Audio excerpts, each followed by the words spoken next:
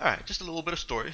Um, your characters, as well as 8 others, have Charlie, been training on we're the down Gypsy someone. Moth. I'm sorry, what's it, Vision? We're down someone. Yeah, he's fine. Sorry, and that, Okay. that was Nox, not Vision. This is mostly just for anyone watching the stream, although I Okay. suppose I should take it out of the begin shortly. Alright.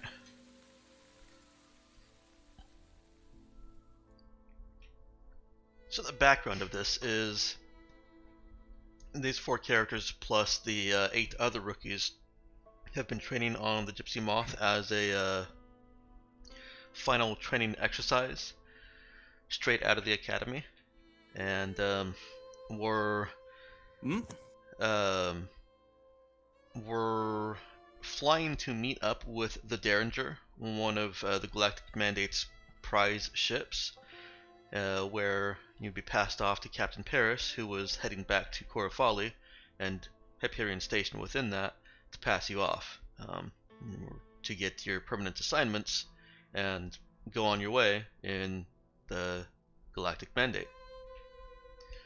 On rendezvousing with the Derringer, Captain Paris had some dire news that there's a potential situation rising in the Zenther system, and the Gypsy Moth was being called on once more before they could pass anyone off, or before they could go home or do anything else, to go and scout that out.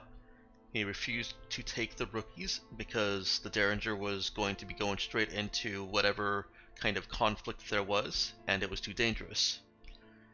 Well, after locating the pirates' kind of grouping that the Galactic Mandate had been warned of, the Gypsy Moth, normally a very fast ship, old but built at the top of the line when it was built, was overtaken by 4 fighters who quickly disabled the Gypsy Moth's engines and closed in for boarding. Your captain that you've been with for 2 months during these exercises.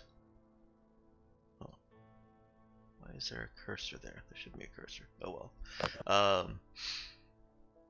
Ordered you into the life pods on threat/promise of you will just be expelled from Galactic Mandate if you do not follow these orders. No matter how brave or, you know, uh, loyal you want to be, these are your orders. Get in the life pod. Shut it behind you and sent you off. There was a little bit of a scare with one of those fighters coming around and firing on the life pod, but it also was called off or couldn't keep up with the life pod. You're not really sure. After a couple of tense hours, the life pod finally crashes down on Kamiega, and what you know of Kamiega is that it is a haven for pirates. It is a planet that openly trades in slaves, and it is not a planet that has entered into any agreements with Galactic Mandate. Nobody is injured. Your life pod is a little bit worse for wear. These things are designed to keep you guys safe, not necessarily the equipment. The quick look around the inside tells you that there are some systems that have been damaged in atmospheric entry and landing. But it is safe to unbuckle and get up. You guys want to start off with just doing a real quick introduction of your character, and these characters have known each other for at least 2 months, possibly more in the academy. Yeah, sure. Yeah, we'll go down the line. I'll start with Lulu. Okay. Do you want me to discuss what they're doing or just describe the character? Let's just start with character descriptions, visual, and any personality traits that may have become evident. Uh, Absolutely. All right. So my character is Riyadh Zidane. He's, I guess, a sort of somewhat muscular, somewhat athletic man, a little rough looking. Um, I have no idea if goatees are acceptable in the Galactic Mandate Navy, but I guess he has one anyway. Um, so he looks kind of weathered. He's actually built up that muscle from some time in his youth. Used to work in the strip mines on the Union corporate homeworld of Cliff. Child of a couple, I guess, indebted laborers. Spent a couple years in and out of prisons on that planet for agitation. Enlisted in the Galactic Mandate Navy to just get off the planet. He's sort of I guess a somewhat no nonsense type, but very committed, very passionate, and very serious sort of person. That work? Sure. Vision. Yeah. Well, my character is fairly simple. He grew up on a planet with a psychic academy, so was forced into learning to control his abilities, but then discovered that he would like not only to heal people, but also kind of repair things. And so he studied hard to become a technician. And after that, he then again changed his mind and tried to figure out how to fix human beings. And by that, he kind of got into the psychological aspect. What's your character's name, Walter? Or God, Vision. First name Shu, last name. Okay. So after a couple of experiences being a technician, psychologist, and also a psychic healer, he in the end ended up kind of his last profession was as a psychiatrist, and then he messed it up a little bit with the mind of a couple of people. So they were very disappointed and started to haunt him. So he fled into the Galactic Mandate and ended up then as a cadet, but actually believing into the values of the Galactic Mandate, that because it's his view also that if you work hard, that you can get far, and free market values and so on. So a capitalist.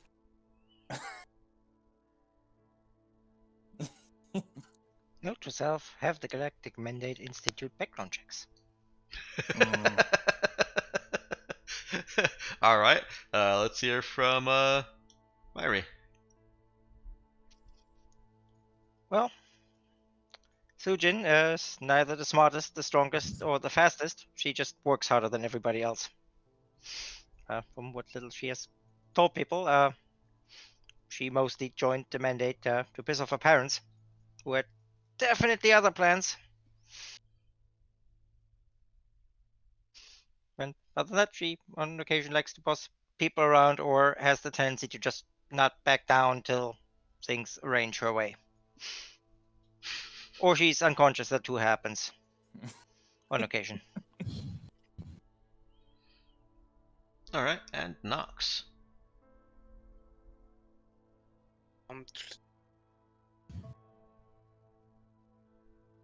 Once a simple laborer on his small home planet, after his family and friends were gunned down by raiders, he abandoned his home planet with nothing else there and enlisted. Nobody else, never again. Okay. I can respect that. And did you all pick a secondary language? I know I said that Xiaowu is the command language. No, God, I forgot about the languages. I've taken space. Or Okay. Spacer I is a must have missed perfectly that fine part about the substitute. second language. I'm sorry?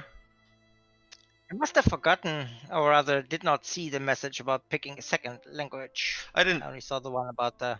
Yeah, I didn't specifically give a message about it. That would explain that. What's all right? What is the primary language on Hliff? The Union Russian. homeworld. Russian. Yeah. What's the primary language on Ka in that case? I was just pulling that up.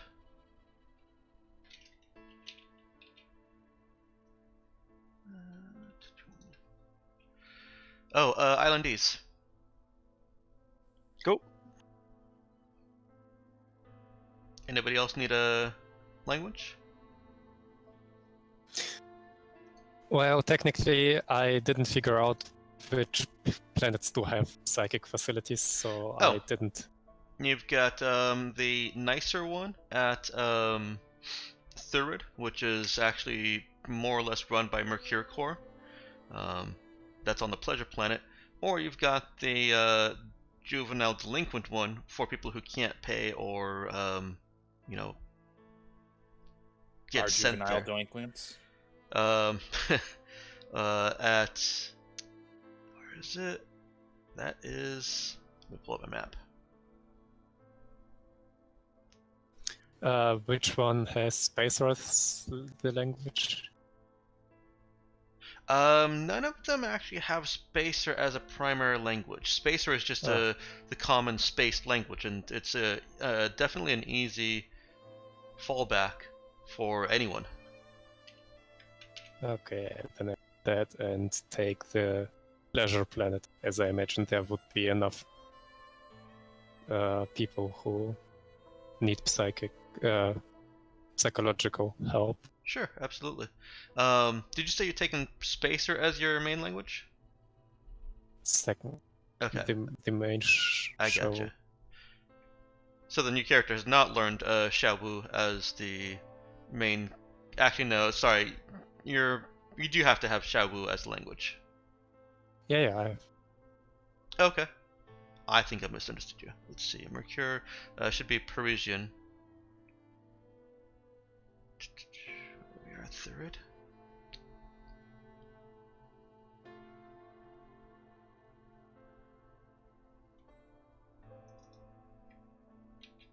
That is. Damn. Okay, and Nox, did we get you settled? I'm gonna take Spacer. Okay, that's right. You said that. All right, your rookies all speak Xiaowu, and you each get one rookie. You can just move your pog wherever you need to be on this map, on this screen, and bring your rookies over to you. The way this will work is a rookie has no set hit points until they actually need their hit points. Once they need their hit points, you can roll a d8 and see how many they have. If whatever forced them to need their hit points did more than 8 or did more than their hit points, they're down.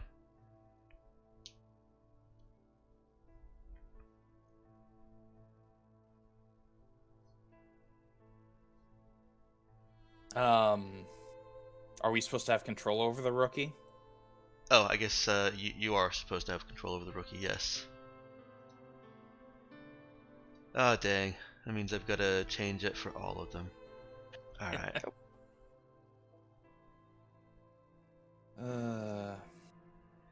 Should be able to just do this. Move that one out of the way real quick. Delete the rest of you.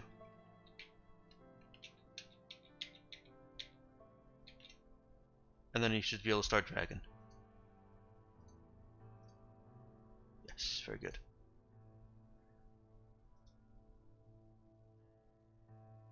Huh. I think somebody selected more than one. Oh, Yeah. they're all we get there. mine.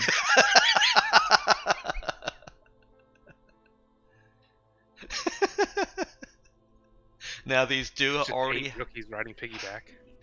these do already have the authority 2 improvements in their scores and their stats. So even though they are not necessarily, I think I've got, yeah, even though So they're yeah, that's yeah. they're not technically controlled by your individual characters. In fact, Captain Foreman has told Zidane that he is team leader here. No wonder that ship went down. Yeah, I think that's Bad decisions all around. huh. That's enough of that song. We need to work together to get off this planet. All Agreed. right. Your 4 characters have emerged as the most capable of the rookies on this ship. If nothing else, then for no other reason than how you're handling this crash. They're scared and kind of dreading the fact that you guys are on Kamiego. There's some bemoaning. We should have just stayed on the ship, safer there. Didn't we see the ship blow up in the background? No, they didn't actually blow the ship up. Oh, never mind then. I'm sure they tried. Well, the important thing here is that we are alive. We are not in the hands of pirates. We're going to need each and every one of us to be sharp and be on task if we are to get off and get back to the mandate.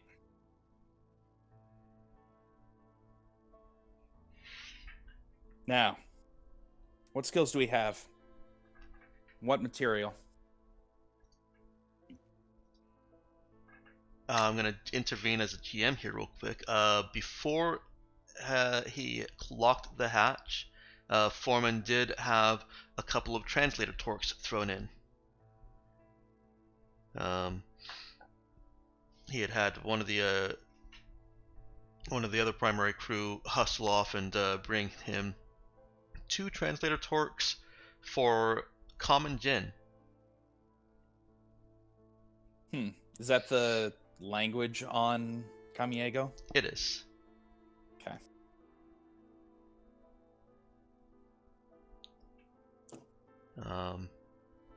They didn't really have time to get you much of anything else. So that's what you got. All right, so we've got 2 translator torques, and then basically whatever our possessions are, personal possessions. Yeah, and sorry, I'm going to backtrack on that too because I am missing part of my notes here. There were also armored undersuits for 8 and laser pistols for 8. Okay. Your rookies are all already armed as well. So all of these are essentially spares. Oh, Are they okay. armed and armored, or Armed and armored, yes. okay. Should be. Let me double check that.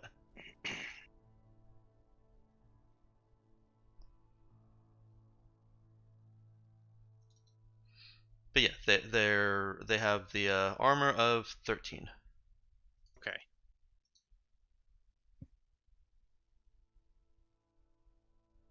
I'm sorry, not laser pistols, void carbines. The weapons that I actually gave to them.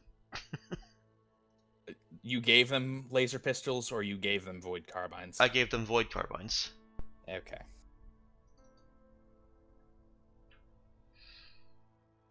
I'm not sure if you guys... Here we go. It was not visible to you guys yet, that's why. These are your rookies. It's still not visible to me. Yeah, it's a blank page. My rookie's a blank page to me. Can be edited and controlled by all players. There we go. Now you should be able to see it. Yeah, there we go. Okay.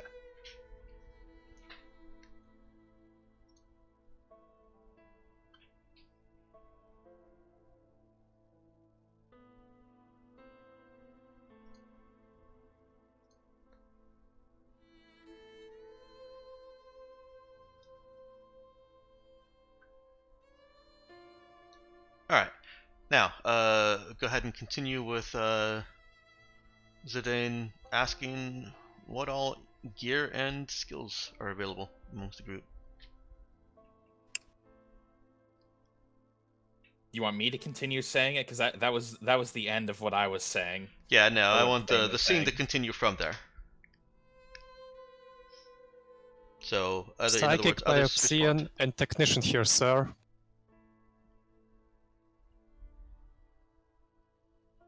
I mean, good to hear, Rick. I think right. We all know each other immediately, right? Yes, you do. Oh, okay. All right. Zidane will nod to Rick. Just like, yeah, Rick is definitely going to be useful here. What skills do the rookies have though, or the other ones that I don't know as well?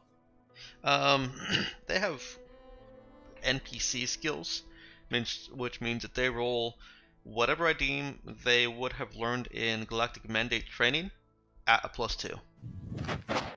All right, and then plus that additional +1 from authority. Nope. They actually have a +1. Your authority has given Oh. them the +1. Got it. Damn, they're better than I am at fix. Well, that's fine. Well, we could if we turn you into an if we brainwash you and turn you into an NPC, you will gain a +1. Yeah, no, thank you. Great. All right. So beyond that, we basically just have the wreck of the life pod, and that's questionably useful. Mm-hmm. Do these things come stored with any like survival gear or anything? Communications gear? They do have communications gear, and they should have a survival kit, but it's not typically keyed to any one specific location, which is the only thing that the survival kit actually gives you a bonus for. Right. But it still contains the normal survival kit stuff. Yeah. Has basic medical supplies, basic anti-allergens, etc. All right. So who else apart of the rookies or the other people is actually wearing a vac suit? None of them have vac suits. Yeah, Sujin is just looking at all of them just with the look of, am I the only one who prepared for this? It just digs through the backpack, packs out survey scanner, survival kit. And she stands there with the armored vac suit that she's been wearing. Okay. She does not hand over the binoculars, though. Both of them are on the neck. Okay, so she's given a survey scanner and what else? She's putting that out in the open. She's not actually handing it over. Right, survey But scanner she's and a survey what else? scanner. She has her own survival kit. Okay. All right. I'm the only one who prepared this, and she wears, of course, the vac suit, because that's what you do when you escape from a spaceship in a tiny capsule. Okay. Well, yeah, vac suits would have been it would have been useful if we'd all grabbed vac suits on the way out, but apparently they handed us the undersuits instead. The undersuits were already in the pod. They're essentially Galactic Mandate uniform. Okay, yeah, so standard. Yeah. Actually, what armor do we all have? I want vac suit. Yeah, yeah. Yours is good. The rookies Rick all have Galactic Mandate uniform, armored Right. undersuit. Right, I've Rick and actually Teague. got secure clothing, so it would be an upgrade for me. All right. I have already an armored undersuit. Okay, I've got. All right, I've got proper woven body armor, so decent. Okay. Zhang, could you, Zhang, go take a look outside the pod. See if you can find any signs of civilization near us, or anything of the sort.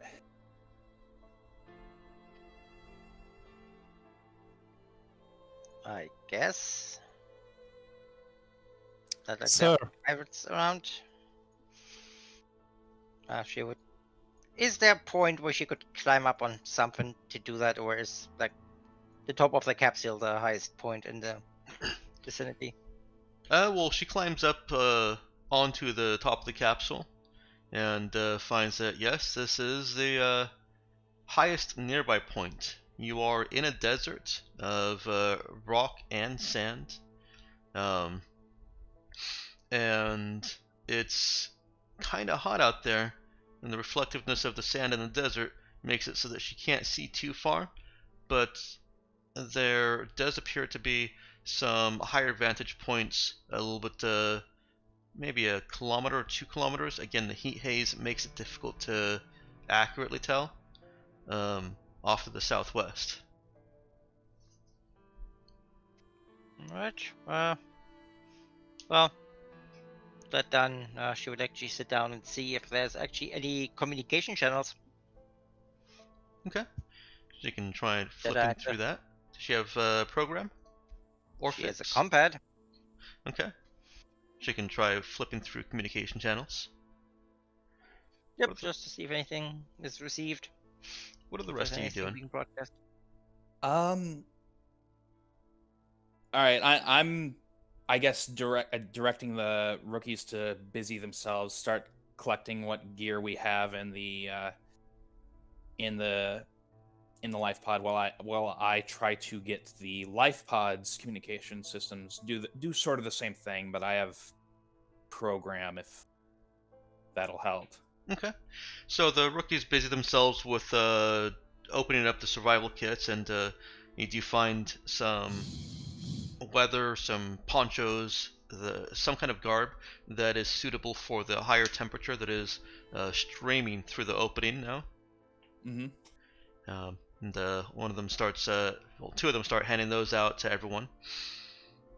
Zidane sits down at the comms center, or the comms console of the life pod, and it is damaged beyond anything that he can do on the console. That console will not work without some repairs. Okay. Does he have fix? He does not. Okay. He doesn't know the extent of the damage, but it is not responding to any efforts to power it on.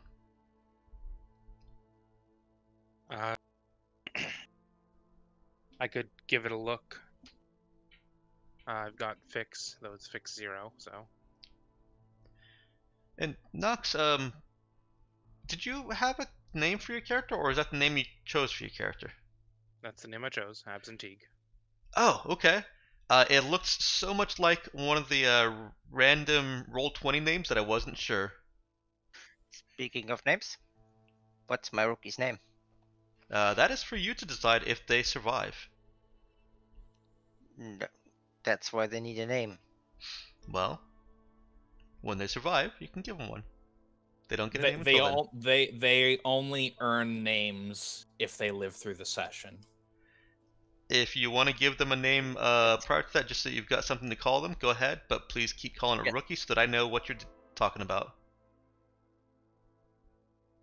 In other words, if you want to say, Diane, my rookie does this, that's fine. Yes. Okay. Abzin sits down at the comms console and takes a look over it. Go ahead and roll me a fix. Fix in. Okay.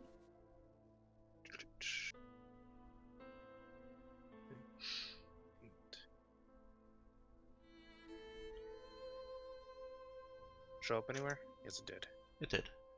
Okay. It's fixable, but not with what you have access to right now. You're going to need some parts.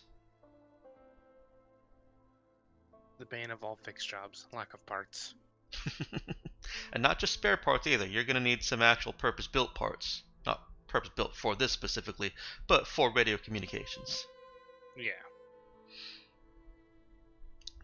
Which generally means a store somewhere. We'd probably have, well, the only ones we'd want to communicate with are probably outside the system anyway. So questionable how useful that is. When I say radio parts, I mean just general communications parts. If you can get this repaired with parts, then you'll be able to communicate. Oh, you said outside the system. My bad. You know that the other Galactic Mandate ships are actually in the system. Okay. That does change things. Yeah, the Derringer is still in the system, and theoretically so is the Gypsy Moth, as well as all the ships that were with the Derringer. Yeah, theoretically. All right. But that does mean we need to find some form of civilization. Because we don't really have communications parts, do we? You do not.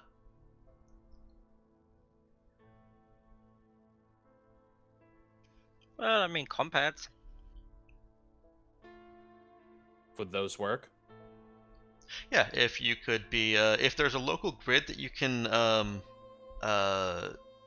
up to. wire into, yeah, then yeah, your compads absolutely will work beyond the range of yourselves.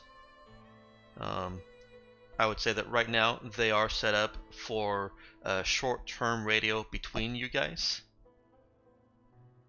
or short-range radio. And by short range, I do mean short, like without having an actual grid or any satellites that you can use. You're pretty much limited to about 200 meters. Okay. I think that's. Could I use program to try to connect to some sort of global grid if one exists, or? Yeah, you can definitely use program to try and search for one.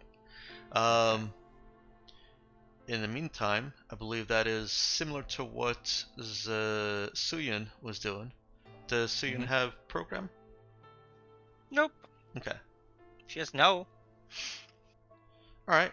Both of you go ahead and roll that. So Suyun, you can roll no, and Zidane, you can roll program. Both with int. Okay.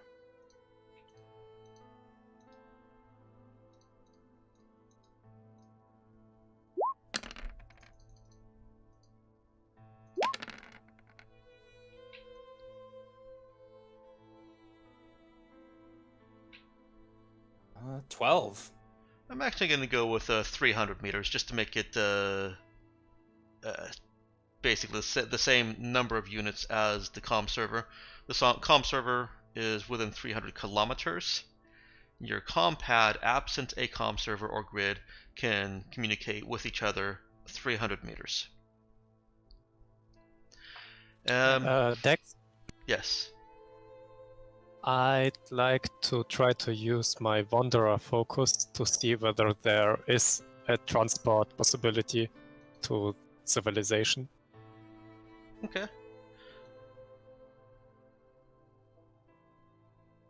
While I'm considering that, Zidane, Suyin, you just don't find anything. Zidane, the lack of things to find suggests to you that there is no planet or even a nearby city-scale comm grid. Are there any radio signals whatsoever? There are radio signals. You hear some country western if you want to broadcast that. Can I use that program roll to backtrace it to see the origin of that? Yeah, I allow that.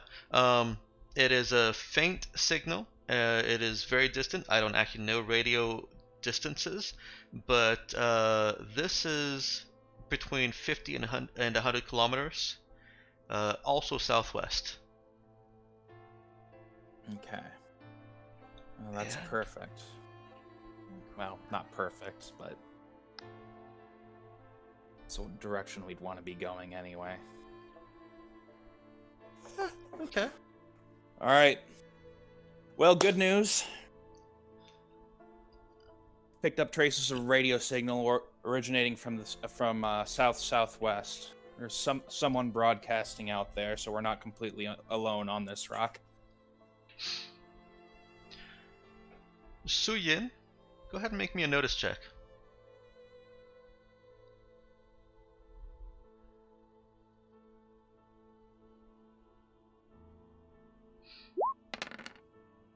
Okay. There is some dust that has caught your eye amidst the heat shimmer coming from the southeast of you. Alright, can she home in with the binoculars to maybe get a better She absolutely can. view of what's going Looks like your Shurik's Wanderer focus has already started to take effect. There are 8 horsemen coming towards you. I'm being a little Incoming! bit silly. Incoming. What do we got, Zhang? Horses? People? A posse? 2 of them clearly have rifles strapped to their backs.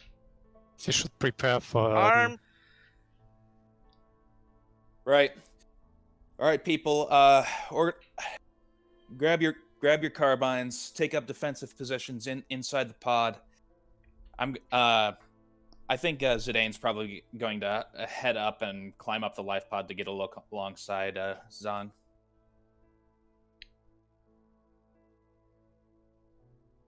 Okay. Right. Does it look like only those 2 are armed? At least from what I can see. It's too far to see. And let me give you a structural layout of your life pod. So, for the record, I do have binoculars as well. Right. I actually was just assuming that you would either have them or be using Suyin's. Okay. It's still they're too far for you to see. The outline of Right. the rifle stands out, but you're not able to make out any other clothing details or features. Your life pod is mostly circular. It's a triangular circle or circular triangle. And there is only the one exit out the top. Coming out of that exit, you are very exposed as you climb. Okay. All right. So in that case, if it's just right out the top, and I assume we'd have to slide down the side or climb down the side to get to the actual ground. Yeah, that's a fairly easy slide down. Correct. Okay.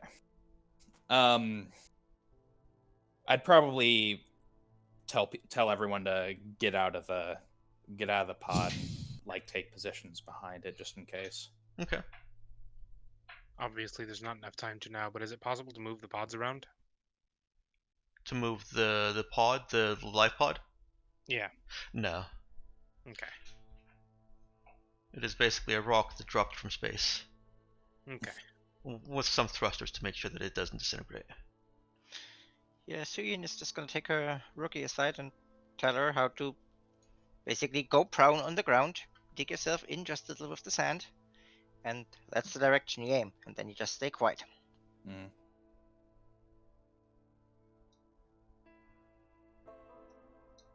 Just the same.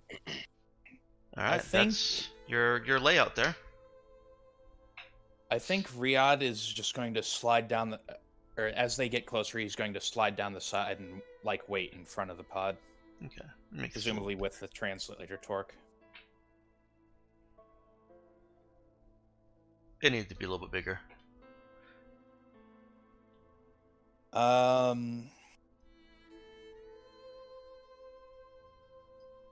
Let's see, you've got a gunslinger, right? Android Zong. Can't remember your actual Yeah. handle name. We have several gunslingers. Right. Okay. You're all gunslingers. Everyone's a gunslinger today. Except me. I have a sword. Just gunslinger sword. Grab it and throw it. I mean, yeah, sure. Isn't that a sword slinger? It's more of an arms. Nah, gunslingers applicable to thrown weapons. Oh, is it? Okay. So's armsman for some reason. For the very same reason. But yeah, I'm just gonna slide down the side of the pod and wait in front of it while I guess who would be good? Rick, you're not actually combat useful. No, I don't say that out loud. Lulu, the player, is saying that. Okay. Except you are super useful because you're a healer. But here, wait down here with me. Zong and Teague, why don't you go help out the others prepare their position? Cadet Zidane. I've actually experience with multiple languages. Although I'm not fluent, I might communicate without a translator torch with them. That'll be perfect. Take one just in case. We have the two of them. Maybe Cadet Zhang might be in more need to carry one, since I would be able to understand the basic message. All right. In that case, Zong, why don't you take one? Sure. Alright, I'm giving you guys colors. Let's see.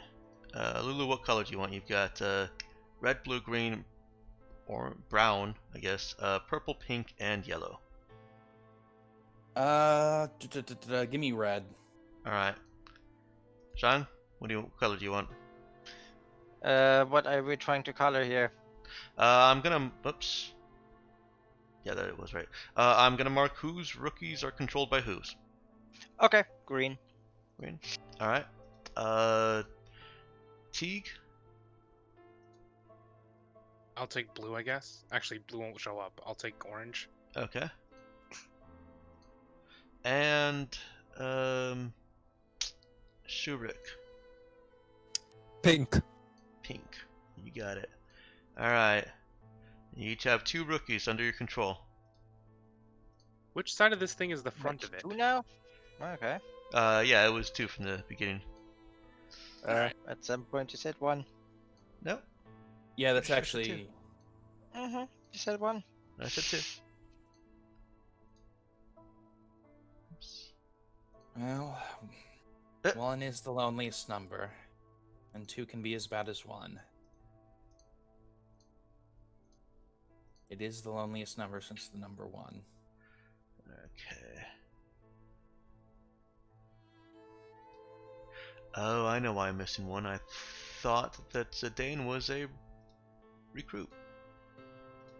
No, I'm not missing I one. mean, technically, you're right. Yeah, okay, there you go. You guys are all color-coded. All right. Which side is the front of this? I think Uh, someone asked. there is no front of the life pod, but I mean, the relative to the horsemen. the Yeah, horsemen are relative to coming the from this direction. Okay. I don't know You where just, you clicked. You get over here. On the right side of the screen. Okay. In that case.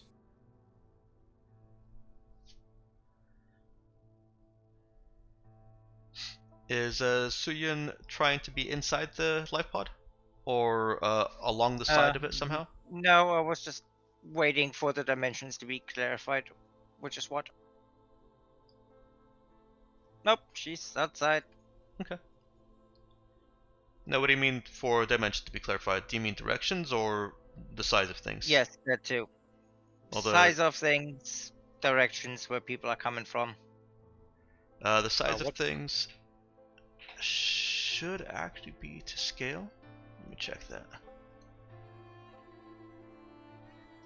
What is Yep, the they are. ETA on these horse riders? Alright, so the dimensions, the scale is correct on this. If you use the ruler, you will see how far things are, approximately. The riders are coming from this direction, and the ETA on them, Mr. Finch, nice, is, you've got about 5 to 8 minutes. In those 5 to 8 minutes, can I swap out my woven shirt for one of the armor things that we found in here? You can. Do that then. In that case, me and my rookies will dig out a little trench. Or foxhole. Well, I'm more of a foxhole. Okay. Well, let's go ahead and What was get a the armor work type roll again? on that. Or exert.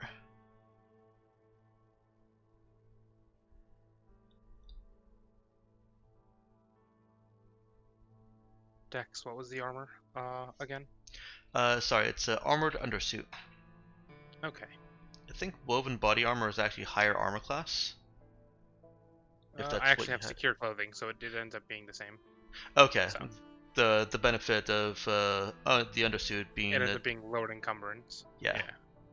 Cool. So I will end up switching to that. So how does that work with rolling for the rookies? Well, you can either roll for yourself or you can have one of them roll it. The rookies, it's just one check for all three of you. The rookies, you should be able to simply click the skill button, and that is their roll. They don't have attributes or anything else. They just have a flat +2 Okay. to any roll that is more or less in line with what they can do. And this is something that they can roll with skill. Okay. And it works the same in regards to assisting. This isn't something that I'm gonna call for an assist on. This is just one roll to see if the world is going to let you, if it's sand here or hard ground, and to see how much progress you make. So no assist on this check. Okay.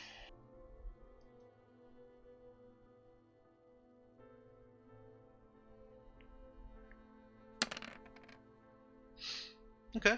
The ground is soft enough that you can dig out a little bit of a trench.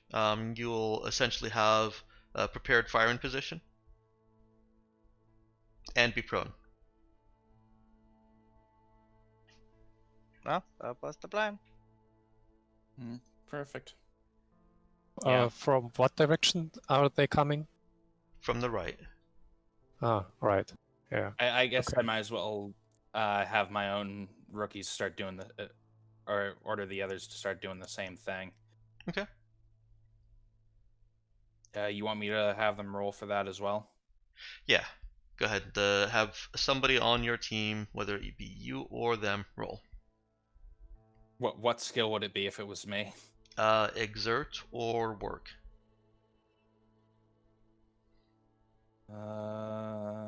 With because you're trying to do it real fast with strength. Okay.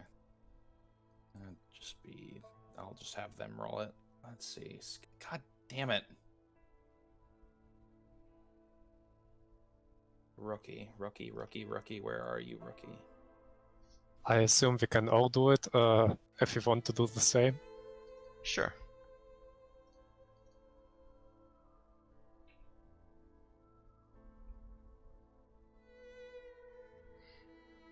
What is it, proficient, yes or no? The excuse me. Yes, the rookies are skilled enough to gain their +2 on this.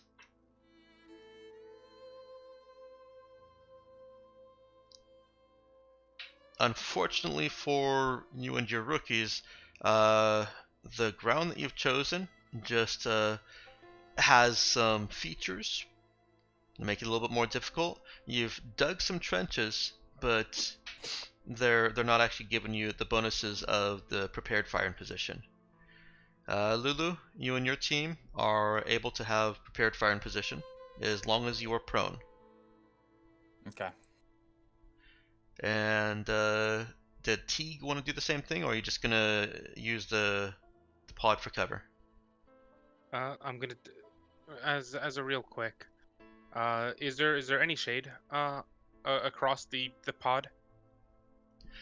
No, there's no shade. It's almost high noon. Okay. Oh yeah, they're definitely coming to kill us.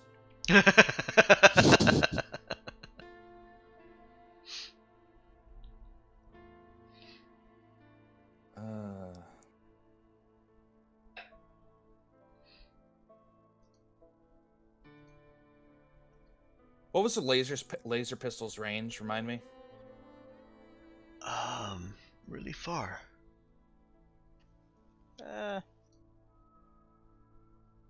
Let me actually check that. Same as a void carbine, actually. Okay. 1 to 300. Okay, same as my pistol. Perfect. Yeah, sorry, I was in the middle of trying to find a decent icon to represent. You guys have prepared firing positions. Are there any other preparations you want to do as these riders approach you? I mean, I'm still waiting out here. Okay. Right in front of the thing. I mean, once they get closer, she will start basically tracking at least one of the guys that has a gun strapped to the back with a laser rifle. Okay. Well, as they get closer, they're within 120 meters now. And you can see that they are also using binoculars, and the 6 that did not have rifles on their backs raise their guns up. They appear to have revolvers in their hands. The 2 with rifles actually unstrap them, unsling them from their backs, and hold them ready for approach. They're not aiming them, but they are ready for use. All right. Riyadh will just hold one of his hands up as if, hailing them. Okay. Until they get closer. He's not. He has his sword like on his side, but he doesn't have it or the laser pistol he picked up drawn. Okay. I have a question. Since my character got around, would I know whether there is a sign like a white flag to show that we are not out here for any sort of trouble? Well, the white flag is always a universal surrender. That's going to be continue to be a universal concept. As for we come in peace, it's mostly just what Zidane is doing. More often, it's both hands kind of up and forward instead of like raised. Please don't arrest me. Up and forward. Mm. Okay, I'd order my rookies to do that. Okay. Just for fictional clarification, they actually aren't any of your rookies. I'm just assigning them to you for combat control. They're Okay. actually all Zidane's rookies, but you guys can, Like of the thing. course, tell them what to do, and they, for some reason, look up to you guys, and they'll do it. Whether that faith is placed well or not remains to be seen. But the two that you have combat control over are perfectly happy to make that gesture. So that would be Mr. Sparrow and Mr. Finch. No wonder they flocked to you.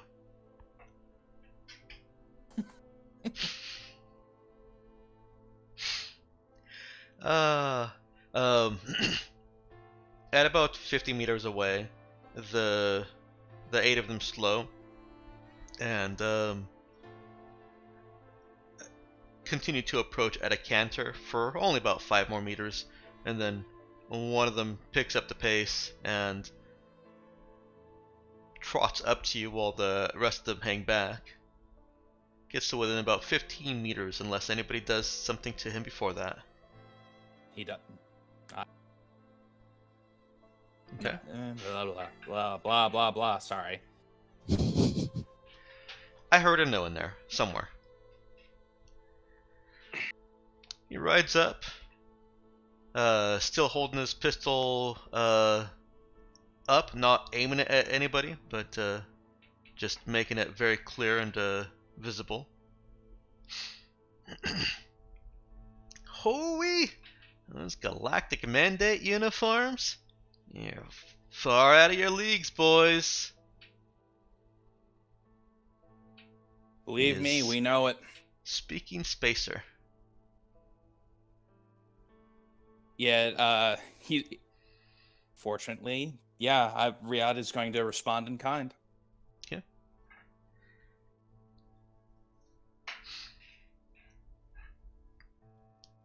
Now, what are you boys doing out here with a mighty fine piece of equipment like that?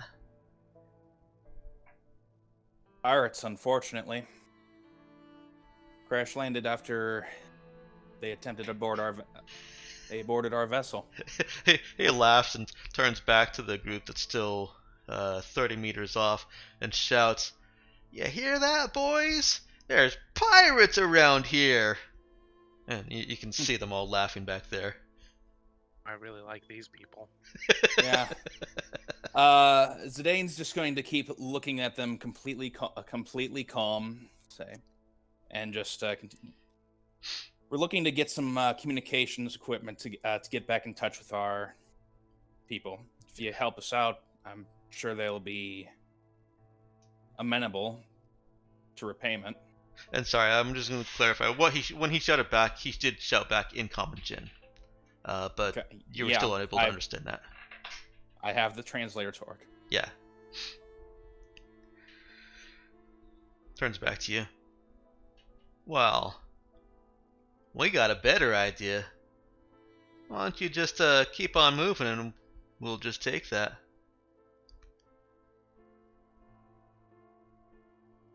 Is he talking about the life pod? He's looking at the life pod, yeah.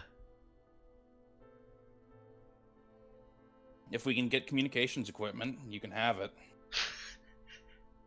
This ain't a negotiation. Heck, we just scurry on back and wait till you all die. You could. Cancel How far away are they? Like all of them, I guess. Yeah, I was gonna say. The one that has approached you is 15 meters away, and the others are about 45 meters away. Can Sujin open a communications channel to basically the rookies and everyone else? Yeah. Fire. And she opens up on one of the guys with the gun, with the rifle in the back. Okay.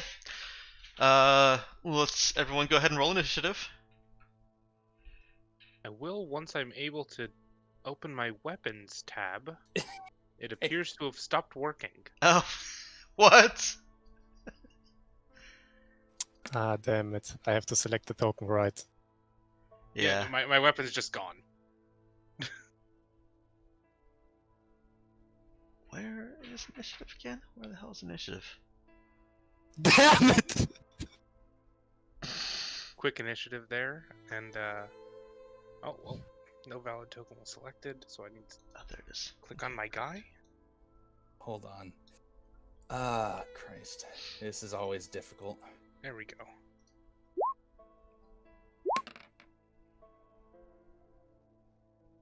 And All right, you're- I guess Sorry. Riyadh is kind of, or I guess Zidane is kind of surprised that they started shooting without waiting for his order, so he's kind of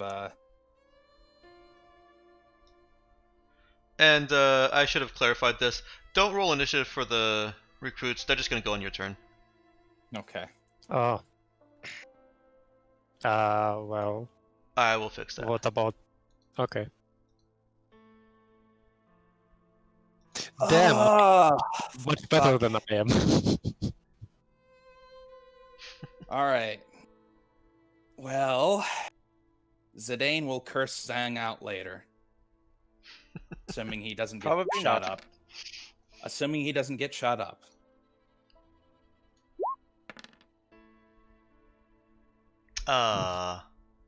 Yeah, he's going to die. That's great.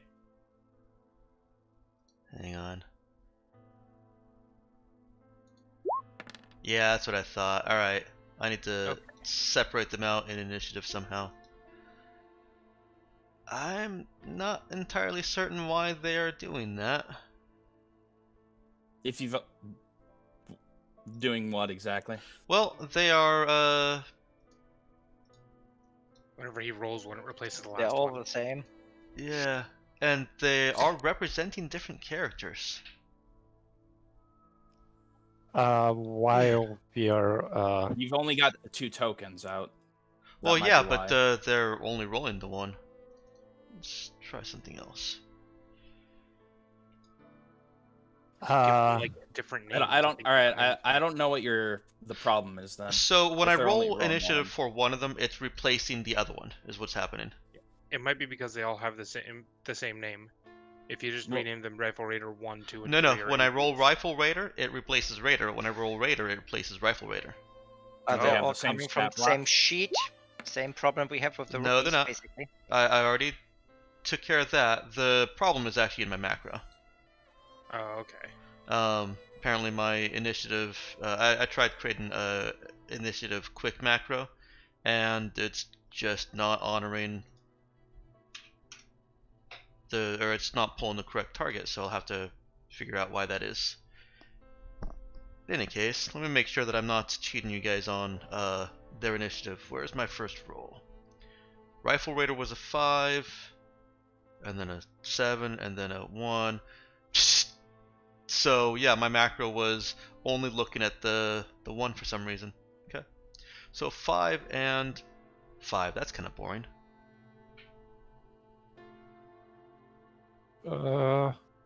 just a reminder of the homebrew rules. We can lay covering fire.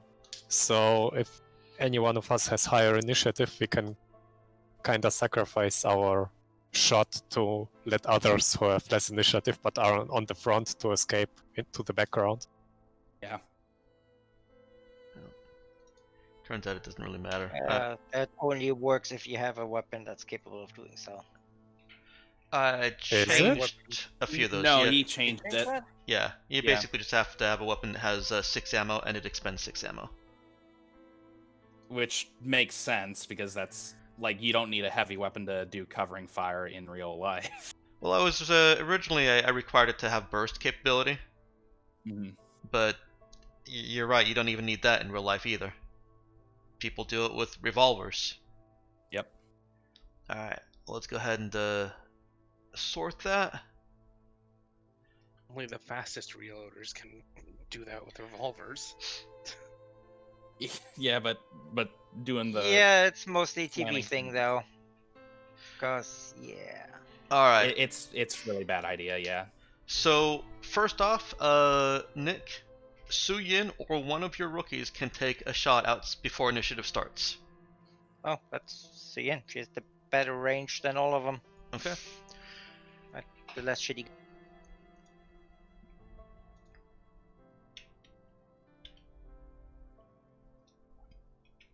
Just find my stuff real quick.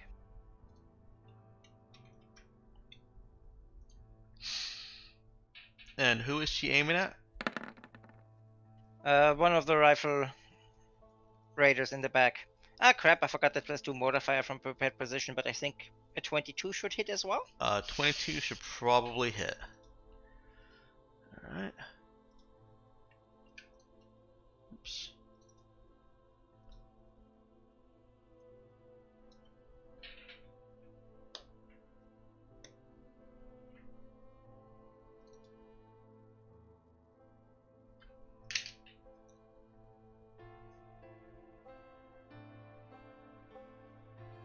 All right, he takes a hit that actually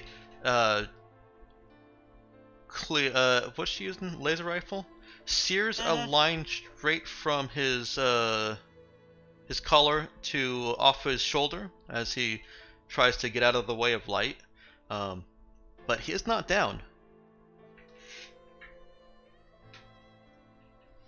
And then we start in initiative. He is actually very wounded though. Absentee and your rookies. Is it possible for the rookies to go before I shoot? Yeah, that's fine. I don't really care what order you and your rookies go in. Okay. Then I'm gonna have the rookies. I'm gonna have the rookie that's closest to the edge over here. This guy. Peek out from behind cover and see if he can shoot this rifle raider. Okay. And I believe they're all within range of all your weapons, unless anybody has pistols or submachine guns. In range of all the weapons, you say? All right, he's gonna shoot him with the combat knife. Yeah. I think pistol range might be tricky. I mean, how far is the other? Not the guy who's close, 50. but the other one's back. They're 45 meters. Yeah. So yeah, if you've got revolvers or pistols, you'll be taking a penalty. But the carbines, all the laser weapons are fine. Oh. Okay. So, void carbine, and that's going to be 16 to hit Okay. with a 5 on damage if that hits. That does. I'm just debating on whether that could have conceivably attacked the same guy as Sujin or Sujin, or not. She attacked the one in front, didn't she? No. Oh no, in the one in the back. Yeah. One of the guys with a rifle. Okay. Pea shooters are your problem. Well, yeah, they're very much Zidane's problem, I guess. So, which one would you like the rookie to be shooting? The one that's already been damaged. Okay. That is. If it can reach. With a void carbine, yeah. Yeah. Shooting for one that's already damaged is a concept in tabletop gaming that doesn't translate very well to real life. But. Oh. Okay. But I mean, could have done down. the same thing that you can do. Threat assessment. Yeah, but the amount of time in between is very minimal. However, it's still a concept in tabletop gaming. He goes down. Okay. Combined fire between Sujin and your rookie have dropped one of those raiders. Okay. The other rookie is going to stay behind cover. He's on the far side of this thing, so I'm not going to get him out of cover at all. Okay. But I'm going to fire personally at the other raider in the back there. All right. do you mean input value modifier?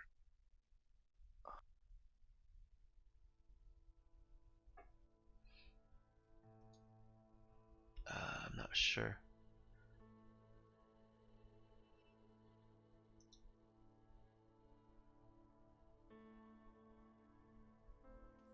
What's the question? I'm just trying to figure out how the attack rolls and such are working. Yeah, you press your weapon, and if it's asking for the modifier, that's if you were to do something like we did, Okay. firing from a prepared position or being Oh, thrown. yeah, you didn't Sorry, have to deal with that with the I got rookie because I confused turned by that the off. weapon because it has a whole bunch of there's a whole bunch of number salad over here. But I'll just. Yes, apparently your bag pistol also has shock damage. Eh.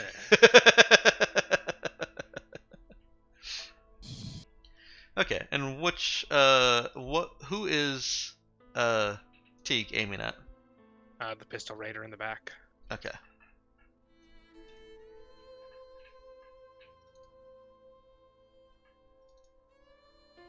Another one of them drops. Ah, you probably pressed the wrong button, just like I used to do. That is a lot of twos.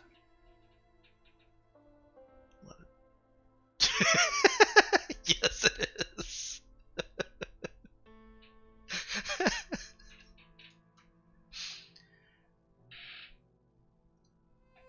All right, the remaining pistol raiders and the rifle raiders are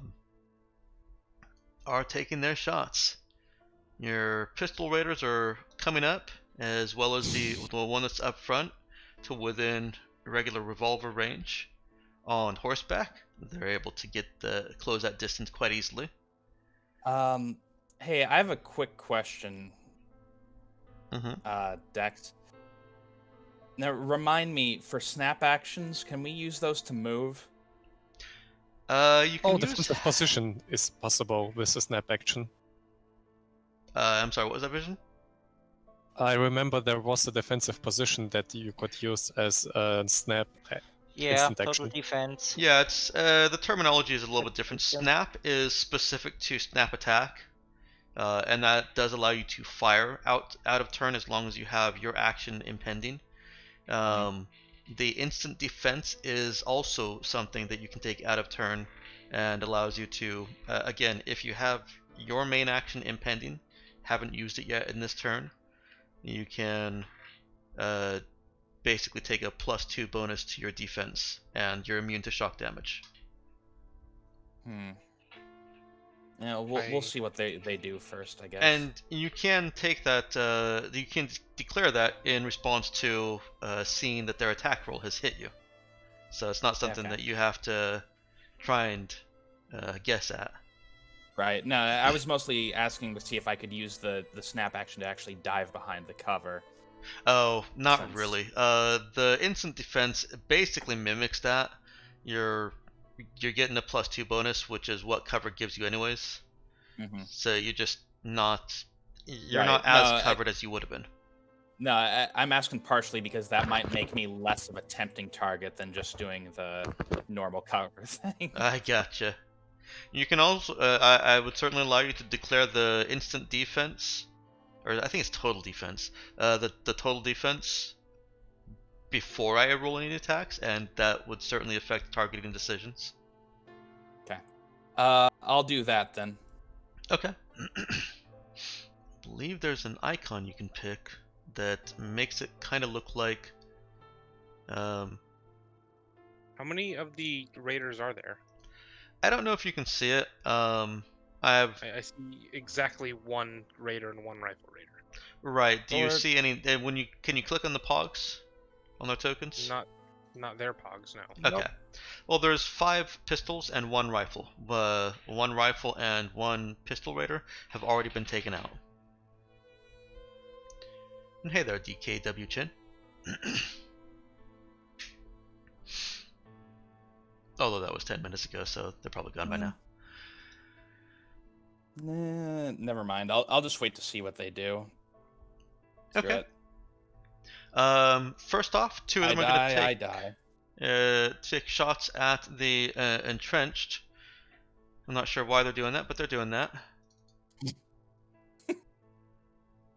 And so, oops, that needs to be here. This is an attack against one of the rookies, one of the green rookies.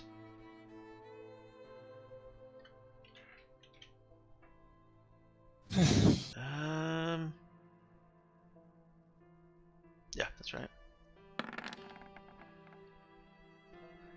That is not going to hit, and this is going to be an attack against Sujin.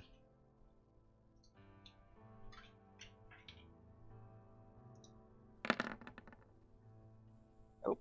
I don't believe that's going to hit, right? All right. Not even if she was standing in the open like our glorious leader.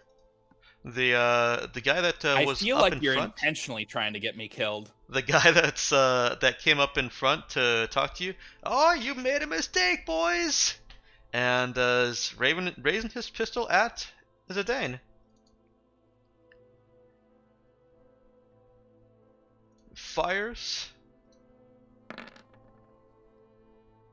And misses. and misses. All right, got two more. I'm gonna take some shots at. Oh well. The other two, the Reds are entrenched or have firing positions and they're prone. Yep. Aside from Zidane wasn't prone. And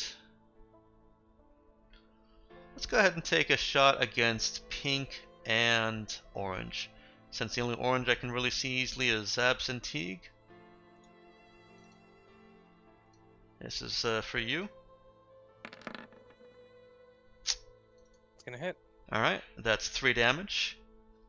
And we'll take a shot at one of the pink rookies. It's not gonna hit. Alright, so far all the rookies are safe. The pistol raiders are now within 25 meters of everyone. So between 20 and 25 meters depending on how close you guys are. And as I said, it's kind of boring to have both sets of enemies go at the same time, but even if I had changed their initiatives by like 2 up or down, it would have ended up the same. And the rifle raider, the one that's remaining, looks at his buddy falling off his horse. Fucking cops! And shoots at... Let's see, what juicy targets do I have up there? Yeah, 1, 2... You guys are all entrenched. 3, 4. I think it was Suyen and the rookie killed him, the orange rookie. Yeah, he's not specifically going for whoever killed him. Got it. So Shurik and then Rookie. This is an attack against the one of the pink rookies.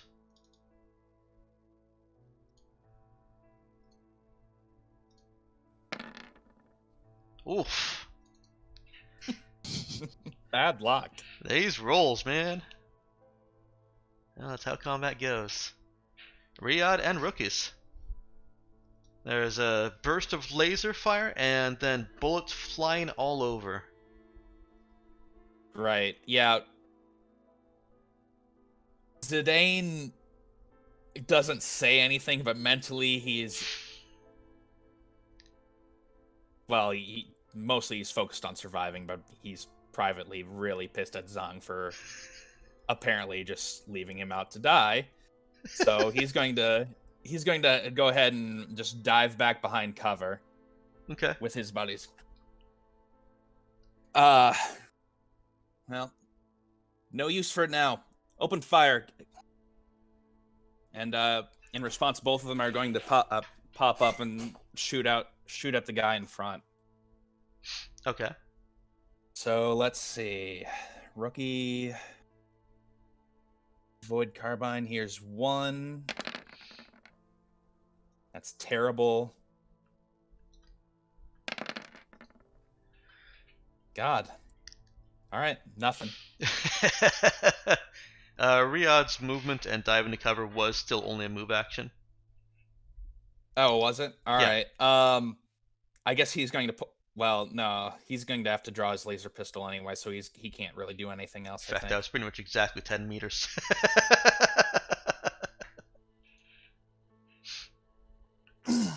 Okay. And is he going to shoot one of them? Drawing your weapons in action unless you have gunslinger. Gunslinger lets you draw stowed weapons. Oh, right. All right. In that case, yeah, I'm going to go ahead and shoot one of them. Okay. You're going for a rifle raider, a bit farther off, and I'd have to say probably has cover at this point from the other guys or one of the pistol raiders. I'm just going to go shoot the guy in front. Okay. Not really great with laser, but hey. He had exactly 6 hit points. He goes down. So yeah, I guess I dive back, pop right back up, and blame him. Shoot, well, burn something. Yeah, your laser pistol. In fact, it kills him. So you can describe how he dies if you'd like. Oh, it just burns right through his skull, and he topples off his horse. Okay. Sujin. Alright, so that raider is gone, the other ones have approached, and the other rifle raider is hanging back. Yes. Okay, in that case, our rookies will open fire on one of the pistol guys. Okay.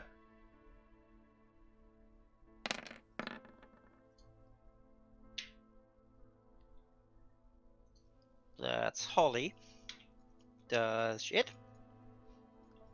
Ah crap, they don't get the modifier, but yeah, it's still prepare position, so 17.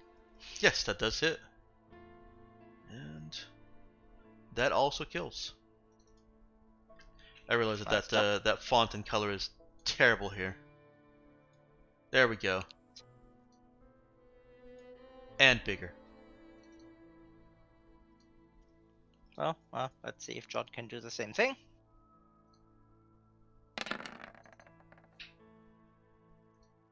That'll be an 11, so probably not. An 11 is going to hit. Well, 2 damage in that case, I guess. Okay. Unarmored, then. That's good to know.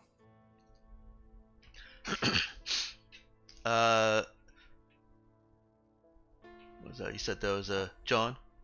Yep. John's bullets fly wide. The raider that's trying to avoid being shot is slinging back, trying to cling from his horse.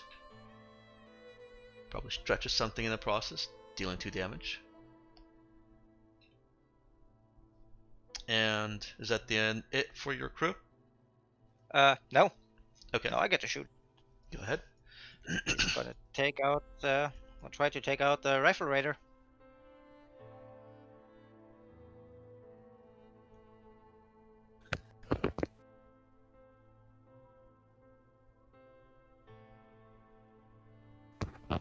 Go ahead.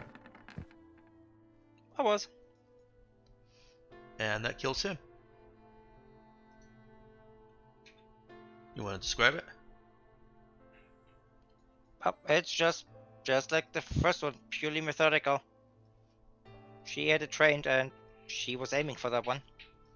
And just across his head. Probably more from its center, since she would have just aimed right at the center and just worked her way up. Okay. And then he drops unceremoniously with the gun. Alright, Shurik.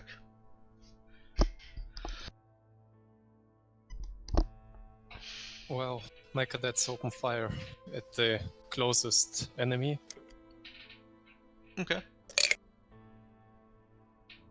That's gonna hit, and he can't possibly have that many hit points.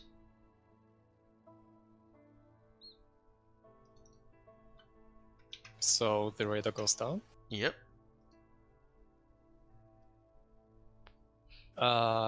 Do we actually see the next closest one? Yeah, they're all within about 25 meters.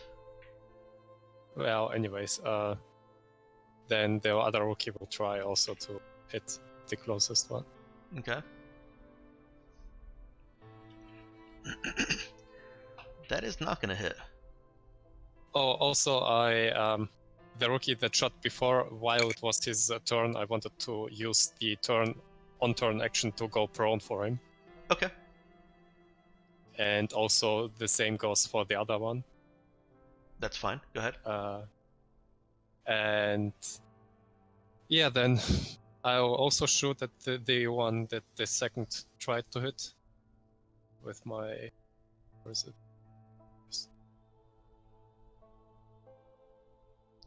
Oh, wow.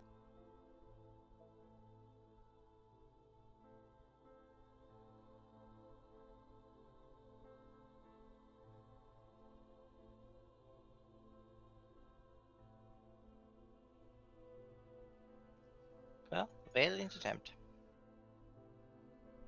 Oh, I didn't even see the roll. Right. That's because you start using 3 dice. Right. Yeah, I was sitting there. I'm just sitting there zoning out and waiting for the dice to clatter across the screen. All right. No, that is not going to hit. Absentee. Okay. I'm going to just fire at one of these guys left over. Okay. And the rookies will both fire at the other one if they can reach. They can. Mhm.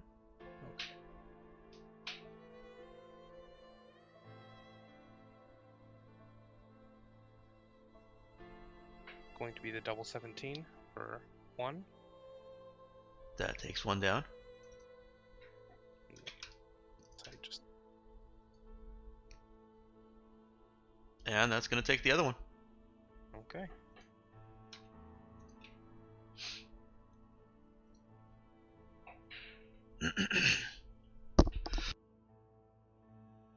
We're just left with all these horses. Are the horses standing Did he around, get or to did they feet run? and go get the horses? They're panicking. The horses Yeah, I was are going to panicking. say. But they haven't run too far off. I have a question, Dex. Mm-hmm. I mean, 6 rounds haven't passed yet, so in case I would save, let's say, the one who looks most harmless, let's say, without any ambitions or whatsoever, and kinda begging for help. If I would save his life, would it be a favor? I mean, it is a favor. I'm saving his life, so he would become my henchman. Technically, that is more or less how it works. NPCs So- don't get the same Yeah, 6th they don't round get grace the- period necessarily. But if that's something that you want to do to try and bring one of these raiders who just tried shooting at you in as a henchman, Yeah, I'd like to go around and the one who's kinda coughing and saying, "Please save me. I'll do whatever you want." So well, none of them are actually saying that. They're all calling you various derogatory expletives well, and telling you to die. I'm not too big on recruiting raiders. Say, A question, I guess, out of character. Do you have the thing that lets you use your main ability for free? Nope. But Okay. I'd anyways commit effort for the day to heal. Who was hit? It was Ting, or was it? I think it What? was Teague. yep, tiny little scrape. Yeah. And it might not even necessarily be noticeable. Like I said, I do abstract hit points, so nothing physically hit Teague. There's no bullet wound. There's no... Well, they were using bullets, so there's no bullet wound. That was that little bit of damage was a result of holy shit.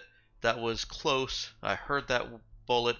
It cut some of my hairs, or of Teague, the hormones of that, or of Teague quickly diving to cover and slamming his shoulder into something, or spraining his knee or his ankle, do some kind of general stress that does not necessarily represent a bullet went through him. So a mix of like stamina, luck, and then scrapes rather than death. Mm-hmm. Yeah, I personally find the direct injury hit points to just it breaks my immersion so bad. No, I agree with that. I'd like to go around those and who are still conscious and calling me names and whatsoever, and push my finger inside their wounds and ask them whether whether they are sure that they don't want to live. That Rick. I can save them either or make their pain much worse. Okay. Is there anyone who's willing to be saved? What are the rest of you doing while this is going on? Rick. Hold on, we might get one loco. Cut here. it out, we're not barbarians, for fuck's sake. Song, that's enough out of you too. Rick, listen. I'll kneel next to him and say, listen. By the way, while I was listening, I'll put my foot into the wound of one of them. God damn it, Rick. Listen. If you answer our questions, turned around. I'm not talking to you now. I'm talking to the guy you were torturing. If you help us out, answer a few of our questions, you're going to get out of this alive. If you're not, you're going to bleed out in the middle of the desert. What's it going to be? Let's see how that's received with a skill check. You want to use talk or lead? Check. Lead, I would say. Yeah, lead, absolutely. I mean, has anyone stabilized the poor bastard? I'm giving him the chance, I guess. Yeah, he's plot stable right now. Okay. I'm gonna go ahead and re-roll that. Okay. Dude. Good question. What language are those guys speaking? They were speaking to each other in Common Jin. Okay. Because if we have to use the translator talk to them, that thing has penalties. I mean, they speak they explicitly speak Spacer. The one that came up to you spoke Spacer, but when he turned back to his buddies to laugh at you guys, he spoke Common Jin to them. Okay. So there's, the one that you're speaking to may speak Spacer. Well, I'll ask him in both the Spacer and translator talk then. Okay. Technically, I could also kind of try to talk to him. I believe you would have to commit effort for that, right? No, I'm talking about the Wanderer focus that I could talk in any language with a basic understanding. Oh, right. For some reason I was thinking you were telepathic doing that. No, okay. no. Gotcha. Yeah, so you can convey anything in any language, any common language. But yeah, does a 9 convince him?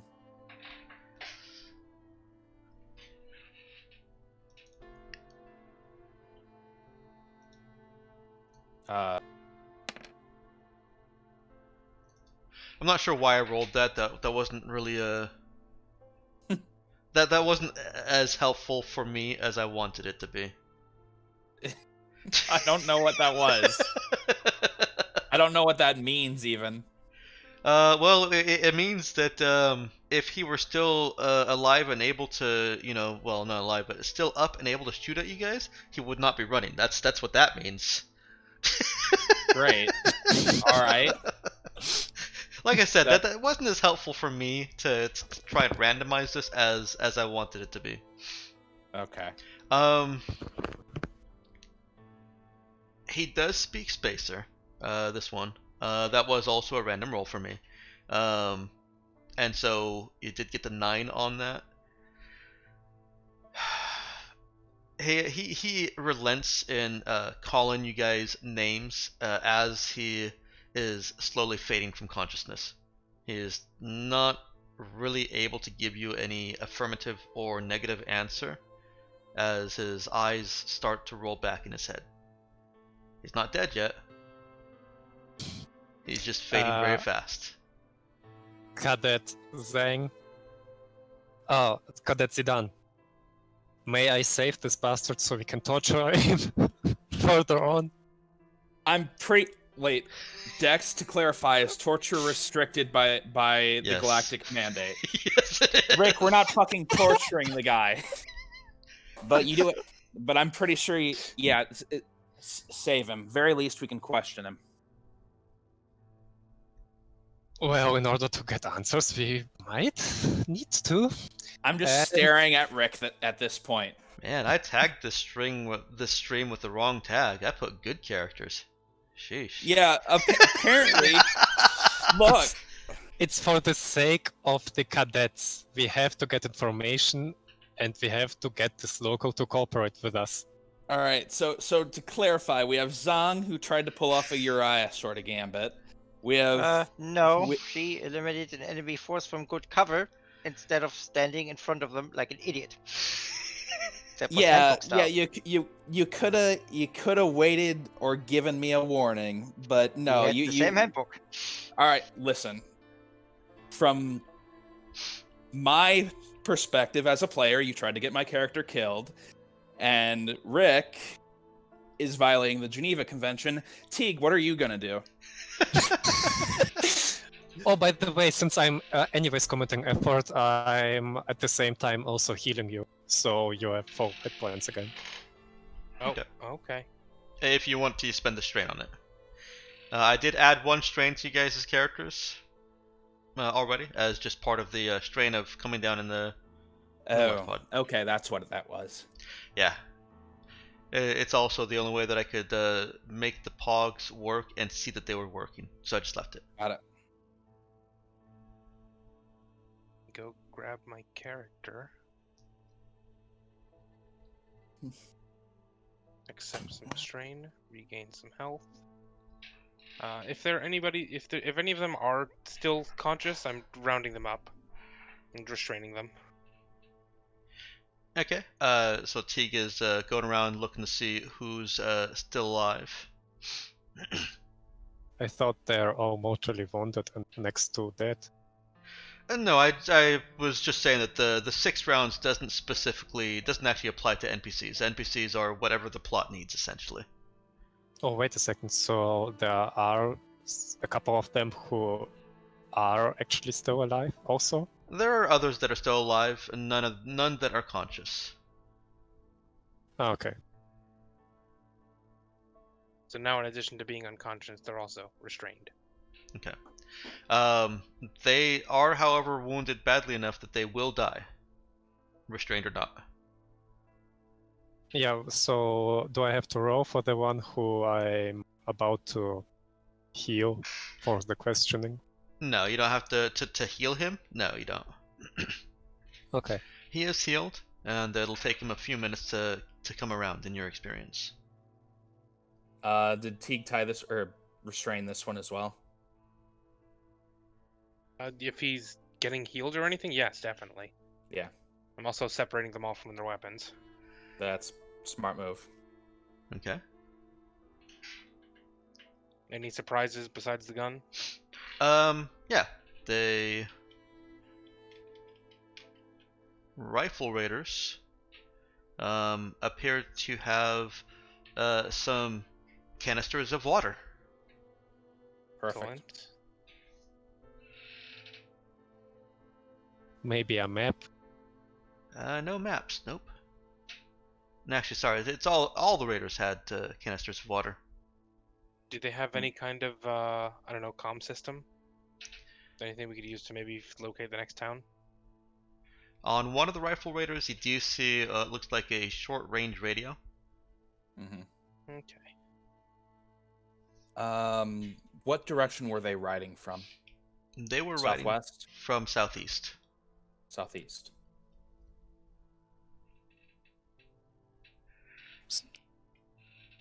And how's our operation with capturing the horses going? So who all is involved in trying to capture the horses? Well, Sujin and her rookies started that at the beginning of this. My rookies probably too. Okay. But since I don't know how much attention I have to pay to that one that I killed. Yeah. Rick. Well, Zidane will probably ask Rick to stick around to pay attention to that guy.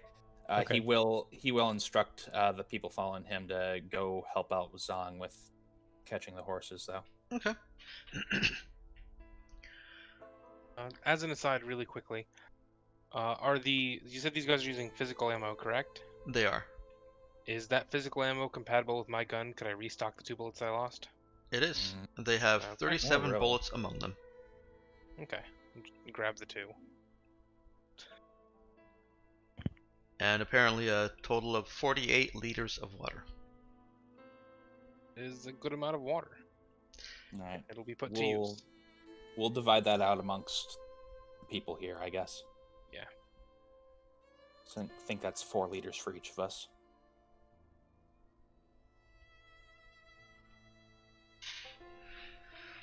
All right. For regular consumption, you'll want to each be drinking 4 liters a day. If you want to ration that, you certainly can. Mhm. So the horses. None of your rookies have any particular background or skill with horses.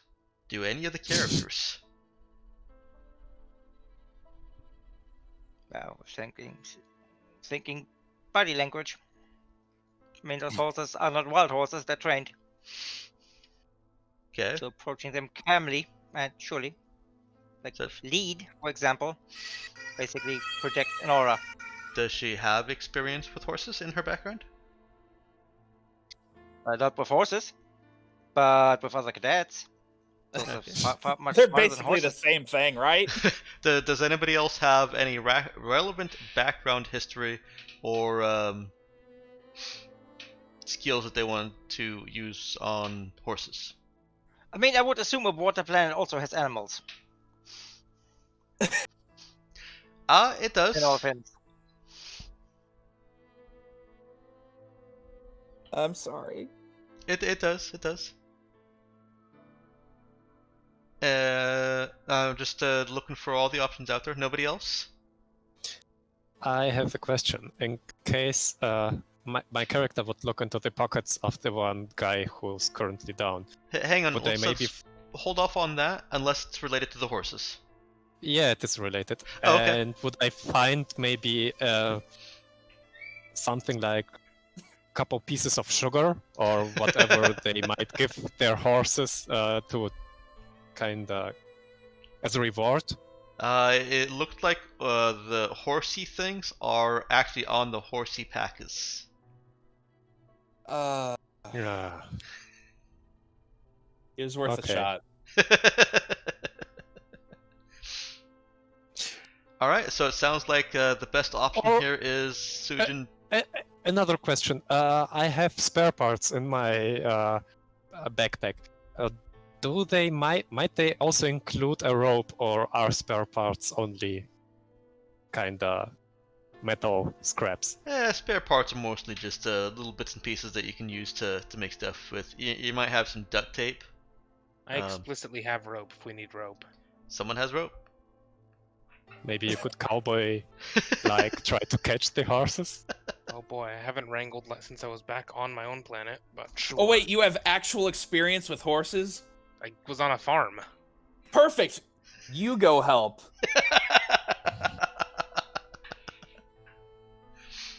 You're the only one with actual legitimate claims to this.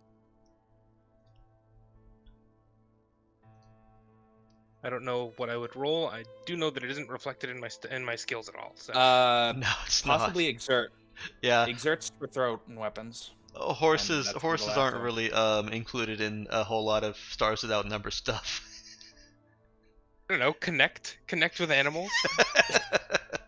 I think exert is a fine workaround for trying to wrangle horses as a combination of handling them and physically lassoing them.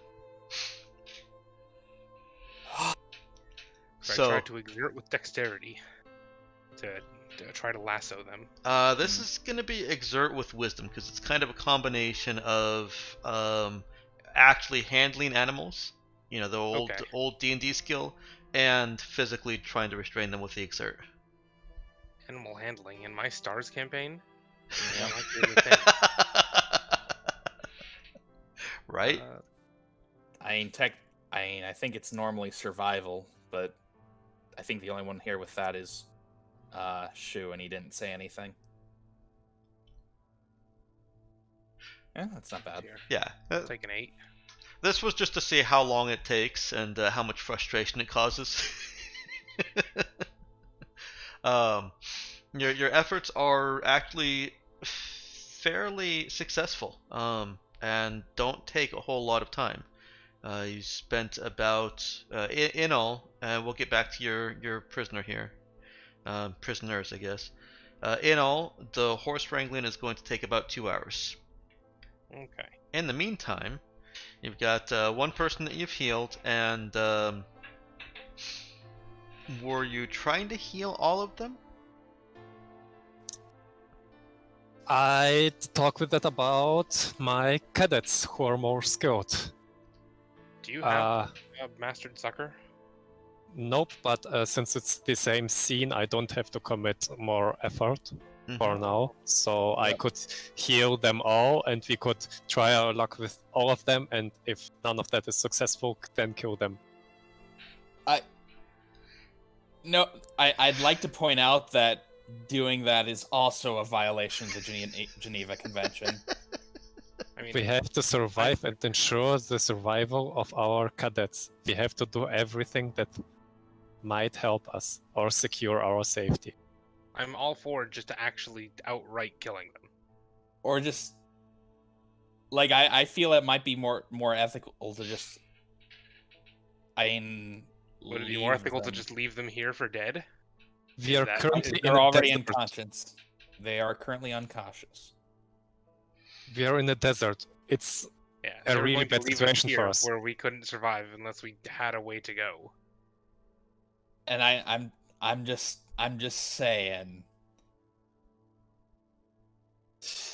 So, do we think that one of them to question is enough, or shall I, since I already committed the effort, at the same time revive everyone's to see who's the best choice?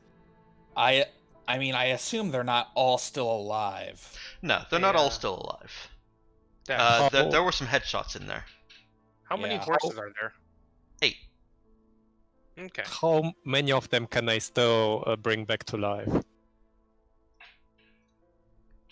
We don't even have enough horses for all of us. Obviously, we'll leave them here back behind. 2 more. Yeah. 2 of them are still savable, in addition to the one you've already bio-signed. All right, grab both of them. Okay, they shall be fixed and saved. Okay. 2 of those that Teague went and bound up were not able to hold on. They passed. What a shame. So you've got a total of 3 that are still alive and have had their hit points restored. The first one that you restored is coming back around. Maybe we should split them up so they don't know that there's more than one alive of them, so that they think that they are all alone. Let them know. First one talks, get the deal. I'm sorry for robotic. Oh, she said, keep them together. First one who talks gets a deal. Oh, interesting idea. Okay. Look, we are play the perpetrators against each other. Divide and conquer. We're still mandate soldiers. We need to maintain ethical standards here. Yes, but we don't need to tell them that. A fair point. maybe they should only see that the three are alive, and then we should split them up so they can't talk to each other to stay silent. So we could pretend Yeah, that one right. of them is on the border of breaking to higher the pressure. Yeah. Let's keep them together at first, then split them up if they're non-cooperative. Might be capable of persuading them as a group. If not, we'll interrogate them separately and then make a decision depending on what they say. Yeah, for it. Yeah, we could start with that they see that they're alive and then split them up. Okay. So they come around and start to exchanging concerned chatter in Common Jin. I'd like, of course, to listen and. Yeah, it's just common concerned chatter. Where are we? What happened? I'd like also to tape their mouth so they won't be able to chat anymore after that trash talk of concerns. Okay. Let them talk. The more they talk, I mean, the more we learn. I mean, we also need to say something. We also need them to respond to us. Yeah, the one who we are asking will respond. Others will be quiet. I mean, we want all of them to respond to us right now, because we're talking to them all together. Okay, after I've taped their mouth, I'll of each of them to pull the tape off. We're not making a great impression here.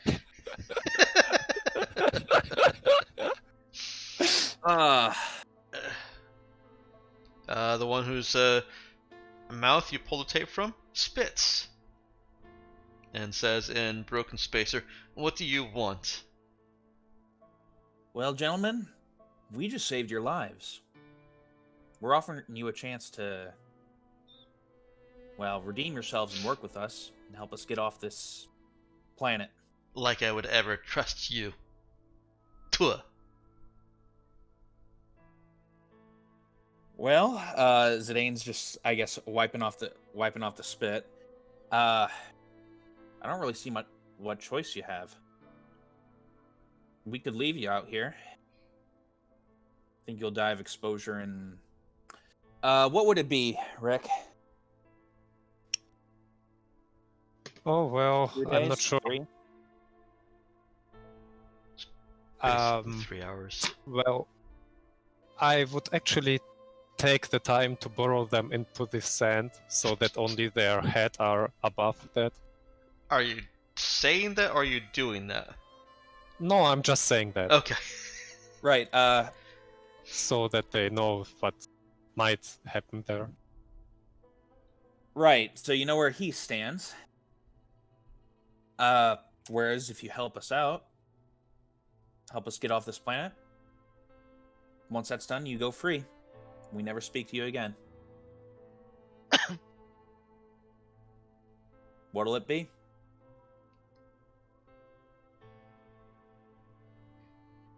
What do you The Galactic want? Mandate will reward your help. Listen, you were probably forced by the circumstances of your What do past you to live want? that life. Stop. Just say what you want. Stop dancing around the bush. Transport off the planet, if we can get it. Communications capable of reaching other points in the system, if not. Yeah, I don't know anything like that's at. First to speak gets to live. Alright. Let's go ahead and split them up and interrogate them separately then. As you were in the process of splitting them up, one of the others speaks out in Common Jin, says, "We saw a radio in the slave camp All right. Point at you. Do translator torques work both ways? I think so. That's They do. That's good kind of where question. the -2 comes in. Okay. Right. Hopefully I won't need to roll anything here, though. If not, I can just give it to Chu because he can talk better than this. All right. Radio tower. Slave camp. Is that out to the southwest? Southeast. Southeast. Okay. We Is that don't, where we don't have you- ship. You let us go now? Where do you want to go?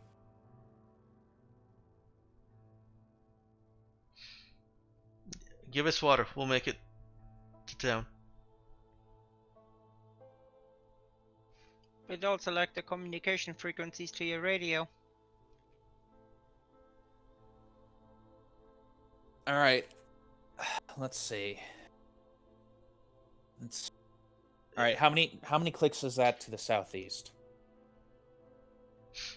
It was a 15-minute ride. It's a lot shorter than I thought it'd be. All right.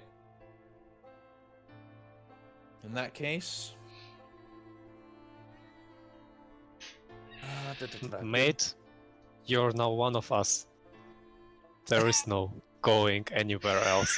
And as Wait, I hold on. pull out my laser pistol and shoot the other two. What? Oh! Jesus, Rick! I think people will try to stop that. Okay. Alright, no, you can't do it instantly. Right. I assume he pulls out his. Did he? He probably already had his laser pistol readied. I assume. Yeah, Yeah. all of your weapons are ready today. I have to assume that. So No, my gun is stowed, but it doesn't matter. right. I'd assume he can probably shoot. Like, do we notice him moving to, like, execute them, or does he just blast them while we're talking? Blast them or start blasting while we're talking? While I'm saying, mate, you are now one of us, I just raise my hand to one of them since I'm next to him, and then pull the trigger, and then I'm aiming at the other one. Then. So, Right. Okay. Rick, did Rick have his pistol in his hand while he was having this conversation, or did he have it holstered? I had it in my hand the whole time because I had to watch for them. Okay. And Yeah. I He didn't can, trust the ropes. Alright, so you would pull the trigger on that? On the first one, right. Snap attack. Disarm. Ranged attacks can't disarm. They can't? Nope. It's nope. a melee thing. Are you sure? I swear I saw it in a common What you may have combat section. remembered seeing is he does make reference to ranged disarms and says that it's he basically dismisses how media portrays it. It's on page 52. Normally, it is only possible to disarm a foe when engaging them in a melee combat. Shooting the weapon out of an enemy's hand is popular Hollywood trope, but it tends to be less practical in the actual battlefield. Yeah. Well, we're not talking practicality here. All We're right. talking precision shooting. It's not possible according to the original rules. I don't know whether homebrew would allow that. It's not possible rules as written. It is something that I've included in a focus that one of those unique gift focuses that a character has, namely the That's how I might have seen it. yeah, the pirate guy can do it. Right. Colin Wade up in the atmosphere, up in the space. Up where the air is clear. Yes. Let's go fly kite.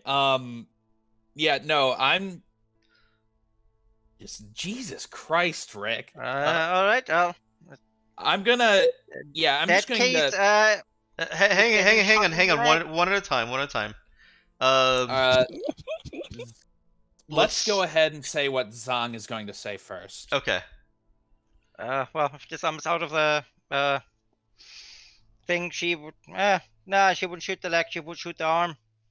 Okay, so still trying to hit him, just basically an attack, just not trying to kill him. Okay, and what? Yeah, ideally not trying to kill him. Fair, that's fair. Shoot to wound. Or disable. Okay. Yes, if he goes to the hit point, you would try to heal him instead of doing what he would do and shoot again. All right, and Zidane. What does Zidane want to do? I was going to. Well, shoot. I think the most likely is probably to position myself between, like, immediately move and. Well, no, I think it's more likely I'd try to tackle him. Okay. Zidane is close enough that he could try disarming. All right. Well, yeah. Let's go ahead and try to do that. Okay. Melee disarm. Yeah. Hang on before anybody rolls anything. Is anybody else want to do anything here? Once I'd heard the shot, I'm going to whatever I was doing before. I've dropped that and I've come over with my gun at the ready. Okay. But once I've seen that we're executing them, I get ready to stop the other one. Okay. But I'm not actually doing anything yet. All right. And Zhang, the shot to wound or disable is you're doing that as a snap action, right? Snap attack. Yep. And before you ask, I can draw for it to see if that hits, but it'll hit. Yeah, with your attack bonus, it will. Well, I don't care about the attack bonus. she's a warrior. But that was that I might as well roll. Right. But yes.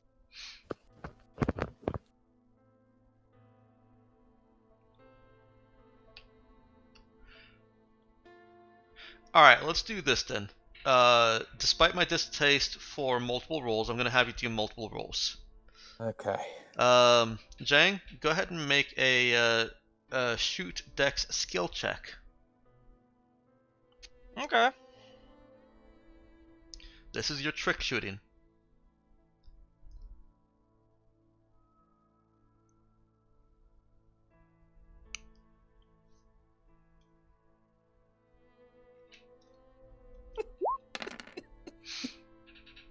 Okay. Now go ahead and roll your attack roll with a -4 penalty for snap attack.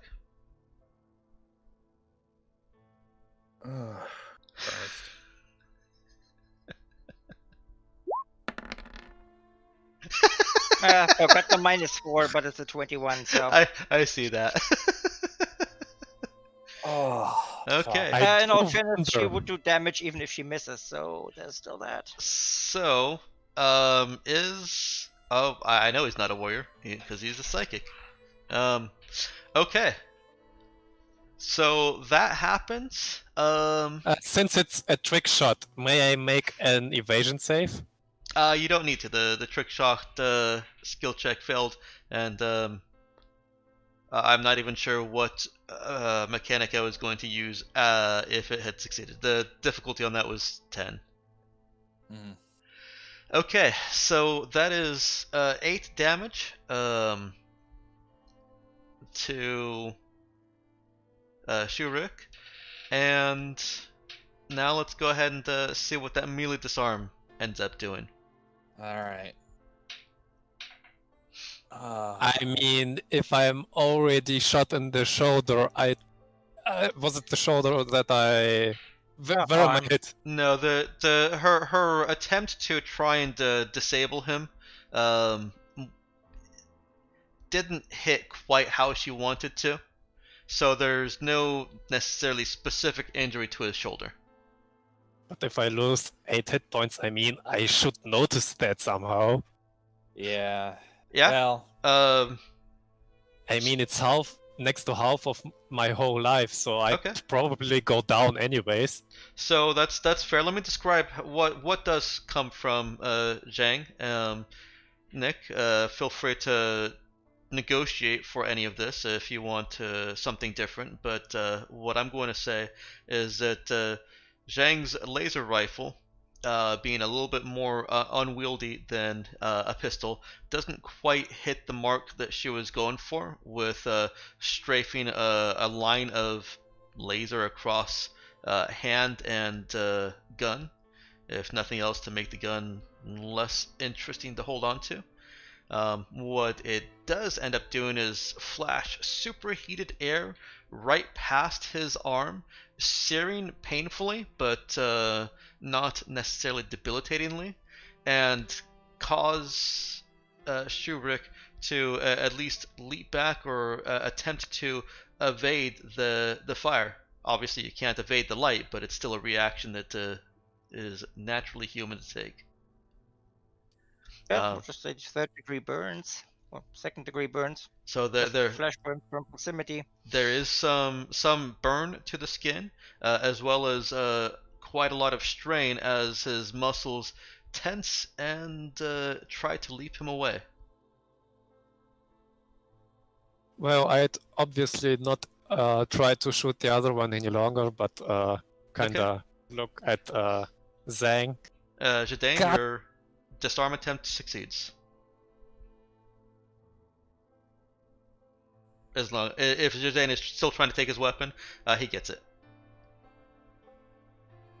Okay. All right. Yeah. In that case, yeah. All right. Rick, have you lost your goddamn mind? No, I haven't, but you obviously. Mr. Sparrow, restrain him. Or- The hell? And as I say that, I assume that. Wait a second, is it still the same scene? Currently? Yeah, this is still the same scene. Yeah, and while I'm still able to touch, since I was able to execute him, he's still next to me. I'd somehow touch the one guy I shot and bring him back to life, and also at the same time heal myself and say, "You idiots! It was a bluff." Yeah, restrain him. Zidane's not. That it might be a bluff, but Zidane's not going with it. I don't even know if that would work at this point. It wouldn't, cause once you go down and are healed and you haven't rested, any damage will kill you instantly. Oh, Let me hang on. I don't Instead know of if citing rules here, let me jump in. So, Vision, I certainly appreciate what you're trying to do there, but please, in the future, if you're trying to bluff NPCs, let me know, because the way Okay, that sorry. played through in my head is a shoot to kill or shot to kill, and so in my reality over here, that NPC is dead. Now, if you tell me Okay, that you're sorry. bluffing him and you're not trying to outright kill him, then I can adjust for that, and yes, the healing would work. With right. this, I'll admit, I just thought you just blew out the guy's fucking brains. yeah, and what Nick is saying is that yes, once somebody is, well, actually, this isn't what Nick was saying. Nick was saying something different. But once somebody is dead, they can't be healed. And what Nick was saying is that if somebody is dropped in combat, revived, and then takes any more damage, then they're just dead. That does not apply to when they're brought back, restored with psychic healing, though. Okay. Okay. So this whole let me try and untangle this. Okay. I'll let you do your bluff. Oh, thank you.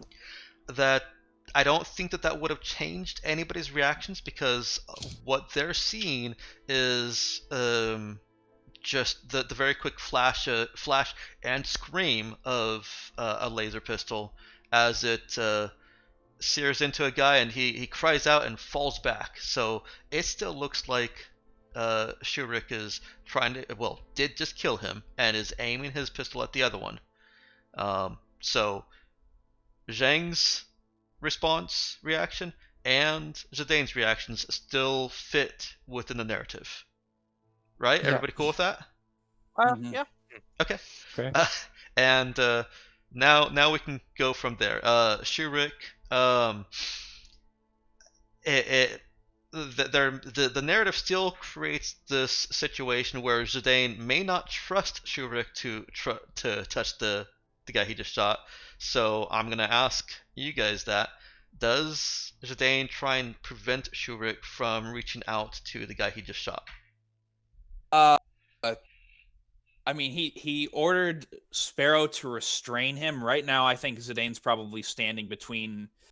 Or Zidane probably has a sword drawn and is standing between Zane and the other, or not. God, Zidane has a sword drawn and is standing between Rick and the other two, ordering Mr. Sparrow to That and restrain him. Suyin still has a gun trained on Rick. Okay, so Rick Right. can't reach the guy that he just shot. Not without risking being shot himself again.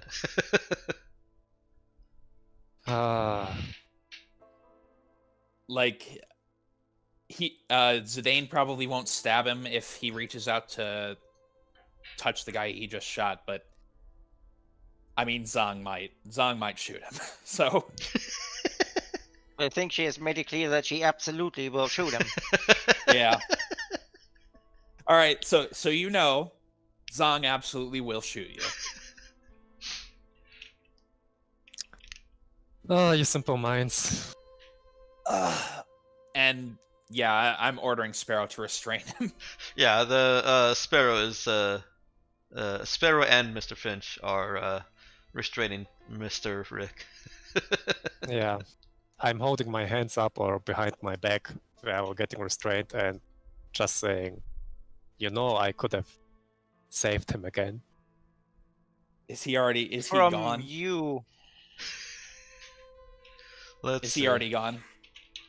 Or yeah, sorry. On a 1, he's gone. Okay. I could have saved him again, but since Fine. Mr. Sparrow, Mr. Finch, let him. All right, yeah, grab his gun. Let him heal the guy. I believe Zidane actually already has his gun. All right. In that case, I don't say grab his gun. Let him heal. Let him. Mr. Sparrow, Checking for Mr. other Finch. weapons. Yeah. Well, I'm still standing between him and the other two, so. Okay. well, I'm not sure whether I should follow your order if you get me restrained. Rick, this isn't the time. Heal the man. Right. So, don't let me be fixed. I'm trying to help. I tried to convince him to give us more than just this camp. Rick, heal the man, then explain yourself after. He's fading quickly. Do you actually release my hands so I can move Yeah, them? Or... the Finch and Sparrow have released him. Okay, so I'll go over and heal him. Okay. And also myself. Okay. You take 1 system strain. Yeah. All Do right. I have to roll for my healing, or can I assume that? With the amount Well, of you- damage that she did, yeah, I think so. You also take 1 system strain for each time you heal yourself, so it affects how much. Yeah. So let me see. Can it be rolled that? No. Is there actually a macro where I can click, or do I have No, to type there's in? not. Yeah, you just have to roll your 2d6 plus 2, I think. Are you level 2 already? Oh yeah, you would be. Yeah. Yeah. I forgot these are not level 1 characters. Oh, Yeah. damn it. What was the command? Slash roll. Just yeah.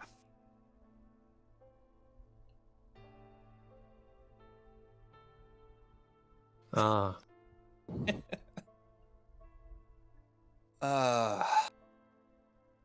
Okay. Yeah, you you're are fully fine. healed. Yay. So we're at 120 right now. Yep. You guys wanna break? No, good other way. Yeah, there's no way in hell these people are helping us now. Seems a tackle to begin with. Well, we got information from them. Before break, I think Radek, DeLuca, tie them up. Take 2 horses and then tie those 2 up. We're going to start moving toward the encampment.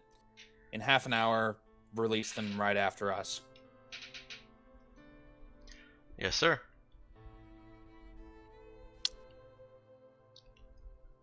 All right, the rest of you, Rick. I'll give you back your guns soon. For now, let's head out. Yeah, sure. Release those who shoot at us and take my gun away, the one who tried to heal us and Rick, so on. not the time to argue.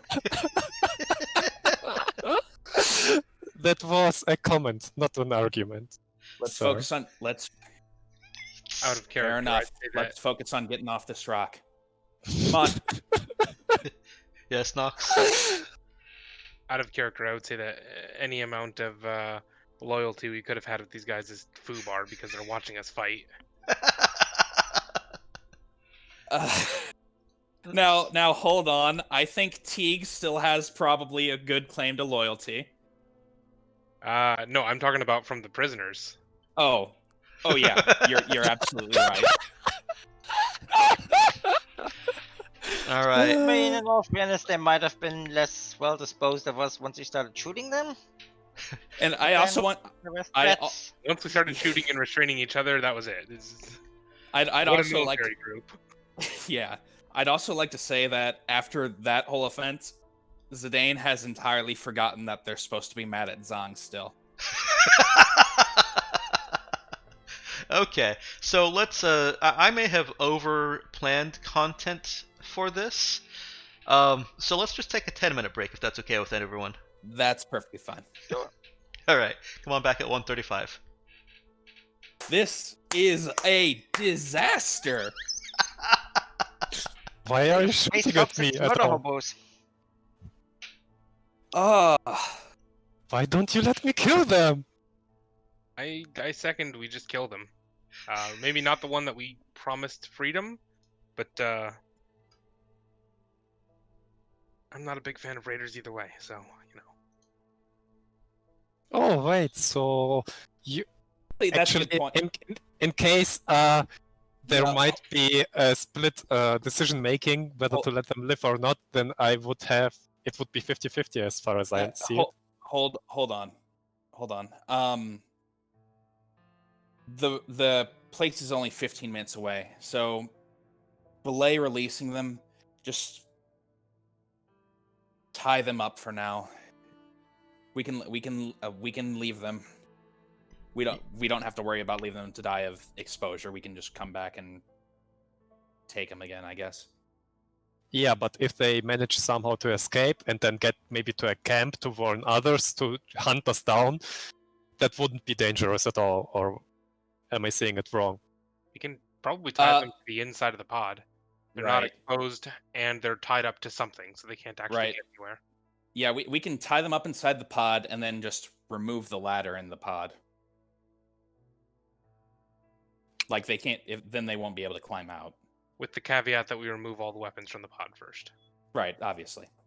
I assumed we had already passed most of those out to the recruits anyway. I was under the impression that there were a couple spares. Yeah, the no, recruits were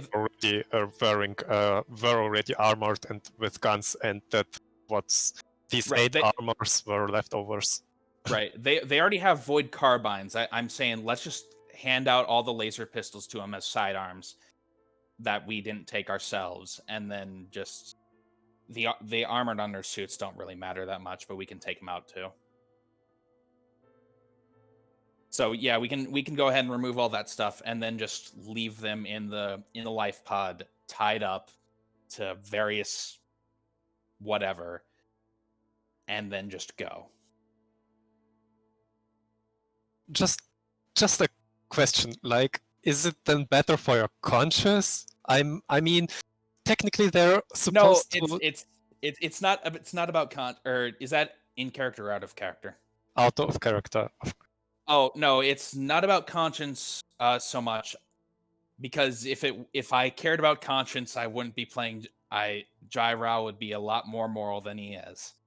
No, in this case, I'm playing Zidane as someone who's, I guess, loyal to mandate principles. Like, he might just execute a prisoner if he was really convinced there was no other option.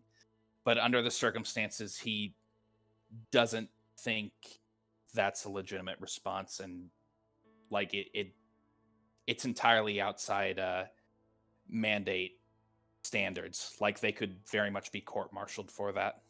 But our priority number one is to stay alive and keep others alive. And by letting these raiders live, or somehow not giving us all the informations we need, we are risking the lives of our cadets and comrades. So that's not true. We already got information from them, and if we execute them, we can be court-martialed on returning.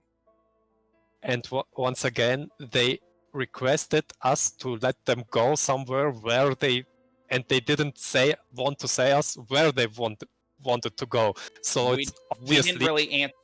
It doesn't matter. It really doesn't matter.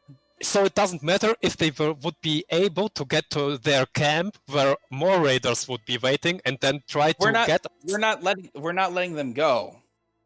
Like, it doesn't matter, because they'll still court-martial us on return if we start executing prisoners like that, when it's not a situation where they deem it absolutely necessary. Okay, I got your point with this consequences, but on the other hand, we were in an extreme dangerous situation, and we had to get all the information we need somehow, and that would, in my opinion, justify kinda as self-defense every action. And I'm saying Zidane entirely disagrees and wants to keep we're playing galactic mandate troops. If I were playing if this were a situation where like we were just freelancers and not like a proper military a very proper military force, I'd probably agree with you.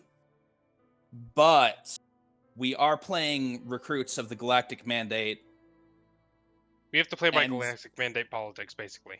Right. That's the thing. It's not what what we need to do. It's what we're supposed to do.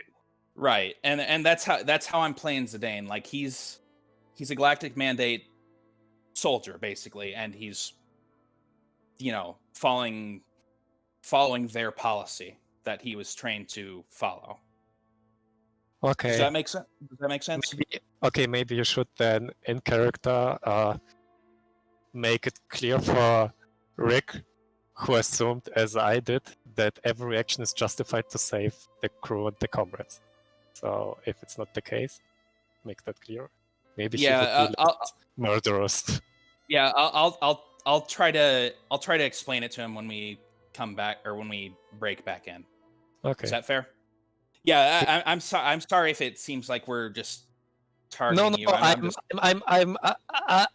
do understand now that it's actually my fault that I assumed that every action would be justified just because we are in an extreme situation. But yeah, we're the good guys. It's like with Geneva Convention. It's not effective. It's stupid most of the time, but it's what you're supposed to do. Not everything goes, unfortunately. Right. As part of our gear, we have little rules of engagement cards, and we have to follow them, even though it's dumb and it's more dangerous for us. Now, there will of course be times where we might end up having to bend the rules. Yeah. But it's something to avoid. Otherwise, we're going to get in a lot of shit.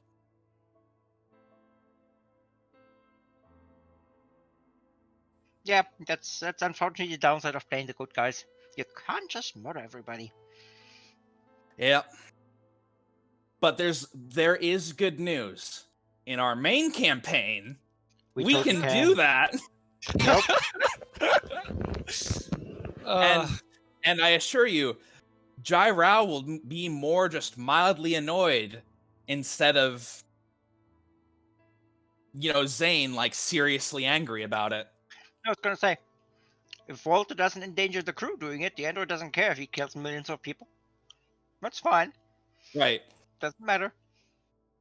Jai will if you're upsetting Jai's plans, he'll be mad at you. If not, then yeah, mild annoyance is the most you'll get out of him. So yeah, feel free to shoot. Feel free to Alright. shoot there. Okay. So I'll be back in 5 minutes, I believe you have still. 2 minutes. 1 minute. Oh, nice. 1 minute. Hey, Dex, Sorry. are you still around? I don't mind waiting until you get back if you need to take a quick break. You guys were terrible at taking this break. Yeah. I think it was probably worthwhile because we need to. It was, yeah. I don't mind waiting until if you need to go and do something right now, real quick. Go ahead and go for it. We'll wait until you get back. I was just going to let you know that I have made good on my promise, and both of my rookies have been named after different sheep breeds. Excellent. The Barbados Black Belly and the what was the other one? Some kind of Lincoln sheep, but they're there. I would not have realized that unless you pointed it out. I'm not all that savvy about sheep. I googled it. I don't know anything about sheep. I didn't even know there was more than one kind of sheep. Right? Of course, now we have a much bigger problem. Now that all the rookies have names, that means one or two of the main characters will die protecting the rookies. Yeah. Completely changes the trope. It is what it is. Uh, Well, now hold on. Mr. Sparrow and Mr. Finch only have one name, and they're fairly generic ones. So I'm pretty sure those two are going to die. If I had to guess. That or they're very formal on their planet. Yeah. That's the religious thing. To be called Mr. I wonder what planet that would be. I think that would be Thurid. If any of them. I didn't catch what you were actually saying, so I.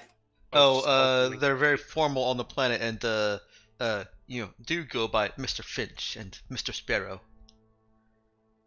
Is this a situation where they all wear like animal masks too? No, that's the planet I was not allowed to make. You could still make it. Wait, hold No. on. What? Why weren't you allowed to make it? Because it would be really, really bad. You cannot make certain things. All right, so I'm sorry you can't have your weird furry planet, Dex. It came up as a tag, anthropomorphs. I think anthropomorphs, what it is called. Something like that. Yeah. I- And anyways, in the last time I ran this campaign was with Nick's wife, and she was very adamant that she will just like slaughter the planet. I think it was destroy the planet, quit the game. I don't know. That's I a mean, it heavy wasn't level of just her. violence for. The rest of us agreed. I'm sorry, I missed that. What was that?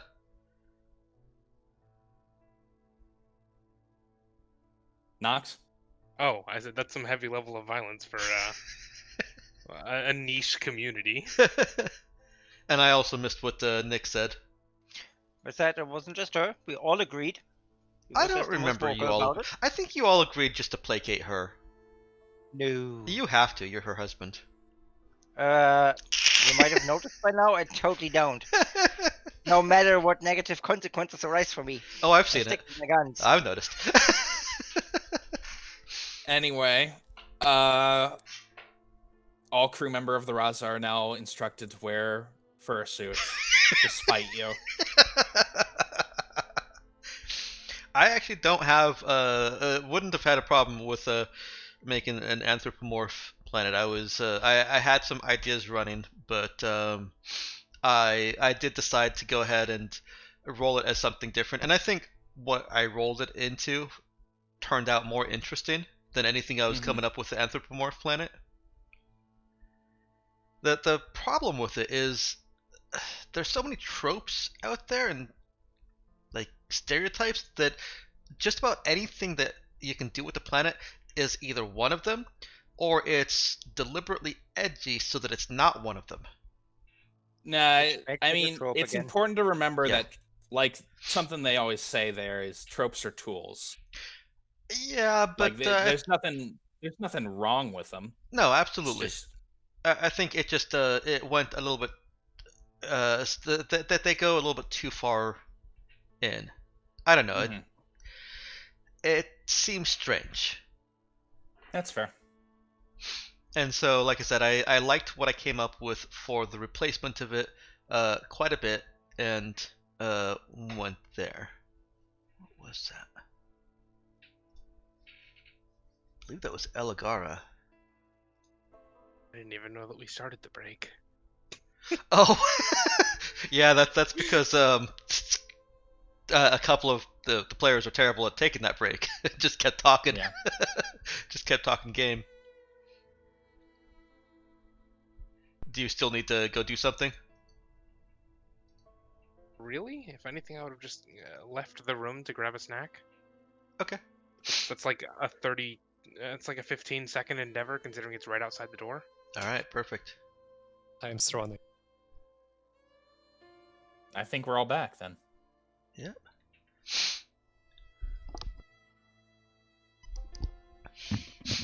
Oh yeah, that's what I did with that. Okay. I just got curious about what I did with the refashion of the anthropomorph planet. All right, let's go ahead and bring this back in, and because you guys did do so much talking through the break screen, I will have to remember not to cut it out when I do the highlight. So if you wouldn't mind, someone please just remind me if you can. So it sounds like there was going to be a short, brief conversation or lecture from Zidane to Rick. All right.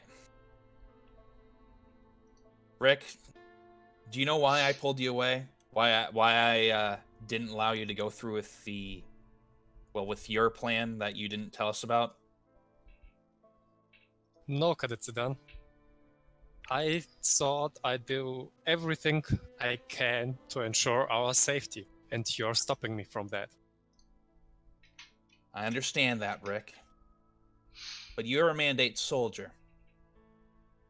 We have to maintain certain standards, certain rules that may not always make sense to us, both because it's part of our training and because we have a duty as soldiers of the mandate to represent the best and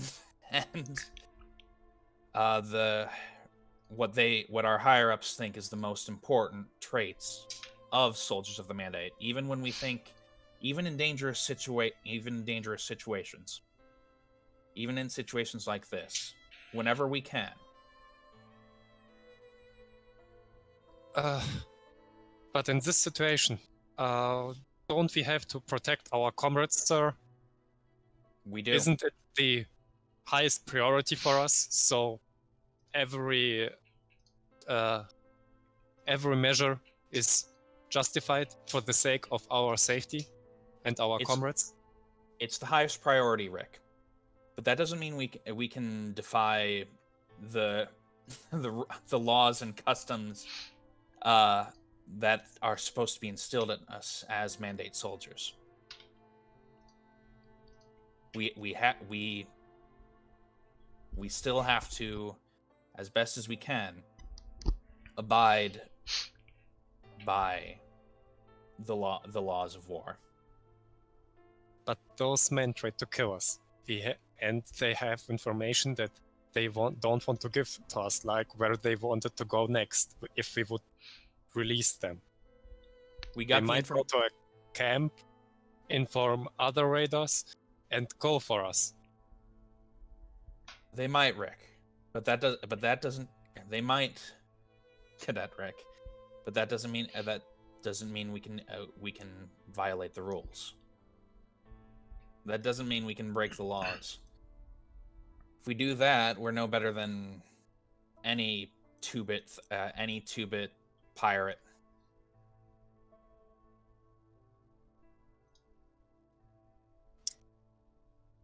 I guess I've forgotten that, sir. It's all right, Rick. I'm Just keep focused. Your commitment to the survival of the crew is admirable. Focus on that. But remember, Thank you, sir. you're still a mandate soldier. Yes, sir. I'm sorry, sir. Won't happen again, sir. Well, let's go. We do have. We'll probably have fighting soon. May I have my weapon back, sir? I toss it to him. Thank you, sir. You won't regret it, sir. All right, let's hope not. All Come the on. sirs are making me uncomfortable. Yeah, there's like a 50% chance that Rick's planning to shoot me in the back of the head. You have One other time to regret it. one But other it's fine. point that I wanted to raise is Zidane not correcting him when he calls him cadet/rookie? I don't actually know what the proper title is. I'm sure he Ensign. would correct him if. Yeah, for there's- Zidane it's ensign. Everyone else is rookie. All right. Zidane In was that field case- promoted. In that case, I would, of course, say the right term. Okay. I just wasn't aware of it. Okay, So Yeah, what that's was- fine. We'll retcon in all the correct terms. Galactic Mandate uses rookie for your level of people, and Zidane was field promoted to ensign, which is the lowest level of officer. Okay. Use the Suyin method. Just address him indirectly. What's that? That way Shoot you him? don't have to. No. Don't shoot him. Unless he does something like trying to execute prisoners. No, but address him indirectly, so you don't have to use sir or ensign or anything like that. The passive-aggressive method. Yeah, we've all noticed it, but I figure in her case it would probably just lower morale of everyone if we were arguing. So, no point in addressing it. All right. So you've Rick was the bigger issue. you've tied them up and gotten them into the life pod and tied them to sturdy equipment down there. You can easily tie them to the crash seats, basically, or the crash Right. couch. Oh, we were all in one life pod. Okay. Oh yes, yeah. Sorry, there's a failure of my me describing. That's- Yes, it was just one life yeah. pod. That's why I'd asked if they were movable, because I thought there were like a bunch of individual person life pods. No. It's just the big ones. Okay. Yeah, it's supposed to fit 20 people. It's instead of a single space rowboat, it's a space dinghy. I mean, it's literally a space dinghy. So, Yep. There you go. You found out from them that, and we can gloss over a little bit more questioning. Their camp, I think they. No, I told you that. I told Zhang that the formation was how far away? The elevated ground. Don't exactly remember, but it was quite a while till even those raiders got to us. It was actually I'm thinking of something different. When it was when Zidane was trying to figure out where the country music was coming from, that was 50 to 100 kilometers away. Yes, that was 50 to 100 kilometers away. That's actually where they say their town is. As you're, tying them up and putting them in there, they're a little bit more cooperative, having seen just how crazy you cops are. All right, sure, great. and that's you asked them for the radio codes. That's actually where their radio is tuned, and that's the only frequency that they know. Right. Yeah, in that case, that radio is at least running in receiver mode to see Okay. if anything is coming over. Okay.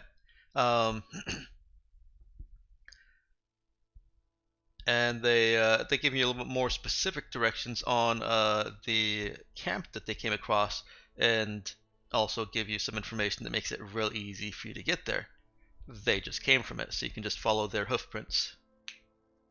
In that case, I'd say volunteering. They said slave camp, correct? They did say slave camp. Are they saying anything about how many guards? They say that there were no guards. What the fuck They- do you keep slaves without guards? They might have like a Keep few. them like locked up. Do you? Yeah, I'll ask them if they have anyone waiting back there. Any other slavers that aren't really guards, just Nope. people. All right. Well, They look kind of odd at you, and it's just a slave camp. all right. Well, in that case, do any of the actual player characters have stealth skills? Nope. Not really. Enough Teague. of a dex hard to bonus sneak to in space. negate my stealth penalty. All right.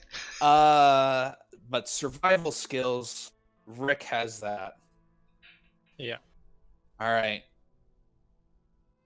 Rick, Yeah. take are you Mr. Sparrow and Mr. Finch? I want you to scout ahead, make sure their information is correct. Just get a look at the slave camp, come back and report to us. Yes, sir. May we take 3 horses? Yeah. So Here you go. I- Yeah. Go ahead and let them. Okay. It's not difficult to. Rick had survived, right? I Rick. have survived one. Okay. Oh, very good. It's not difficult at all to follow the trail that they left, especially with Survive 1. And after about 10, 12-ish minutes, you do see what looks like a camp of tents set up in front of you. You're about probably about 300 meters away. You're a good distance away.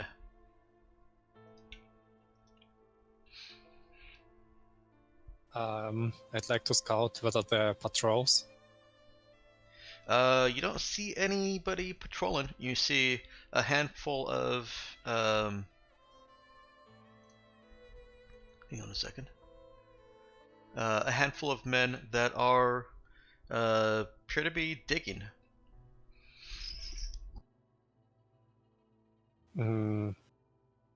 Is everyone digging, or are a couple of them standing behind them, like forcing them? Or Were you given binoculars, or do you already have binoculars? Yeah. You gave him I binoculars. just- If he didn't have binoculars, I gave mine to him. All right. No, it looks like they're all working. There's a cart near them, on which they've loaded several crates, and they appear to be digging in the ground and occasionally use a little hatchet to chop up something in the ground and then pick it up and put it into a crate. Okay, what is the radius of this whole About 30 meters from 30-meter radius. So, hang on. Yeah, that's a little bit more than half a football field. Yeah, so the farthest distance from any one of them is about 60 meters. Well, would it be possible to make a round around it without getting being in danger of getting caught? It's going to be a risk. It's less of a risk because you've got the binoculars and you can see them from farther. And the only purpose that around them would serve is to try and see through some of the heat haze. Because otherwise this is flat. Okay. I won't risk anything that's not necessary, and I'd leave Mr. Sparrow back, hidden, One thing still that patrolling, and I'm gonna throw some more detail at you. One thing that is becoming more aware as Rick is seeing more of the landscape here. There are no plants growing above ground. There's a very, very sparse amount of life in the ground at all. Very few insects buzzing around.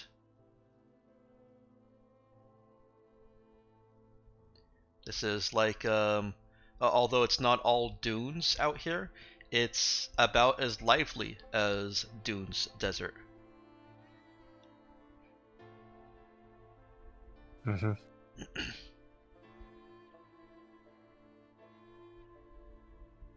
Well, Okay.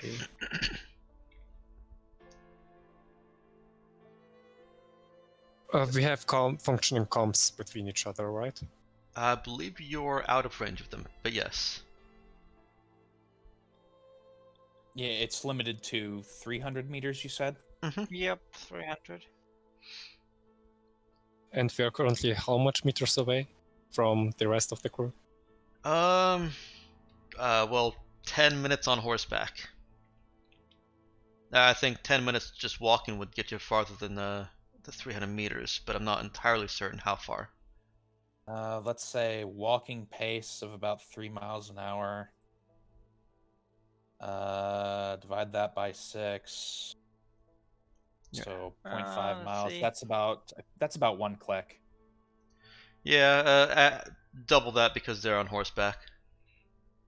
Well, normal horse average is 6.4 kilometers per hour. Yeah, so That's about double. about 3 miles actually. Okay. Yeah, you'll need to make most of the way back before you can get back into radio communication with your team. I see, yeah. Is there anywhere near, like a safe hideout place where? It is flat ground. There's not even a cactus to hide behind. Yeah, sure. Of course, there's not.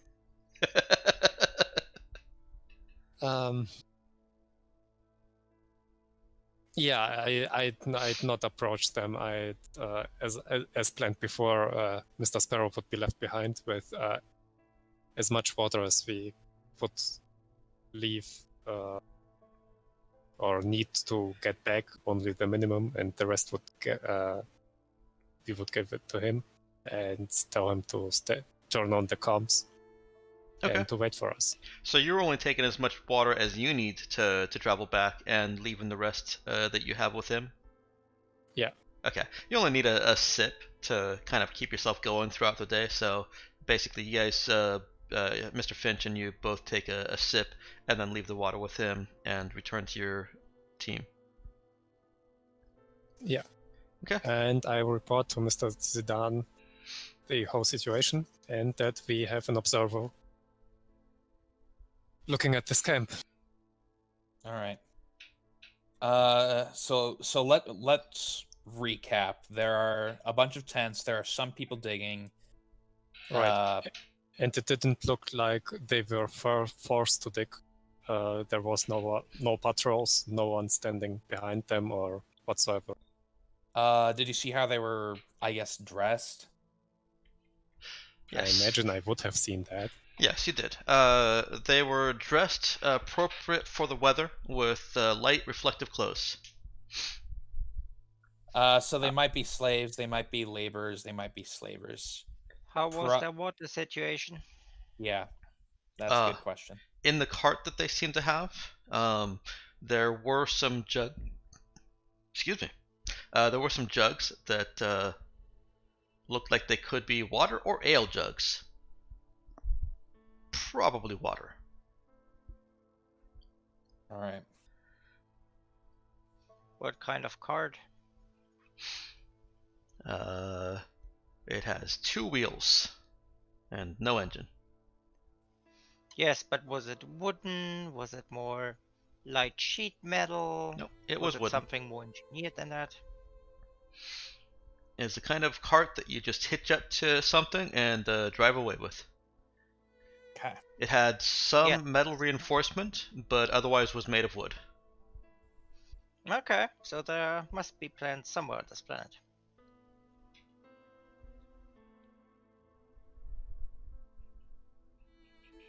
That and Yeah. there must be watering holes. We should ask the prisoners about the watering holes. Because even on horseback, 50 kilometers, with the average 10 hours, the horse would be dead. Right. Well, so can we ask the prisoners about water quick? Yes. They tell you that that's actually what they're out here scouting for. So they were trying to find watering holes and just happened to come across us. Yes. Well, less happened and more like saw the life pod coming out of the sky. In that case, where are the watering holes they know of? One of them spits and curses about the ill-equipped spacers trying to survive on Kamiego. In that case, she will simply do basic arithmetics, and they had what, 48 liters? Was it? They had 48 liters. Yeah, considering how far they are out, let's assume the 50 kilometers. 8 people with 8 horses. That's at least 16 animals. That's not enough water that they had. It wouldn't even get them back. Is she saying this? Yeah, she is doing the math in front of their fucking eyes. They laugh. And the one that was cursed in Common Jin again says weak spacers. One that's a little bit more helpful. I'd just like to point out when he says weak spacers, like it's already been established that Rick's kind of crazy. So yeah, there's not much more harm. There's not much more harm that he could do. So he just pushes, or Zidane just nudges him forward a little bit. Yeah, the one that's a little more helpful quickly volunteers that that they have enough to get back to their town now.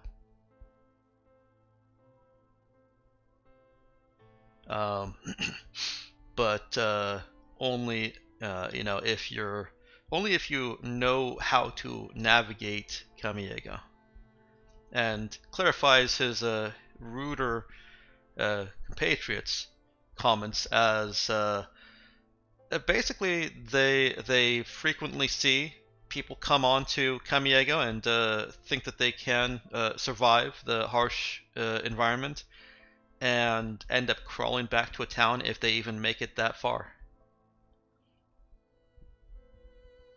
Okay. He tells you that they're looking for a new watering hole because the hole that their town has been following is hit an end.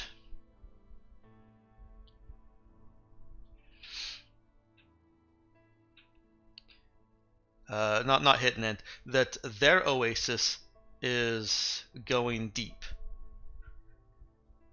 That seems to mean something special for them. I'll ask him to clarify what he means by going deep. To give a quick rundown of the planet based on what you get from him, apparently oases on this planet move based on, what you guys can scientifically figure out are effectively plate tectonics, the movement of the Earth, and occasionally whatever is allowing the oasis to spring up from deep in the Earth occasionally just goes too deep and no longer reaches the ground. Alright. The planet has trails of cities that follow the moving oases in its path, and usually that's just, you can just keep following the buildings you built. You can either dismantle them or abandon them, and you build new ones when the oasis gets too far to be feasibly managed by the landlord. Got it. Well, there's not much we can do about that under the circumstances. But we will need to go back to that camp. So let's see. What's the standard for... I'm looking up how much water you need a day if you're, like, not... 4 liters. exercising.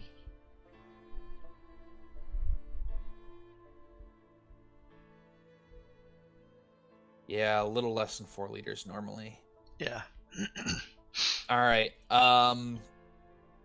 In that case, well, we're going to need to go back to the town. They tell you that the presence of a slave camp nearby means that there has to be another town around.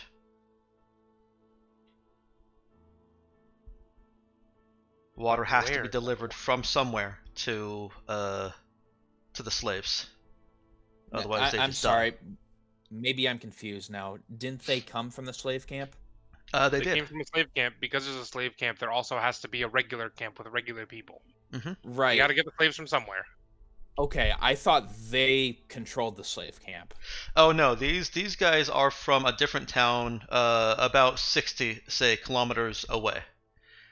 Their town that they came from is in need of relocation, essentially. And what direction is their town from? Their town is southwest. Okay. And so they've been scouting, and they found the slave camp, and so they know that there's something nearby that they can move to, which would probably end up in a violent takeover. Okay. And then the radio signal I found was from the southwest? That's correct. And with them telling you that their town is 60 kilometers away, Zidane can narrow that down and confirm that yes, the signal is coming from about 60 kilometers. In that case, we've got a couple options. We could try finding whatever other town there is that has to be supplying the slave camp, or we could try hitting up these people's town, which is currently going through a water crisis. I guess in this case, I'm going to consult with the other primary recruits. One of them spits and laughs. Not spits at you, but just spits on the ground and laughs. This entire planet is a water crisis. I can see that. But, yeah. Spitting's gonna help with that. Yeah, you're going to... I can serve your water there, buddy.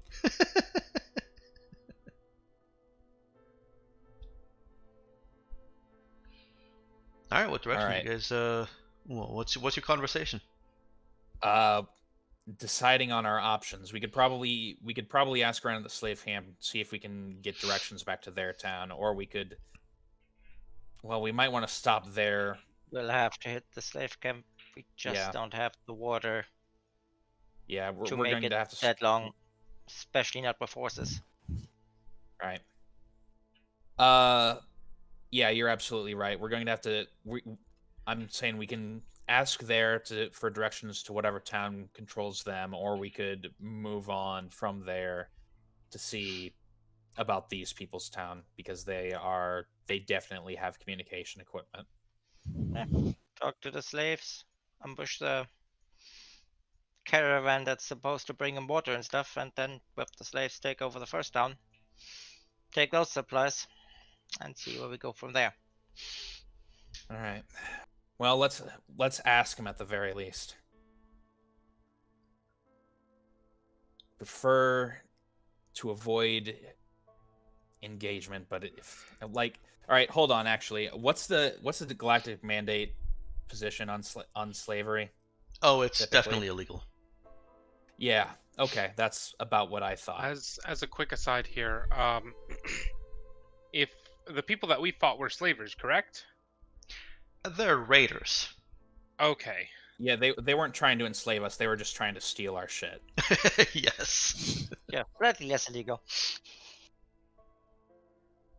Both of it's illegal, but All right. Something I will do is I'm actually going to drop a couple liters of water in here with them and just say, we'll probably send someone to come get you. Hopefully this will last you long enough. Yeah, fine. How are they going to drink when we have them, well, yeah, they're chained up, out, up? Yeah, that's less my problem. They'll just have to be very careful with their feet and mouth, I guess.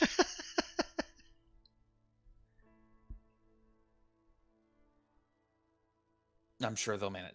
That being said, we probably might want to take the one who is more amenable to us along, because he did suggest we need someone to guide us. And the slaves might not be able to do that because they're slaves and probably didn't do any scouting on their own. They'll probably know the way though, since they do all the work. I was going to say a plan, not necessarily a good plan, but a plan could be to leave one of the rookies behind.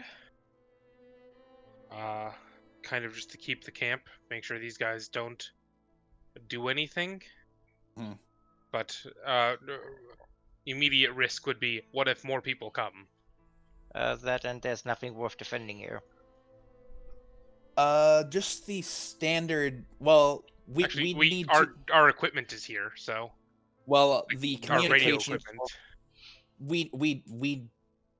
I don't think we can actually get a signal from the radio tower. We need the radio tower's parts in order to repair our longer range comm system. Is that roughly correct, Dexter?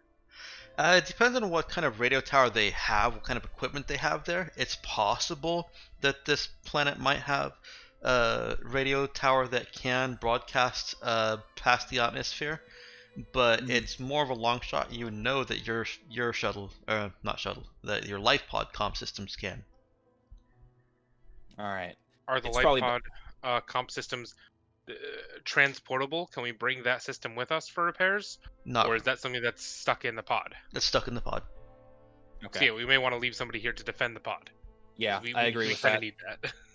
All right. In that case, let's leave 2 of our men here, or let's leave 2 men here to defend the pod. We'll send a third back with a portion of the water we collect from the slave camp in order to supply them until we can return from the town. Is that acceptable to everyone? Yep. Well, taking water from the slaves might not be feasible. Because they might not have enough. We're going to just have to bring them with us.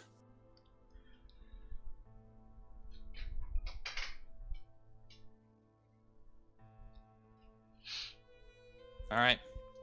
Yep. We don't have much of a choice here. Yeah, I don't see many options. All right, let me get some numbers here. do text. Make sure it's still the same. Okay, good. Water at pod. How much? We're leaving them with, I guess we're leaving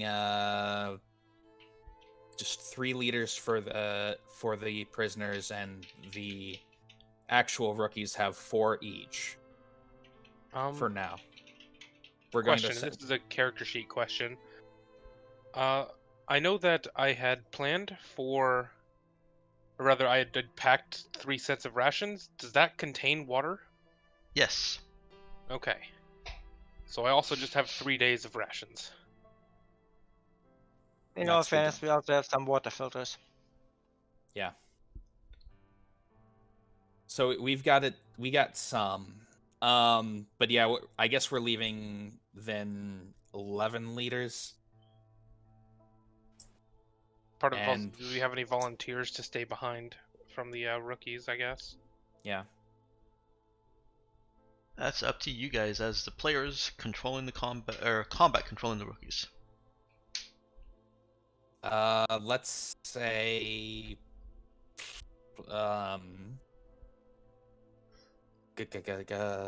let's go ahead and roll. There are 8 rookies, so number 6. 1, 2, 3. Barbados and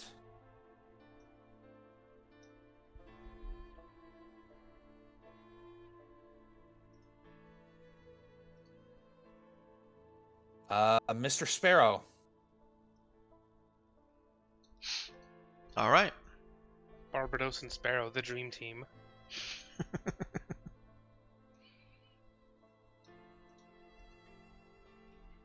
All right, and then we'll, if we get someone else, we'll have, or if we get the water from the slave camp, we'll send one of the other people as well to bring some of that back to him, keep him supplied.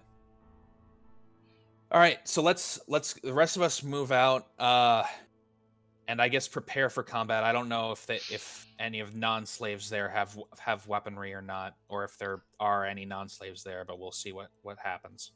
Either way, we're an organized military group. We should be able to Yeah. take them. All right, let's go. Okay.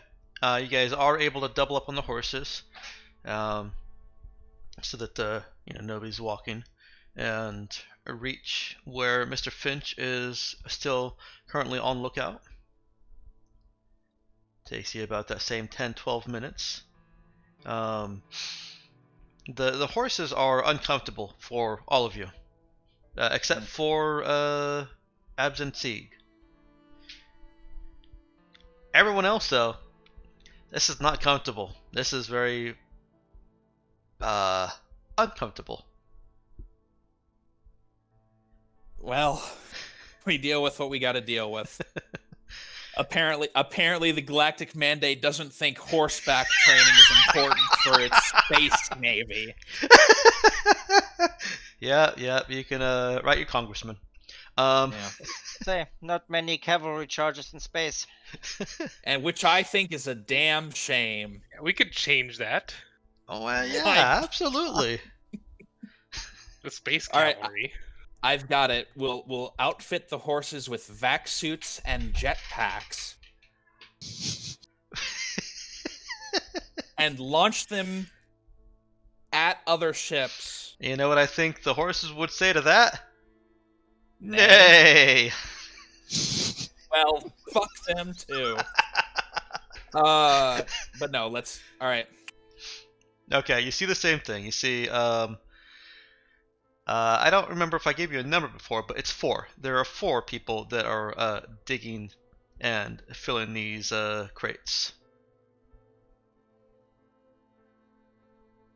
Cadet Zhang, take an Overwatch perch. If I give the signal, I want you to start opening fire. If I give the signal. Very well, they shall not take you prisoner. I didn't catch that last bit. Very well, they shall not take you prisoner. That's not encouraging, but I'm not going to mention it. Hey, he just said open fire. He didn't specify anything else there. Say, before, that's the classic, don't let them capture me. Right. Open fire at them, Zhang. All right. John and, or I guess, Finch and DeLuca do the same. Stay up here with her. The rest of you, let's move in. Standard formation. Okay, let's position the. I was gonna say, for the ease of everything, just have Holly and Chance stay with her. They work together really well. All right. Holly and Chance, you do that same. The rest of you with us. So, am I seeing that right? It's like this. All four of them are on Overwatch. No. It's just Holly and Chance, Finch and Oh, DeLuca are okay, with us. gotcha. Other way around. All right, I'm gonna move you guys So down she does just a little point bit. out that they have no weapons of reaching that far apart from her gun. Oh, well, how long a range is it? 300 feet at long range. 300 meters. No, 300 meters. Oh, same. Well, yeah, we got what you said. There was an unnecessary correction. Sorry. 300 units of measurement. All right. And how far away is the camp? I stopped you guys at 300 meters. I thought 3 to 400 meters is basically what I said. Okay. So And you can get within. Void Carbine is 100/300. Yes, All right. and the 300 is at minus, while the laser rifle that Zhang has is perfectly fine at 300. Right. In that case, have the other two try to take Overwatch positions closer to the camp as we approach. That makes sense. It'll have to. I mean, Zhang would want to move up anyways, unless she doesn't mind the -2 penalty. Right. At 300, she doesn't have a doesn't have a penalty. Oh, you're saying let them go within 100 meters? Yes. Okay, gotcha. So you want. Basically, the rookies would have to advance to be any use in Overwatch. It's just no point in having them stay with her. Right. They'll take lower sniper. It's best to have the snipers split up anyway. All right, got it.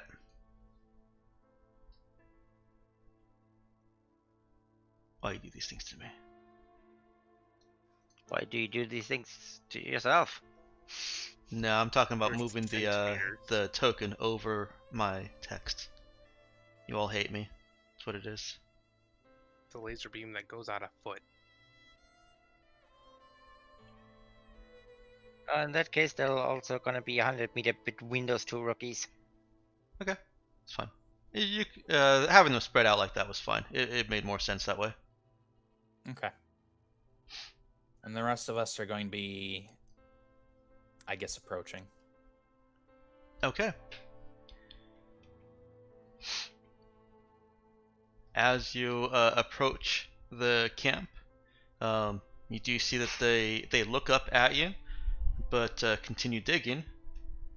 You get closer, and one of them stands up, stretches, and holds his hands up, shouts out to you, "I told you we ain't got enough." And he's speaking in Common Jin with a Western accent. Right. I guess I'll respond to him with the translator torque. We're not the men you spoke to earlier. We're with the mandate. I think the translator torque will actually have to be closer. I can't imagine it broadcasting too far. Like, he's able to shout at you, but the translator torque doesn't really have a volume. All right. In that case, I respond to him in Spacer. Okay. In very broken, poor Spacer, he replies, Uh, who are you? Again, galactic mandate. Hey, he spits. And turns his back on you and goes back to digging. All right, I'll approach him. You continue approaching. Yeah, we're moving forward.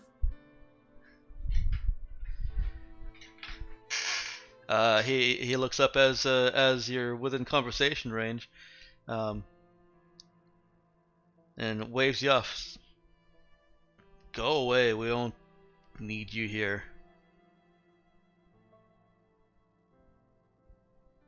Who are you? Are you one of the slaves working this camp? No, I'm just digging here because I like digging. Yeah, I'm a slave. Not anymore. Come on. What? Did I stutter? You're not a slave anymore. Come on. You can't free me. Why not?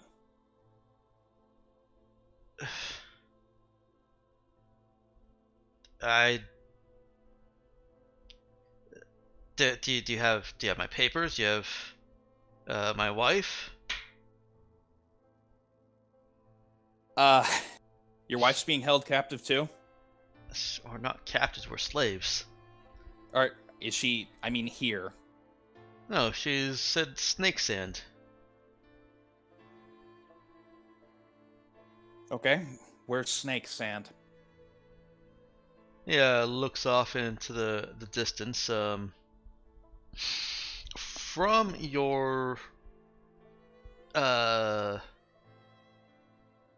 pod, it would have been due about directly south. Mm-hmm. From here, I'm not so geographically inclined as to really know what direction that is. So he looks in the direction that seems to indicate it's that direction. Great. All right, so southwest from our position then. Yeah, sure, sounds good. South by southwest. That way. About how far and about how many people are there? And do they have any communication equipment? See, I knew it. You're not freeing us. You're just here for what you can take. Wrong. We're Galactic Mandate. We dropped here in a life pod after being attacked by pirates. We need communication to contact another ship in system. And for free, and I'm giving you the chance to be freed along the way. There's some chatter among the others, also in Common Jin. You've caught their interest. But it sounds like there's some concern about family that they do have. And basically asking among themselves, will they take our family too? Where will we go? Well, if we can contact a ship to get us off planet, we can probably get you off too. Slavery is illegal under the Galactic Mandate. They're not going to be happy about it happening here. Where the hell was Galactic Mandate when we were sold into slavery? Huh?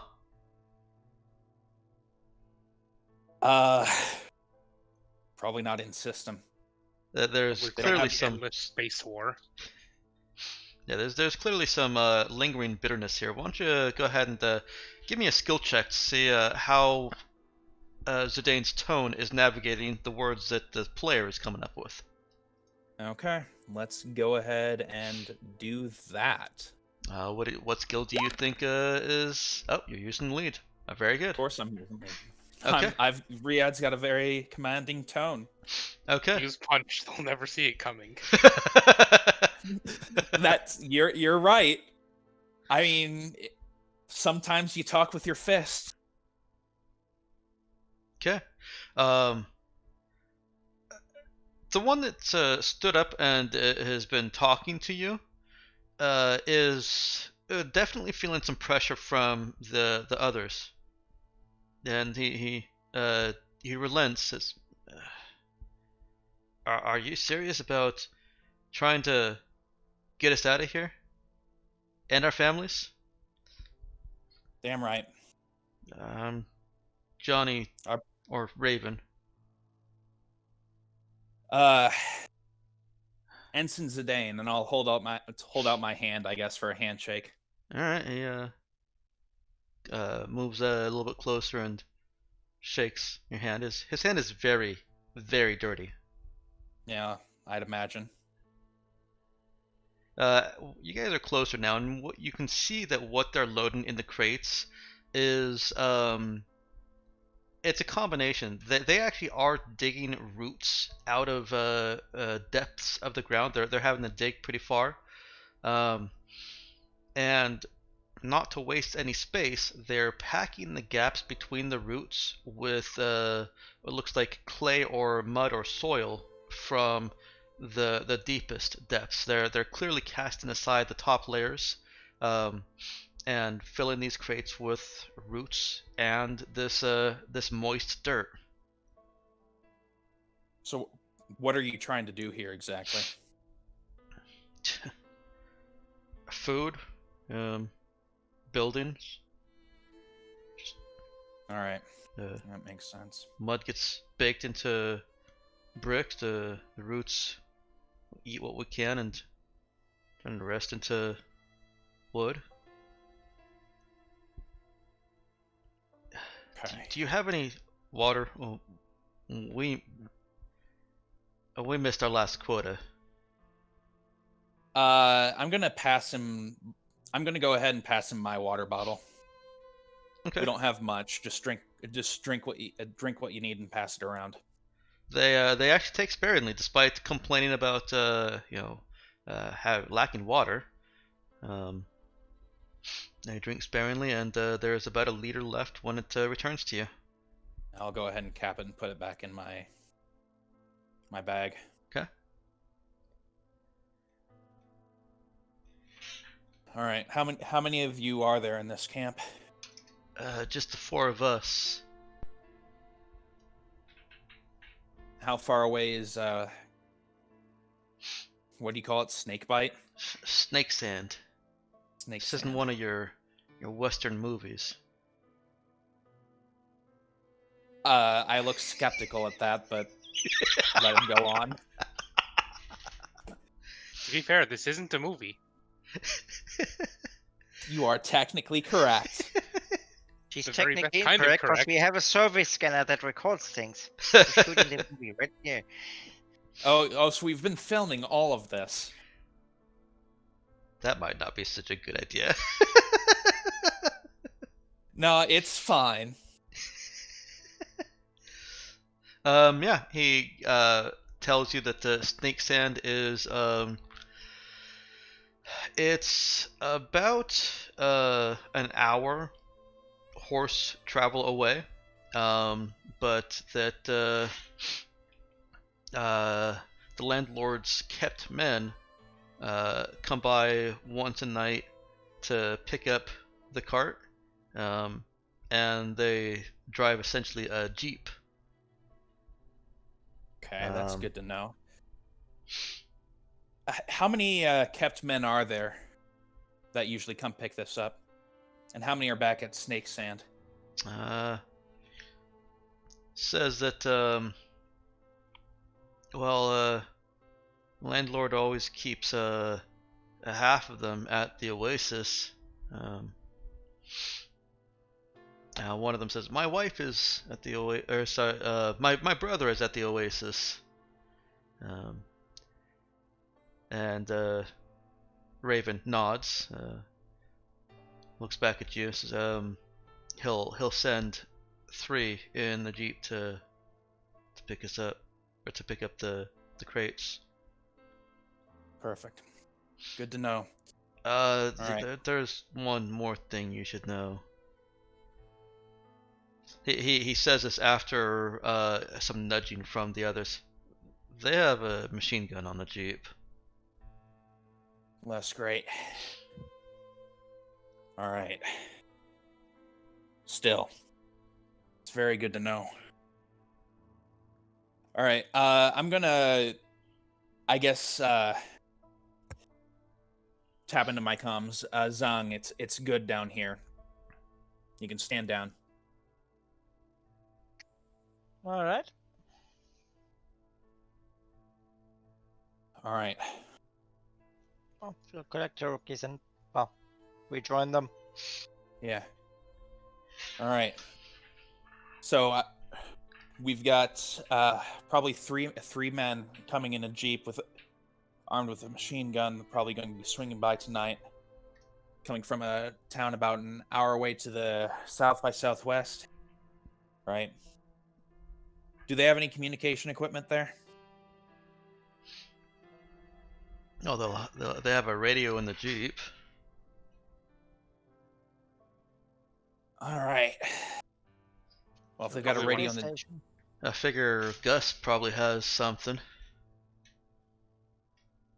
if they've got a radio in the jeep, they might have something better in the town itself. All right. Tell me whatever you can about the town. The rest of you, see if you can start preparing a firing position up in the dunes a ways. We're going to be setting up an ambush.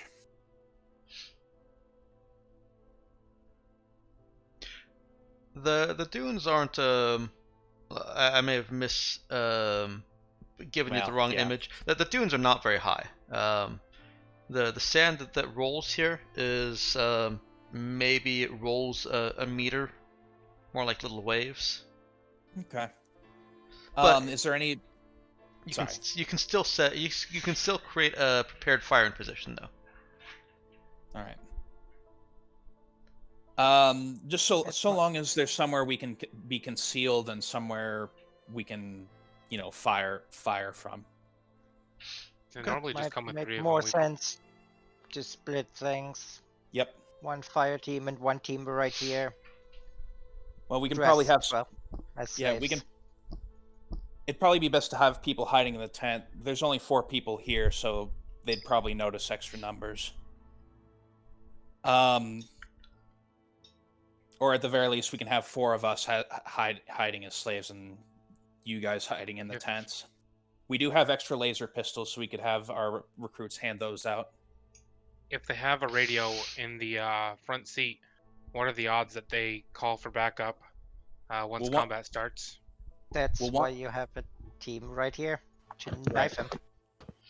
We'll want to wait till they start getting out of the truck to start picking up the goods.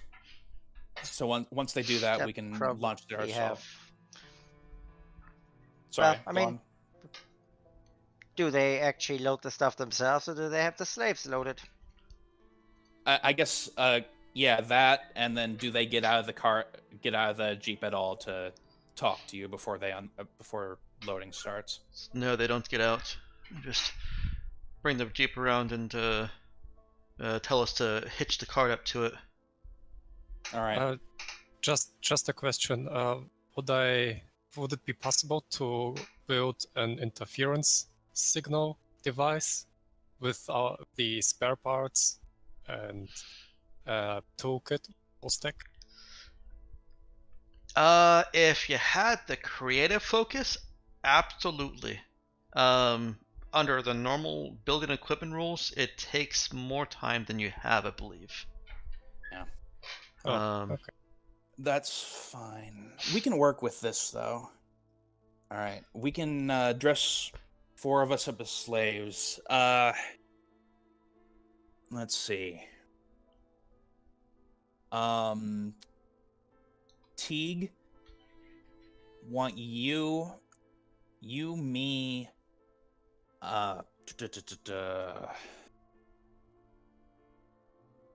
let's see. Does Rick have any actual close combat abilities? Nope, none. All right. Teague, you, me, We're still going to be armed, right? Yeah. Well, we're going to have to carry small side arms rather than rifles. We want stuff concealable. My main weapon is a pistol, so. That's exactly why I want you. Ideally, Zong, you're one of Zong. silent You weapons. yeah, Zong, you are one of our. Well, we shouldn't be in range for them to overhear us back at the camp, or not at the camp, but at the town. If we'll just need to take them out very quickly. As such, Zong, do you have a Zong? I'd like you up here. You're probably the quickest person we have with a gun.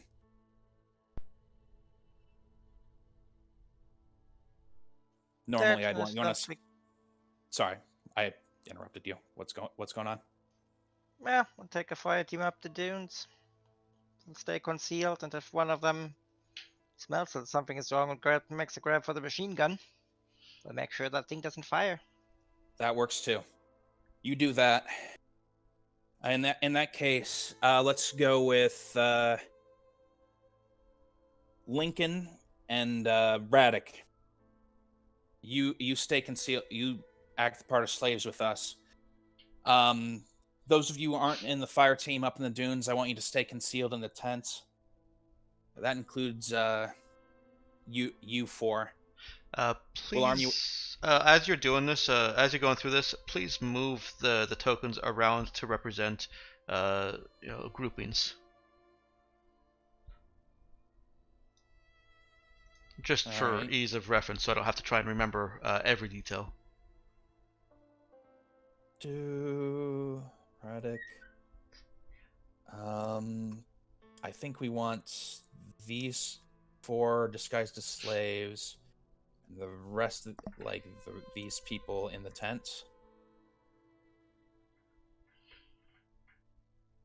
I'm gonna move them just a little bit away from the pod people. Right. Yeah. Sorry. That's okay. So how many slaves are fighting with us? So I'm gonna I'll ask him if they're willing to fight with us. do a real quick thing for Vision here. They look pretty tired. They apparently, as they said, missed quota, and that seems to have some significance as far as them being fed and provided with sufficient water. Rick's biocyanic touch might be able to relieve some of those symptoms and revitalize them. Oh, how revitalized do you need to be in order to be a bullet sponge?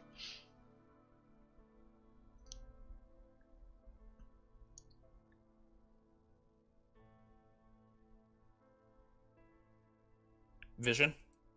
I'm sorry, what? How much of that did you get? That they're exhausted and need something. The last part I wasn't able to catch. That your biocyanic touch may be able to provide them with some relief and reinvigorate them. Okay. Well, I speak about that with the Enz and Zidane, whether I shall commit that effort or not. How much energy do you have left for the rest of the day? Currently 4. Okay. In that case, if you feel up to it, go ahead and give them a boost. All right, I'll do that.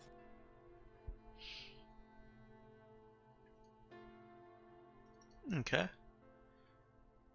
And hey, look. Well, it's not exactly a galactic mandate, but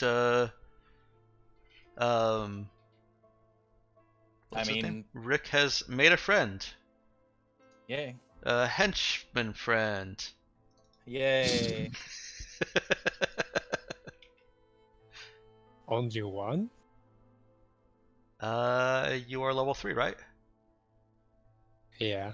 You only get one henchman.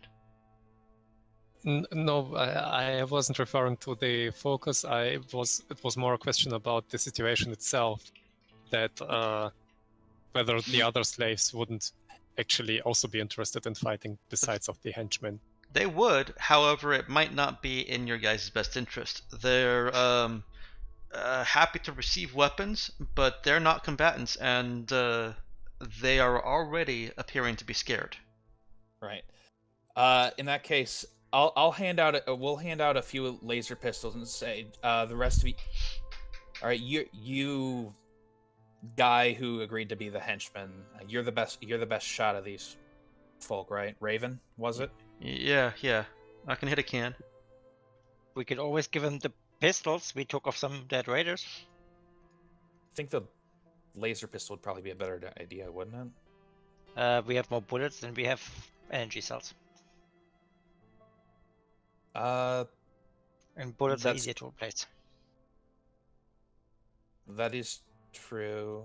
Just either way. But Yeah, we well- have no control over Johnny. Oh, right, I didn't do that. Hang on. Well, wait. How much ammo is in a laser pistol? 10. 10 shots. All right. We'll hand out the guns to the 3 peaceful ones and hand him the laser pistol because he'll be making the best use of each shot. Okay. I think. And we did have the 8 extra one. Well, I took one of the laser pistols, but we did have 7 So- other people with them. Yeah, we have like 7 laser pistols with up to 9 shots each. So, it's still Yeah. a lot of bullets. Well, lasers. Still a lot of shots. Yeah. We'll give him a laser pistol for now. Okay. And then the other ones are armed with the revolvers. Actually, we do have a couple of rifles. I forgot about that. Well, why don't the 2 people with Zong take rifles? That way they can stay farther back. Will they feel Oh, safe enough to fire from farther back? I think he means 2 rookies. Oh, okay. Yep. Then sniper squad. Yeah, I think it makes sense. All right, so walk me through this. I know that Zong and her rookies are sniper squad. What is this grouping? They're hiding in tents. Okay, and where are these? They are disguised as slaves, armed Okay. with sidearm. Well, small concealable things that wouldn't stand out. Do you think Well, the maybe intensity of their they're hiding guys. might give them away? Of their what? These guys. The intensity of their hiding? They're in the tents. So. Oh, I thought probably- you said they're hiding in Oh. tents. God damn it! Don't pun at me.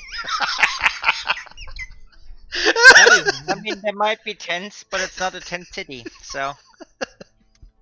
God. All right. This has become It's a camp. really, really tense situation. Okay. That's why I had to pun, because, ease some of the situation. This tension's going to give me a cerebral hemorrhage soon enough. Combat. This is a circus. But is it a big tent one? Yeah, everything's intense. At least it's not a zoo. I don't know about that. The situation is slowly becoming untenable. We do have 8 horses. It could very well be a zoo. All right. A question: We also have to park the horses somewhere else. if I take Nox's mag pistol, can I use it to kill myself? You would have to take that mag pistol away from me. It doesn't Yeah. leave my side. I Just guess to I'll go comfort without you. then. Just to comfort you, I have invincible stance, so you wouldn't be able to die.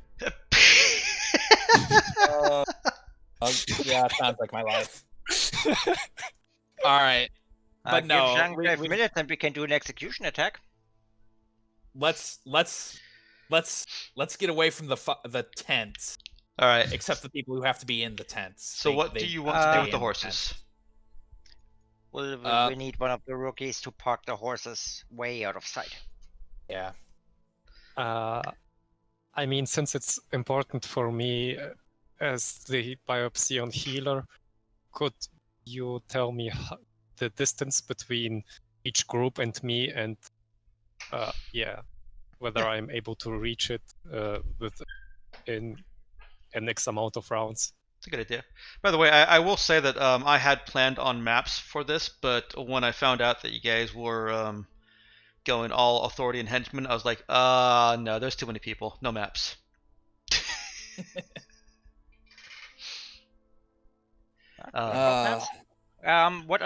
What kind of rifle are those rifles? They're just standard rifle.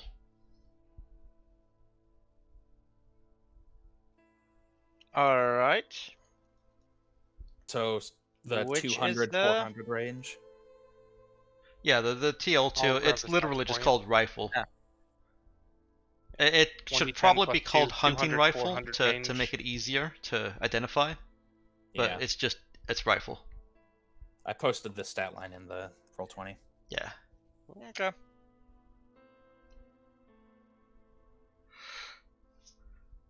All right. So So which rookie is taking the horses? Or are you having the slaves do it?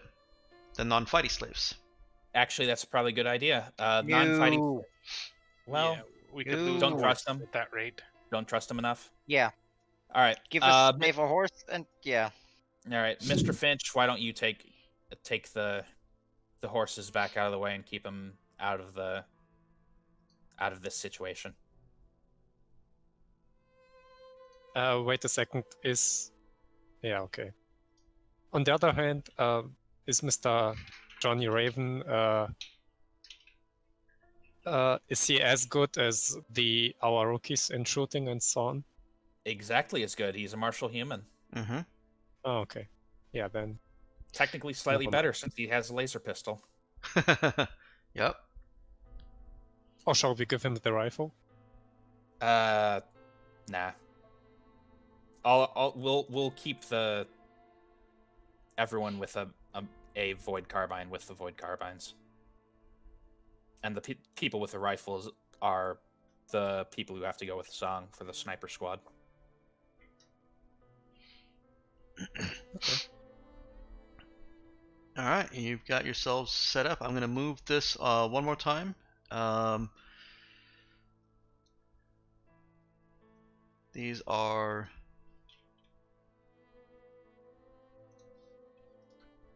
slaves. If it helps you with space, we could move Barbados and Sparrow further out. No, that's fine. Okay. Thank you, though. And tents.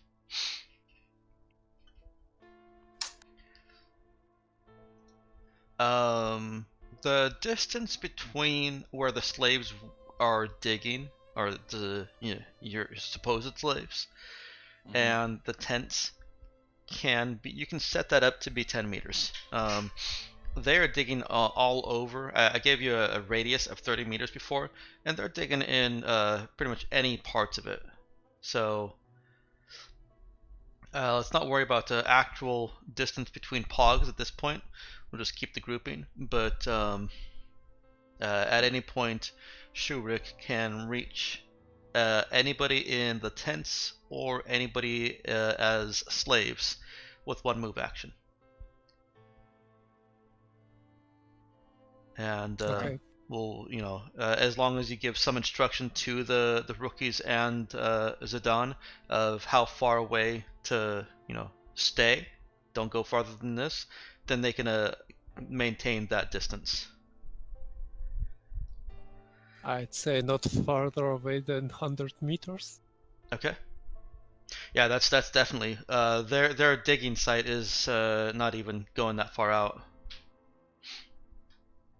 All right, so we should be good.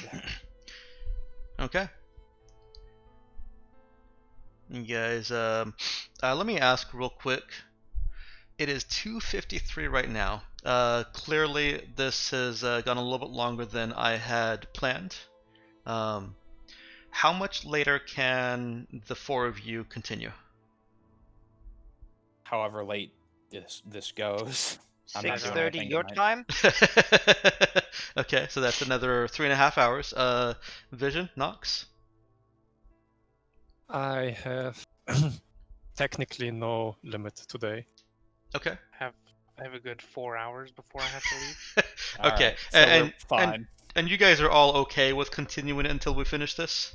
Yeah. Yep. Okay, cool. You wait until nightfall, and get yourselves dressed up as slaves, and dirtied up a little bit as well, I assume. Yep. Okay. We And were building you little see dugouts the... up there. I'm sorry, what was that? We're doing the same thing as before. Do a little trench Yes. to go prone in, and then make sure that thing is as concealed as possible. Yeah. I actually need It's to easier look for up... Zhang. She just has the stupid thing or void suit on, so they can actually bury her far more than the other two. Wait a second, just a quick question. So how long did we wait now? You've actually waited for about 6 hours. Wait, sorry, you spent some time with the other guys, so about 4.5 hours. Okay. Did you not want to wait that long? No. If in case it would have been like 12 hours, I would have asked whether I would rest and whether it would count as a regeneration time for the effort. 4 hours is not enough, I guess.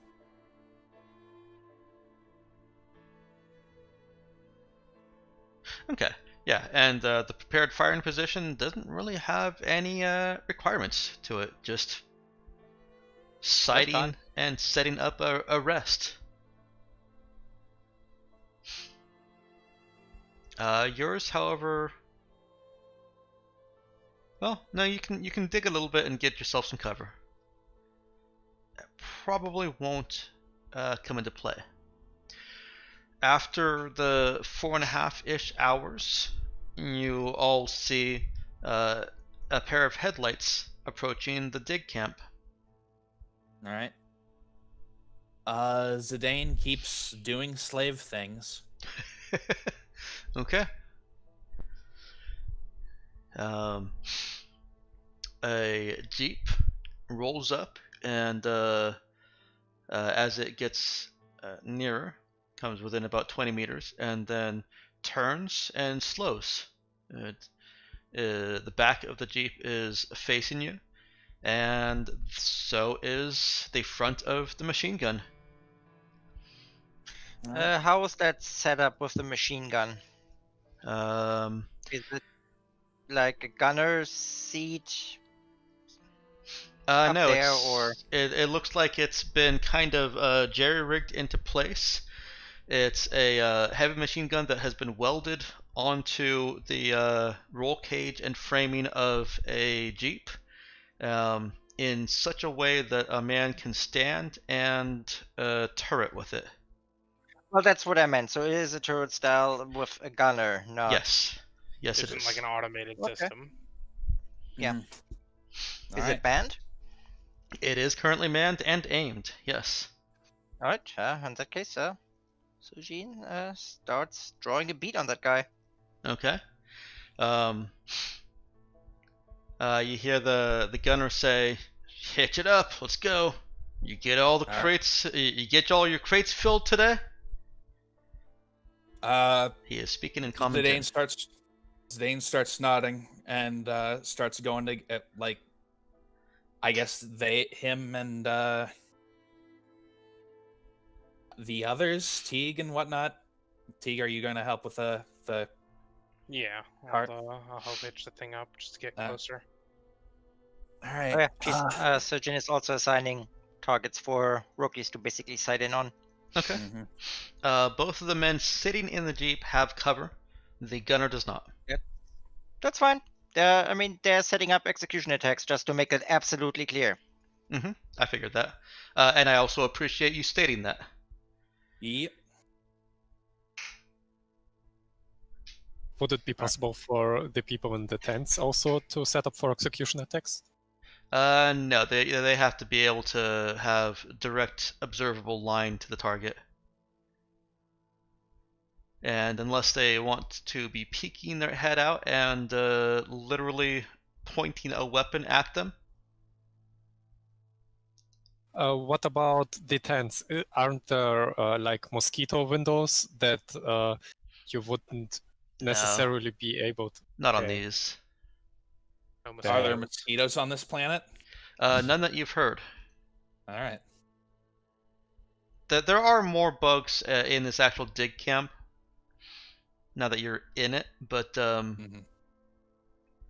still not much. And Okay. That and you're still in their frontal arc. EA, the machine gun arc.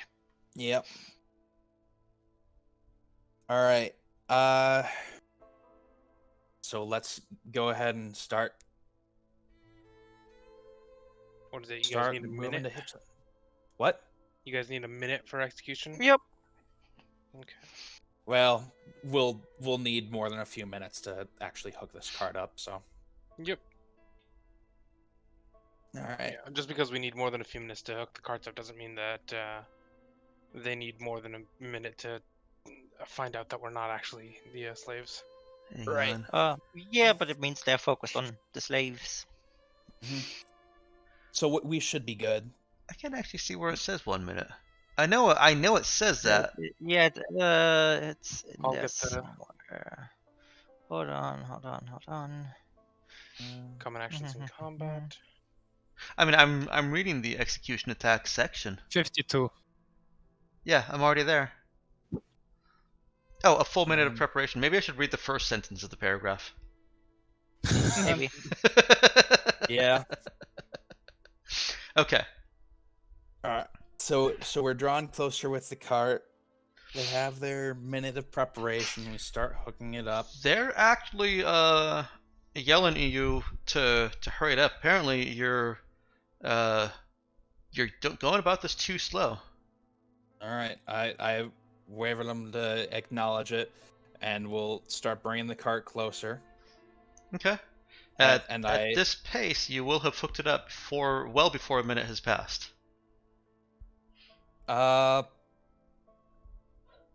Will we? Yeah. At the distance that they came, and you pulling the cart over with them rushing you along, you're most likely going to end up hitching it within the minute, I should say. Not well within, but within the minute. All right. Depending on how slow you want to go, it could be a minute and 15. We'll say 45 seconds to a minute and 15. All right. Shit, Raven. This crate doesn't have anything in it. Let me ask you what language you're speaking and if you're using the translator torque. I'm, I guess, using the translator torque here, so it'd be coming out as. It should be coming out as. Yeah, but it's mechanical. Yeah, it's using the That's a good point. using the translator torque is usually pretty obvious. Okay. In that case, Since you say something and then something else says something. that's a good point. I guess I'll just start whispering to him and like gesturing, like as if we're in an argument, or Okay. not to Raven, but to Teague, I guess. Okay. This is arousing some suspicion. The passenger side shotgun opens the door and gets out. He now has almost full cover from the sniper team. And begins walking towards you. Now he's back to half Okay. cover. All right. What is this commotion? 10 seconds And left. I'm still not saying anything, but I like point at him very, very I guess sternly. Point at who? Teague. Okay. Teague. I point at and I like just gesture back at the crates and just start shaking my head, like and moving my arms like no nothing sort of gesture. You got 6 seconds, 1 round before those snipers have set up and drawn their bead. In the fiction, you know that it's not, on the dot 1 minute. It's just that Zidane knows about how long it takes for a sniper team to get their targets sighted. All right. Go ahead, and somebody involved in the slaves group, give me a sneak check. Sneak boy. and charisma. Out and Sneak. slaves. Sneak charisma? Sneak charisma. All right. Oof. Can it be a rookie? It can. Perfect. This is not something that they are skilled at, so they would be rolling it with a 0. They should be getting my bonus though, right? Yes, they would get your bonus, so they would get roll it at a +1. +2. Or no, you're right. +1. It's only +1 for skills. Which for that roll, I guess for the modifier, it doesn't query for modifier. That's fine. I'll just -1 off of it. If you want. You know one what? of them to I'll just it. roll it because I'm still an expert. Okay. Unless you've got a good sneak, Teague. No.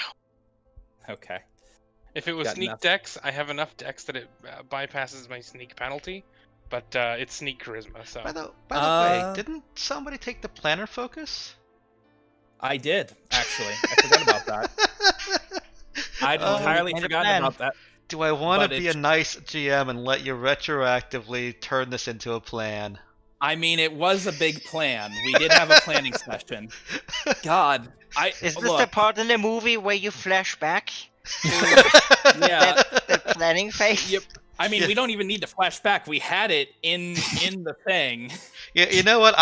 To punish you for forgetting, I'm gonna make you do a little bit of a flashback to when this was set as a plan. So give me something here. All right.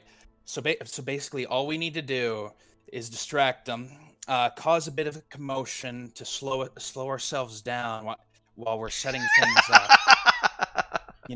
Remember, getting- you're slaves, not galactic mandate. right. So we need to act as such. And that's all we need to do. Just delay them long enough to get a bead and start opening fire. All right, I'll take it. Is that So just, act like Be slaves cool, in an everybody. army. All Is right, that good enough, Dex? it is. Go ahead. Slaves on 1, 2, 3. Slaves. All right. Let's see. So that's a sneak check. Sneak with charisma. Sneak with charisma. Can I aid myself, actually? As part of the plan, yes, you can. Perfect, then. Whoops. And can I use talk for this for bluffing? You mean for the aid check? No, that's administer. Oh, that's right. No, you're the Because I'm just gesturing anyway. yeah, trying to cast off their suspicion. This is still going to be a sneak check. Okay. I don't need to aid myself, I think, but here, just in case, since there's nothing stopping me from doing so. Yeah, Hey. yeah. You didn't need to, but that does bump you up to a 12. The guy that was shotgun was getting out of the jeep and coming to investigate. Clearly frustrated, rolls his eyes and starts shuffling towards you, grumbling under his breath. And sniper team. And I guess as he comes back to look at me, I look up at Teague and nod. All right, let's get those sniper shots first. Well, and then, yeah, get ready to roll your administer like crazy. Now I will. Once I hear I'm just them, gonna have cut you 'em off roll with the fire. the aid check for Zhang, and the bonus or non-bonus of that will apply to the others. I don't want 3 Here. separate rolls. It should be coming out in a second. Okay. Yep. That is a successful More aid. than So enough. Yep. all 3 of you get +1. Dex shoot.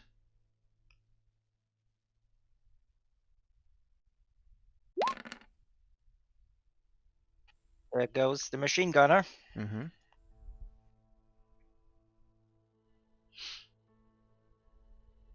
Next up, Holly on Mr. Shotgun. Okay.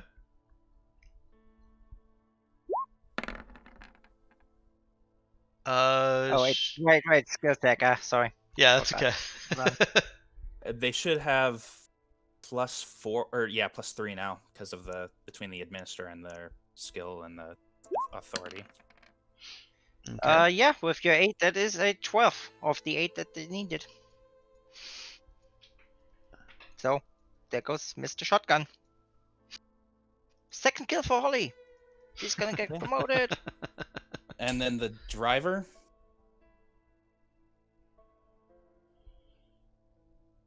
To the Yeah. drivers. Let's see if John can. And that is for John. That God is damn it, John. not gonna do it. Again. It's John again. First time he only need Eclipserator. And then Can I he fire fails at us on the hits. driver? Or am I not, like, in good vision of him? Sorry, I was coughing at the time. I missed that. Oh, would I be able to fire at driver? We're gonna go ahead and roll initiative. Okay. The sniper team has started off the initiative, or well, has started a combat round. So let's go ahead and before you roll, yeah, don't anybody roll yet. Let me clean this out. Remove all turns. Clear. Okay, now you can go ahead and roll, and we'll take your 4 right there. Hey, I Okay. like my 6. Can we assign that, or... Go ahead and roll again, and I'll just correct it on the thing. Yeah, you got a 6 again. There's me. Oh wow, that would have been much better. Oof. All right, and one more from Shu, from Rick. Yeah, I'm on it. Okay. Damn it.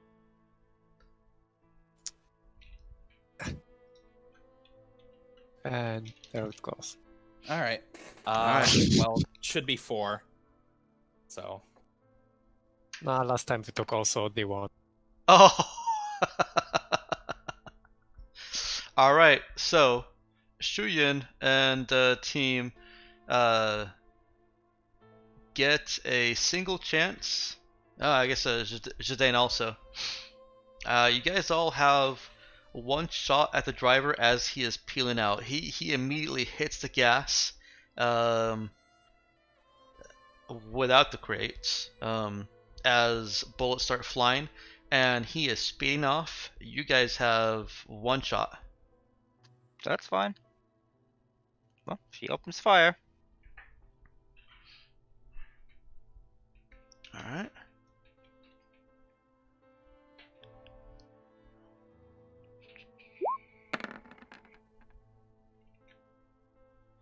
That is definitely enough to kill him. Laser blasts pierce through the darkening sky and streak right across the driver. He tries to leap out of the way, ends up getting caught, and you just hear this sickening crunch and gurgle as he somehow twists himself under the Jeep. The Jeep kind of almost tilts and veers over, rights itself, and there is a leg of a man hanging from the driver's side, and parts of him strewn across the desert. well, that's He's got more problems. But Sujin opens comms. Target's down. The Jeep comes to a rest without gas and then stalls out. All right. Well, not This poor perfect. guy. As the Not- good guys of the Galactic Mandate, weren't we supposed to tell him about his rights before shooting him? We're military, not police. He had the right to surrender. He decided Yeah, to run. but- No choice. But shouldn't we have told him that he should surrender? I mean, we're the Shoo. good ones. Shu, I'm going to instruct you to retake a course on the fucking on our actual laws when we get back. For now, for now, He gets to repeat the entire training program. yeah. No, just part of it. So, to be fair to all players, I haven't exactly given you a whole lot of guidance on the Galactic Mandate. I think Lulu has the most, just because I bounced some ranking name ideas off him so much. But yeah, the Galactic Mandate is the good guys as a paramilitary police force. They definitely are able to call or consider a situation martial law, but they really shouldn't. Part of Galactic Mandate's authority is by permission of planetary governments, so they have to be kind of careful of that line. Well, Okay, nothing to so- worry so- about on here. So did we cross that line here then? With Kamiego, no. Okay. Somebody may certainly frown on killing prisoners, just because that is not something you're supposed to do no matter where you are. Hey, he didn't die, okay? He didn't die. Who's killing prisoners? Basically, even when you're in on a planet that has no relationship with Galactic Mandate, how you engage and handle situations, it kind of ends up reflecting on or impressing on how you're gonna handle situations on planets that do have an agreement. So you come to a place like this and go guns blazing hog wild, they're less inclined to trust you on a planet like March, where they have to be extra careful. Right.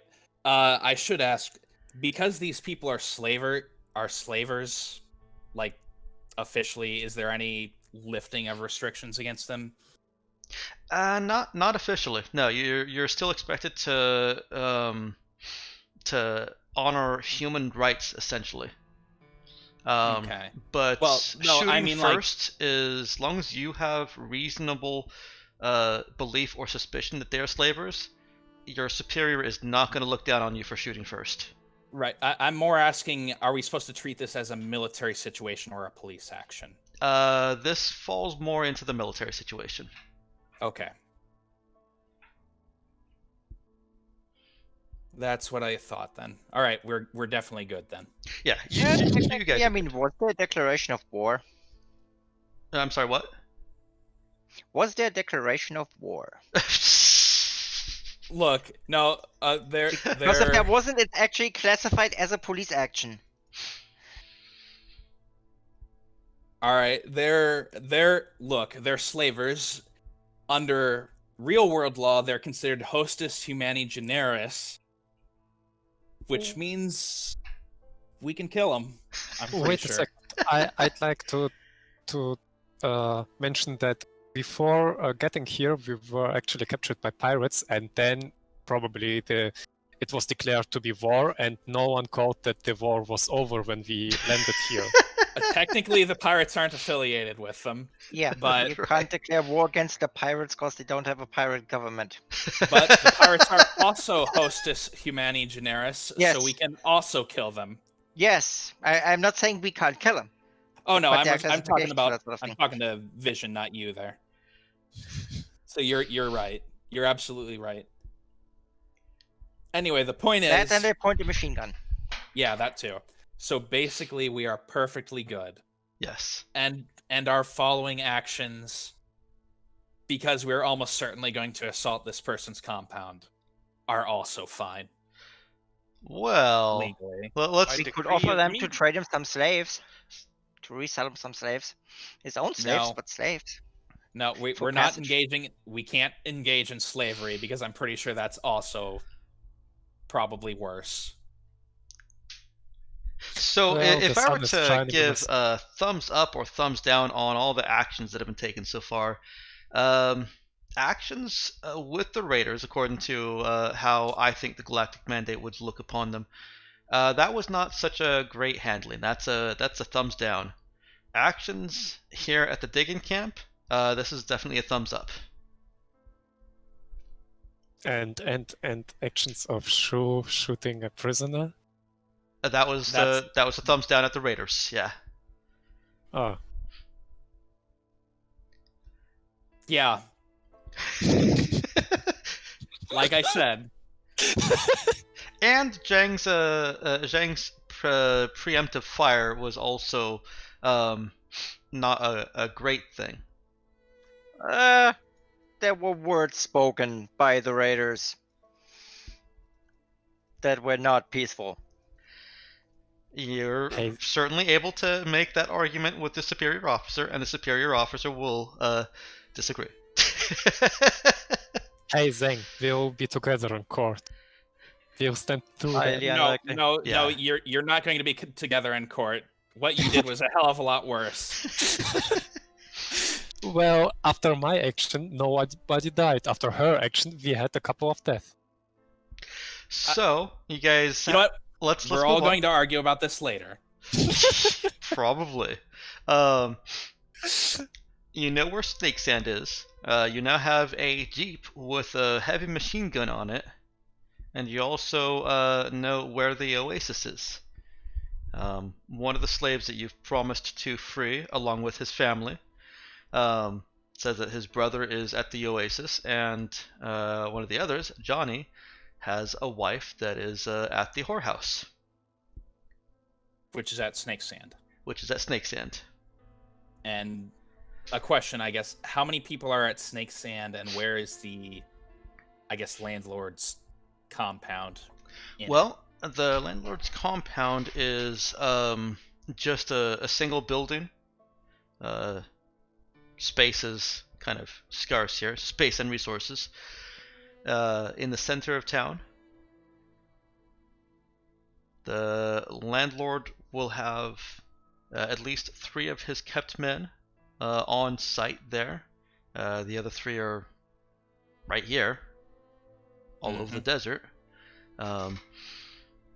Meaning that you only have the landlord himself and those 3 kept men in a town of about 33 people. Not about 33 people. 33 people, including a 6-year-old child, minus the 3 that you just killed. Right. And then how many people? Didn't he say like half the landlord's men were at the Oasis? Mm-hmm. So there should be 6 men at the Oasis. Oh, okay, that's what they meant. All right. So I think our first goal should probably be to deal with the landlord then. Now, in the interest of pacing, I don't actually want to roll out any more of this, or at least not in combat terms. You guys have a Jeep with a heavy machine gun. Right. So tell me how you guys plan to approach this. All right, we're going to talk this out, but I think the best, like in character, we'll talk this out. But I think the best idea right now is to ride up to town with everyone who needs to be on the Jeep, with whatever water we have with us. I'm sure probably some of that is probably going to go back to the people at the life pod. The rest will come with us. We're going to roll up to the landlord's place. Get the place surrounded, the Jeep trained on it, and just go SWAT on the guy. Okay. We'll raid the place. basically take him captive if we can. Shoot the people who actually resist there. So his men basically. And then if we take him, go on. What if the 6-year-old runs out and shouts out, "I will resist you"? Shall we shoot him too? No, The 6-year-old, you laugh. don't shoot children. You said everyone who resists. I do imagine that the child might resist. No, don't shoot the child. Okay. But we'll take captive who we can. We'll shoot who, is actually a serious threat that is actively resisting. Wait a second. Let's say the child would have a gun in the hand. Let Which is me. real important. I know Whoa. you're being a little bit silly, but I want to put out just as a general, as realistic as it may actually be, and as much as it may actually happen in real life, I'll never put you guys in a situation where you're shooting a child. Okay. That's a line that I think, a realism line that I think does not need to be approached. Yeah, that's fair. But yes, do everything you can not to shoot a child if the situation comes to that. And then so yeah, that's basically how we'll deal with the landlord's compound. We will free whatever slaves are in town under the same principles, and we will have a heavy machine gun backing us up to intimidate anyone into resisting, and if they're crazy enough to resist at that point, I'm not really sure what they're expecting. And then once that's done, once everything's liberated there, and we see if they have any communication equipment with which we'll start contacting the mandate, if we can. If not, we will bring whatever communication equipment they have back to our life pod and have people contact them there. We will swing by the Oasis with our horses and jeep and deal with them in a very swift military action.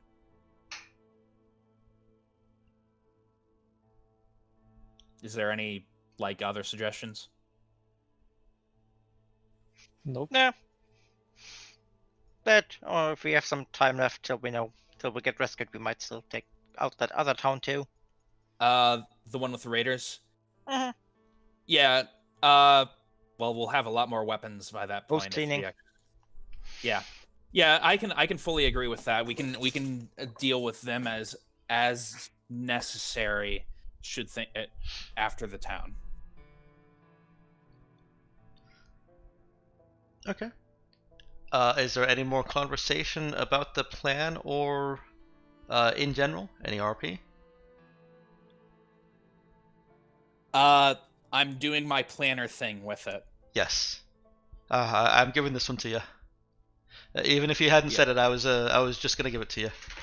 Okay. Yeah, I'm sorry. It's a new character, so I don't remember I have it. I was just giving you a hard time.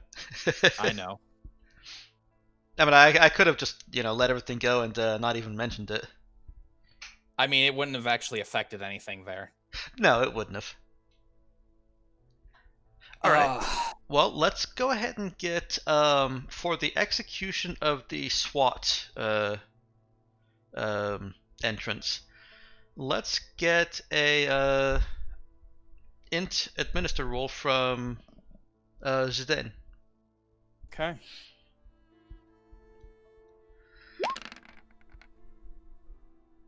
Is that adequate? It is. I also want a different character to give me a shoot wisdom skill check. I can give a shoot check. Okay.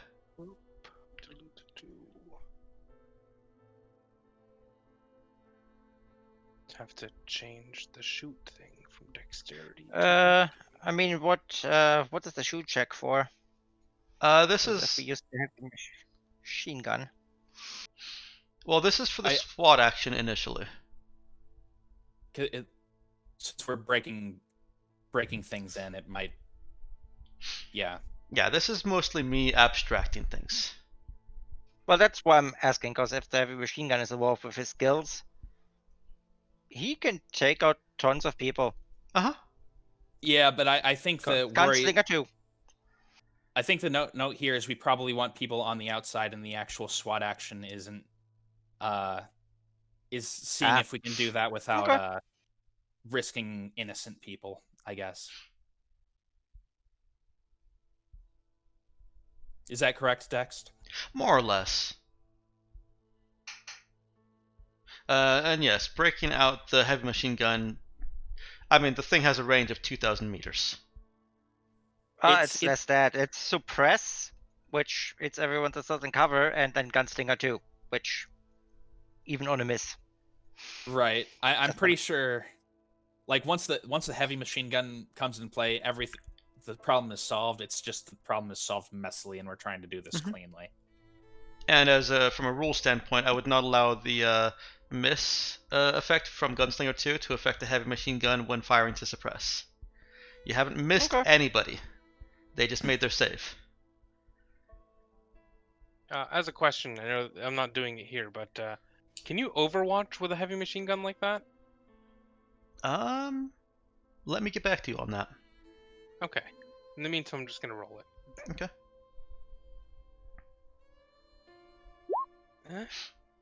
Okay. Your SWAT action goes off without a hitch. Minimal shots fired.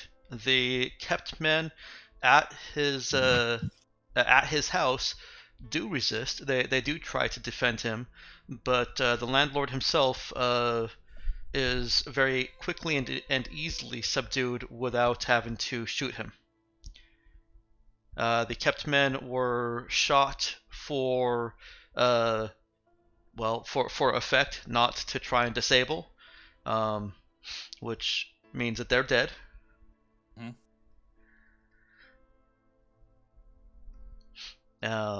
And the heavy machine gun was not put to use. You've essentially taken the town of Snakesand. Perfect. There are regular residents here, some of whom are bemoaning the death of the landlord. Or not death of the landlord, sorry. I assume that you guys are arresting the landlord? Yeah. The arrest of the landlord, saying he protects us. Now who will protect us from the raiders? But the slaves, of which there are more of, don't seem as upset. I can't imagine why. Yeah, I wonder why.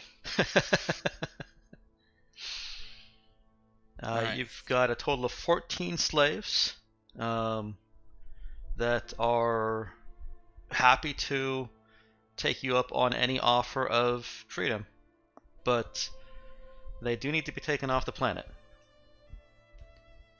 Understood. As I say to him, we'll arrange transport with the Galactic Mandate as soon as we get back in contact with them. Okay. Same place we're going. All right. Gus, the rigger in town, does have parts to build a radio, and Cecil, the general store, just has a working field radio that could be used to make that communication. Well, I mean, we have several field radios at this point. You've had the short range radios. His is capable of actually communicating with ships beyond the atmosphere. Yeah. Or transmitting to, if not real time communication. In that case, Shu. Yes. You had experience with these things, right? Just a quick note: neither of them are just giving these to you.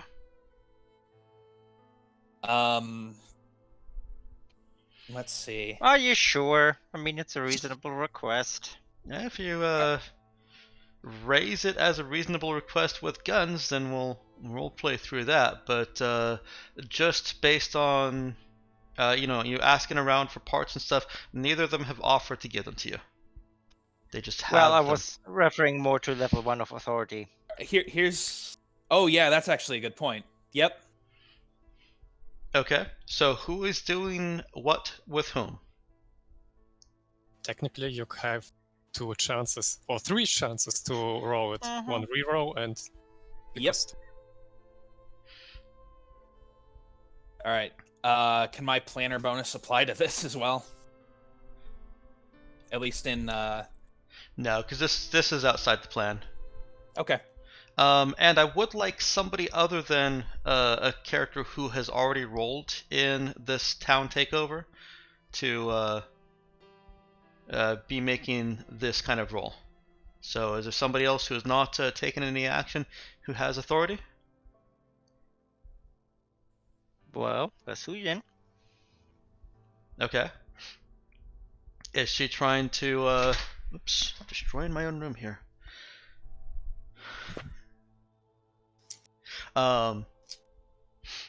How is she trying to exert her authority, and which of them does she want to exert her authority on? You've got, I'll give you more information before you answer. You've got Gus, who has the parts to build a radio or repair a radio. Hang on.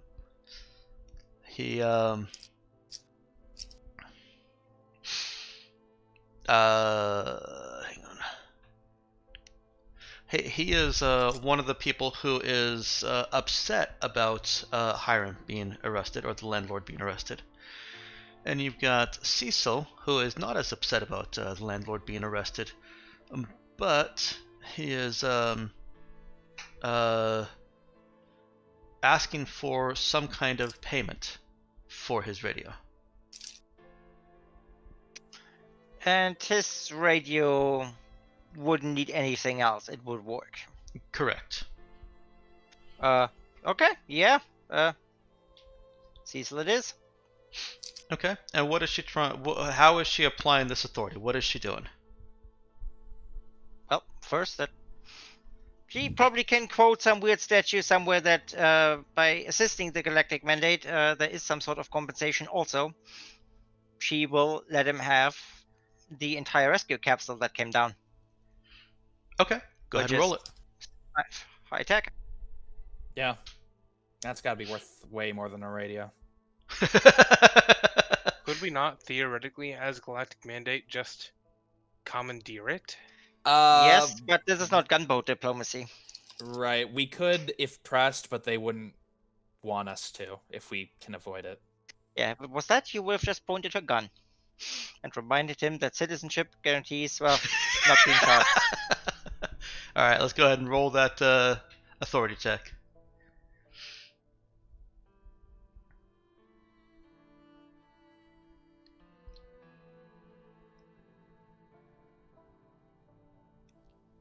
Yeah, I wish I could do it with wisdom.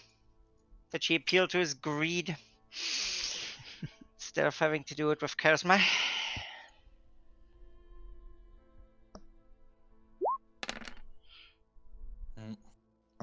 I mean, still, it's against his morale score, so maybe. If he's a peaceful human, yeah, it should work. Is that what it's against? That's right, that is what it's against. Mm-hmm. Okay, 1 second.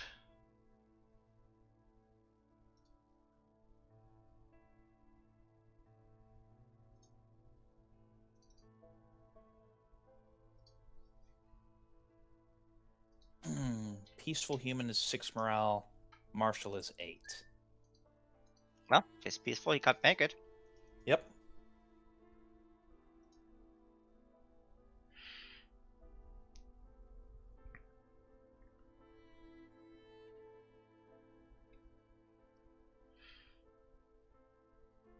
Okay. He'll take the offer. He is keen on getting his hands on whatever tech is inside that life pod.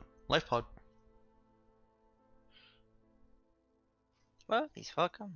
more than welcome to it. Well, time to make a call. All right, you now have a radio. Perfect.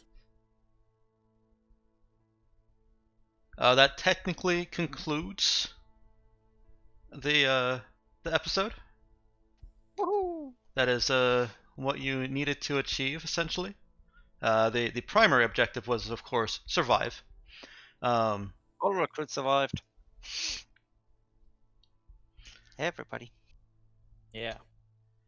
So let's wrap up real quick what you guys do going from here. You've got 14 slaves from the town, as well as one townsfolk who wants to take herself and her son off this planet.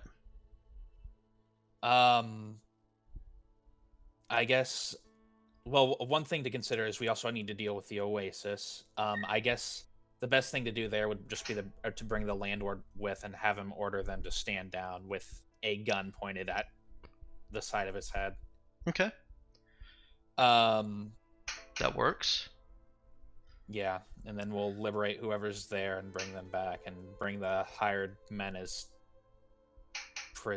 temporary prisoners anyway. You can arrest them for and await trial. Right. But and the even better plan is now that we have a foothold on the planet, we can actually expand the galactic mandate over the planet. I'm sure That'll- some people are. That'll be a higher up decision. Yes, but this is how Sujin will pitch it to the higher ups. Right. Well, I mean, it'll be a And civilian. why it would be, and it's also why it's good to have the civilians that want off this planet to come off this planet to give a good sit rep. Oh no, I fully agree. I'm just saying it'll be a civilian galactic mandate decision. It won't be the military side of things that decides that, I assume. These people are very tired of this very Is sandy water there a world. civilian Let's leave them on galactic Sos. mandate side? Yeah, that's actually a good question. I thought there was, but Dex? I missed the question. What was it? Is there actually a civilian galactic mandate side? That makes like the decisions on like what our actual stuff we do is. Sort of like is the galactic mandate a military government, or does it or is it, or are we part of a military arm of an actual government? I got it. Thank you for rephrasing. The Galactic Mandate is a military corporation, essentially, or a military company. It Ooh, let's keep this. technically it is the descendant of the Terran Mandate. I think I may have mentioned this before, but only kept the authority of basically space police jurisdiction, and has negotiated its way into also keeping peace on the ground at selected locations. Before you get into too much of the big picture stuff, let me finish up real quick here. It sounded like you guys wanted to at least take a look at the other town. Right. With- I'm sorry. I think we wanted to take a look at the town, and we were considering fighting there as well to deal with it if it seemed like a significant threat. I think if we can get in contact with our higher ups, we would, at least Zidane would request permission to engage. Okay, so once you've secured the oasis, your water concerns are temporarily abated. Without the restrictions of the landlord, the other people living there, the other residents, will quickly run the oasis dry. It'll rebubble. It does continue to spring water up, but there's. No, go on. I was gonna say that there's some small silver lining to having a oppressive landlord who restricts water. I should point out we are still a military force, and this is until a new civilian government comes to be. This town is under martial law until we're pulled out. Okay. Also, furthermore, how primitive or advanced is their tech down here when it comes to water? In which area? What do you mean? In all areas. For example, we have a survey scanner. Like, are they? That thing might be way better at finding underwater, Well, it Right. turns out fires that than any of that stuff. you can certainly try finding any underwater veins, but turns out that those initial raiders kind of description is fairly accurate. Um, the water that comes up is coming up from deep in the earth. There are some geological, geomorphic, botanical processes that I don't understand that draw the water up and into these plants, and wherever the water is, it's at the ground. If it's accessible at all, it's coming up to the ground. And you guys can confirm that with your survey scanners, that if you're not seeing water bubbling up, it's nowhere near surface or any accessibility. You had mentioned, and we have water filters. right? You had also mentioned there was actually damp soil back at the slave camp where they were digging up plants. Mm-hmm. With the water filters, could we extract usable water from that? Well, that's actually what they were bringing the mud for. Okay. It's very spongy mud, and it retains this water that's coming up.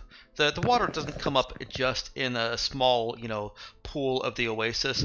It comes up in a geographical area. All right, I got you. The mining, then the digging camp is about the outside reach of that area. Got it.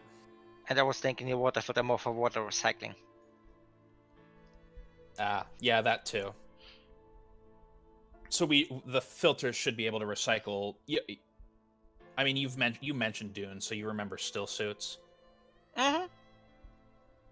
I've actually never seen Dune. All right, so basically they have these things called still suits, which But it's basically a vac skin, right? yeah, basically it Kinda. Yeah, more or less. But it's like a vac skin, but it recycles basically all your perspiration, all your waste, any water that escapes you, and turns it into drinkable moisture. So you lose basically nothing, and you can keep going for a super long time on just that. Yeah, I don't know how far current tech is on that, but Fairly far. Not feces, but urine? No problem. well, yeah, Yeah. I know urine. But Still suits probably doable with TL4. in any case, they have water restrictions. You're not going to solve my entire planet. Sorry. Oh, that's not what I was. Not yet. I'm just saying we should be good for our personal stuff. Yeah, I wasn't trying to. I was just giving you a little bit of background here, not trying to present any new challenges to you. Just giving you background. The townsfolk scramble for the water and basically overuse it initially until you guys can see, oh shit, this happens. And it's not just a pool that's kind of constantly bubbling. It's a pool that's constantly trickling, and you can reassert control over it as a military asset. Right. When you go to investigate the other town, it is more like a city. It has walls, and it has defensive, offensive emplacements. You're able to recognize that before you get within range of those weapons. And turn back, unless you want to drive into them. Nah, if they've got actual defensive emplacements, I'd probably recommend that we just fortify our area for the time being and wait for either support or reinforcement or whatever. Okay. I mean, depends on what they have. That's true too. How significant are these emplacements? They're pretty significant. They've got not only machine guns, but what also look like Hydra arrays. Yeah, that's super not worth it. Let's just focus on fortifying our area and the Oasis, and we'll set up patrols with at least a couple of our recruits and some of the slaves who are willing to be armed for that purpose. Okay. One of the first things you did, of course, was send out the signal to Galactic Mandate. What did you want to say in your broadcast?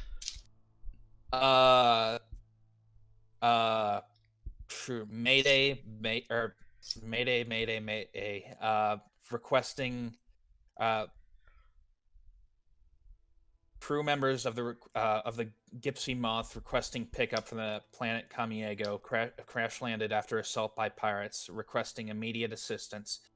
We have civilians here further needing transport. Request assistance immediately. Also, sir, we should warn them that those pirates are still around and it's a trap. Yeah, I think I mentioned the pirates in there. Further pirate presence is suspected. Be advised and prepared for any assault. And then just set the request on repeat, requesting pickup. Be advised of extreme pirate presence. Okay. And then, also civilians requesting evacuation from the planet. Okay. So, to kind of sum up and wrap this up for you, that same night, far too soon for your broadcast to actually have reached the ships out there.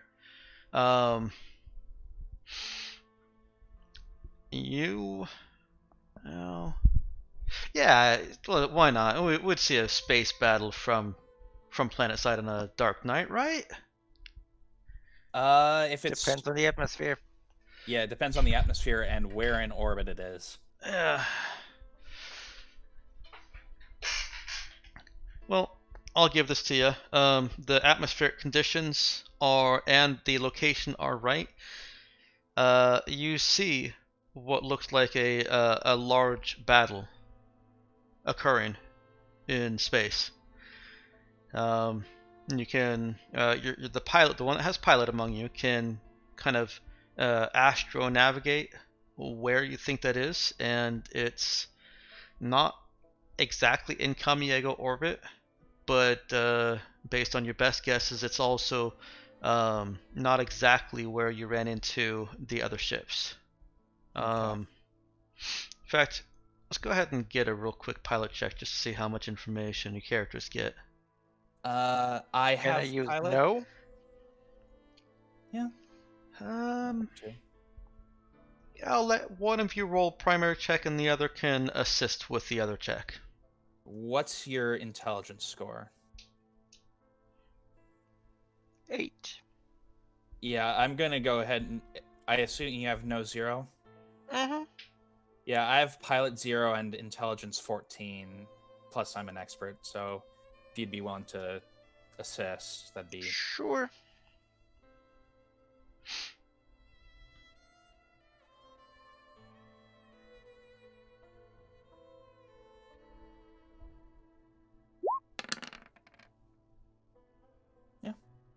Okay, that that's enough? sufficient for a +1, yes.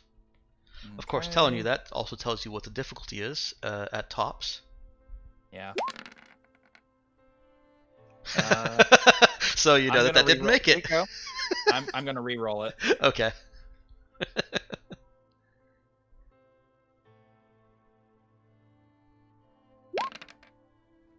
That certainly does. From the best that you can decipher using the equipment and technology and knowledge at hand, it looks like one of the sides has superior tactical positioning And the other side in this conflict has flown into an ambush. Shit. Virtually. Yeah, I don't think our message got out in time. It didn't. You estimate, depending on just how far away they are, they will probably receive this within a couple of hours. And I'll also remember that the light that you're seeing has taken a couple hours to reach you. Right. Just out of curiosity, when would we have had to get the message out so that it wouldn't have happened? Pretty much immediately upon landing. Yeah, we didn't really have a chance to help them avoid the ambush then. You didn't. This was not a mission. So you haven't failed anything. This was not a mission to try and warn Mandate. That's just something that was supposed to be in the back of the characters' minds. This was a random event that was rolled in this system, and in the course of rolling those random events, the protagonist of the random event, the pirates, got the winning roll. Great. So we might be a little bit fucked. You do get a transmission early the next morning from the Derringer. Message received. Galactic Mandate has retreated, and we'll send somebody to pick you up as soon as we can get a ship there. All right.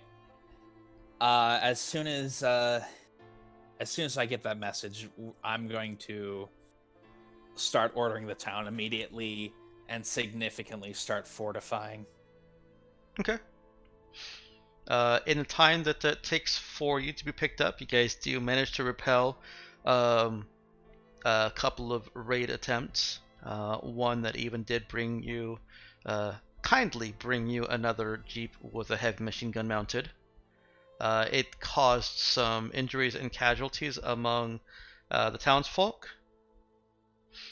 But hey, the town now has another jeep with a heavy machine gun mounted. And nobody liked the person that died anyways. Yeah, hooray! We all win. What I'm not telling you is that it was secretly Shu Rick that shot that person in the back. Hooray! Everyone except the laws of the Galactic Mandate wins. No, I'm kidding. He'd definitely go for that. Wait a second, let me think about. No, actually, no. No, there's a significant difference between a heavy machine gun wound and any other wound. Yeah, I was gonna say. Also, Shurik did not know that he would suffer an accident that very evening when a machine gun opened up. But the fortifications that you've made and the quick action that you've taken to prepare the town have actually inured them to you in some small bit. They're not as upset about you taking away their protection.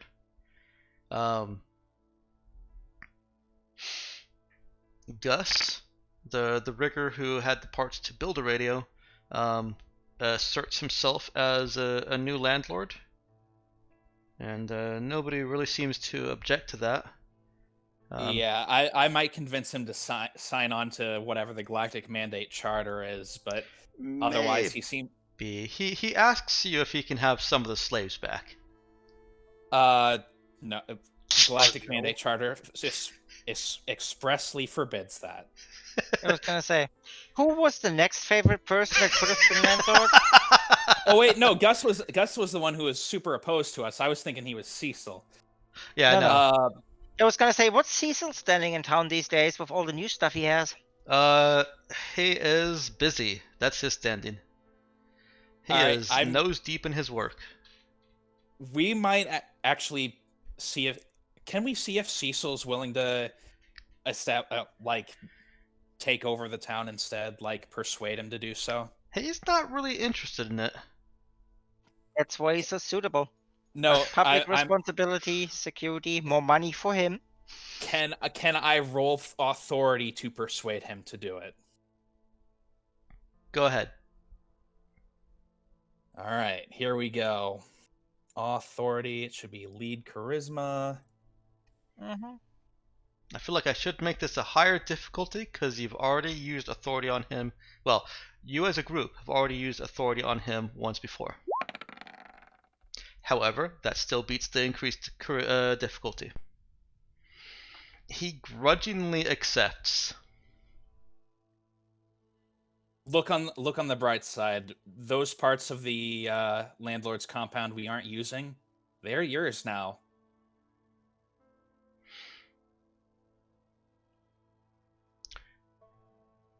Is not so thrilled about that, but he starts to split his time between landlording duties, basically being a mayor and sheriff of the town is what that entails, and working on dismantling your life pod. I was gonna say, I'm sure there were some statues he did not like as a traitor that he now can gladly abolish. Congratulations. All right. I'm less thrilled about that, but Hey, a modicum of corruption is okay. Your Look. objectives for this were to survive. You succeeded with that. Secondary objectives were keep everyone safe, which is lose 2 or fewer. Succeed. Help Get those who lost need on. help. I guess you succeeded at that. Another objective was do not kill innocents. And assert galactic mandate law. I feel Hey, we like totally did. We were ready to shoot one of our own to uphold galactic law. You did. You did. I feel like broadly we succeeded in all of those actually. Yeah, no, absolutely no argument. So you gain 5 XP. Ready? 5. May I persuade you to give us one more to give us a level up? You may not. But yes, level 2 of authority. Sadly we've already both used that today. Oh no, this was across multiple dice. Mine was way days and days before yours. Oh, you're right. They've got a point. But not an Question, experience is this- point. Is this 5 experience for these characters? Yes, it is 5 experience for these characters. Does that mean that these characters will be reused at some point? Yeah, that's definitely an option. Initially I hadn't thought, much in that regard, which is why I let you guys just go straight up to level 3. And also because of the training. I think I would have started any Galactic Mandate characters at level 2 anyways. But Guess who's on the next gunboat hunting the Raza? All of us. yeah. Oh yeah, I'd also like to suggest. I would like to personally suggest Holly Barr receive a commendation for her extreme skill in dealing with, I guess, the slavers and the raiders, as well as personally suggest. Well, I guess Zong and Teague for consideration into whatever special forces we might have. Well, further examination for promotion. But not sure, Rick? Psychological evaluation.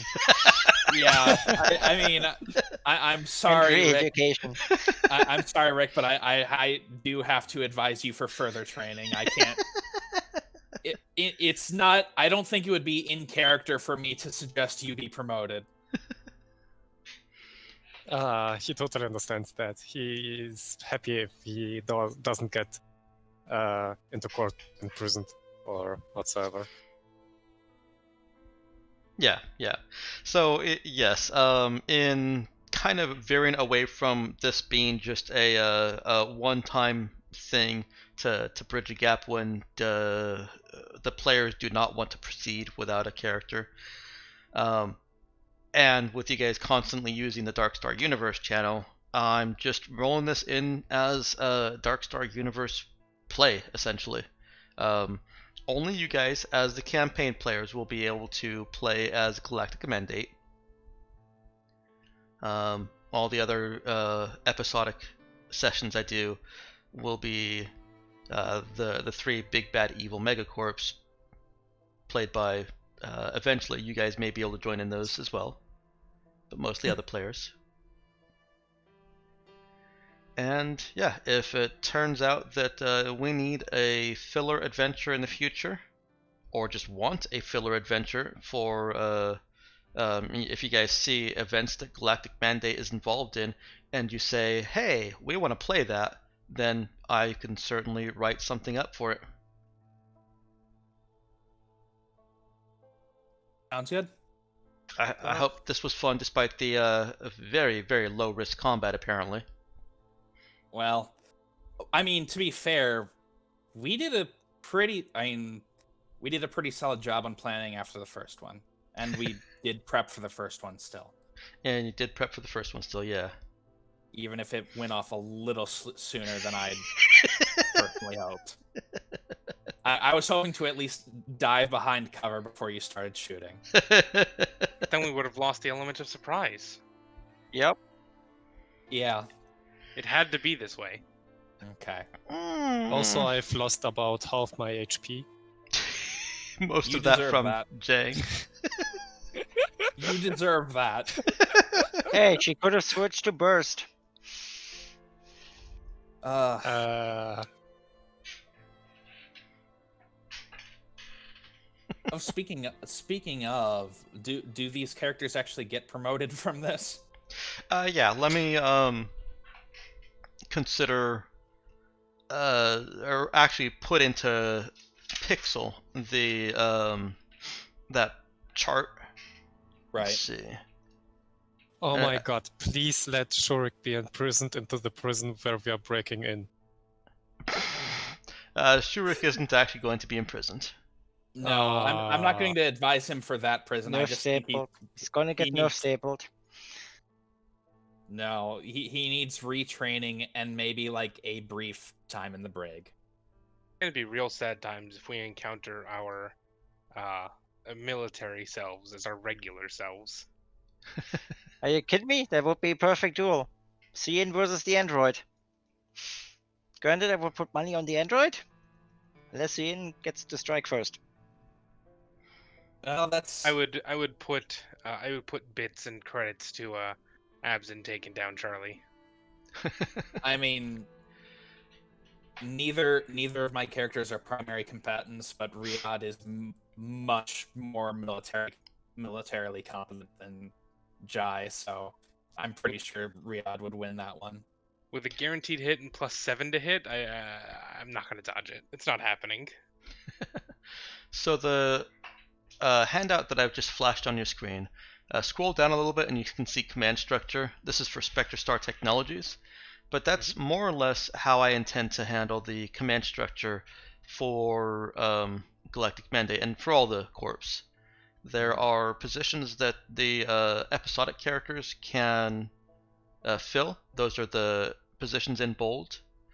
And with Galactic Mandate being more focused in its operations than the other corps are, more of the positions in the three different branches are going to be accessible. Those three branches being essentially officers, military officers, military enlisted, and investigative/police. Right. So to clarify this, I think we aren't technically considered officers exactly so much as we are all recruits. So I think we can choose whatever branch we want rather than just going into the officer one if you feel your character's more of a boots on the ground enlistee. More or less.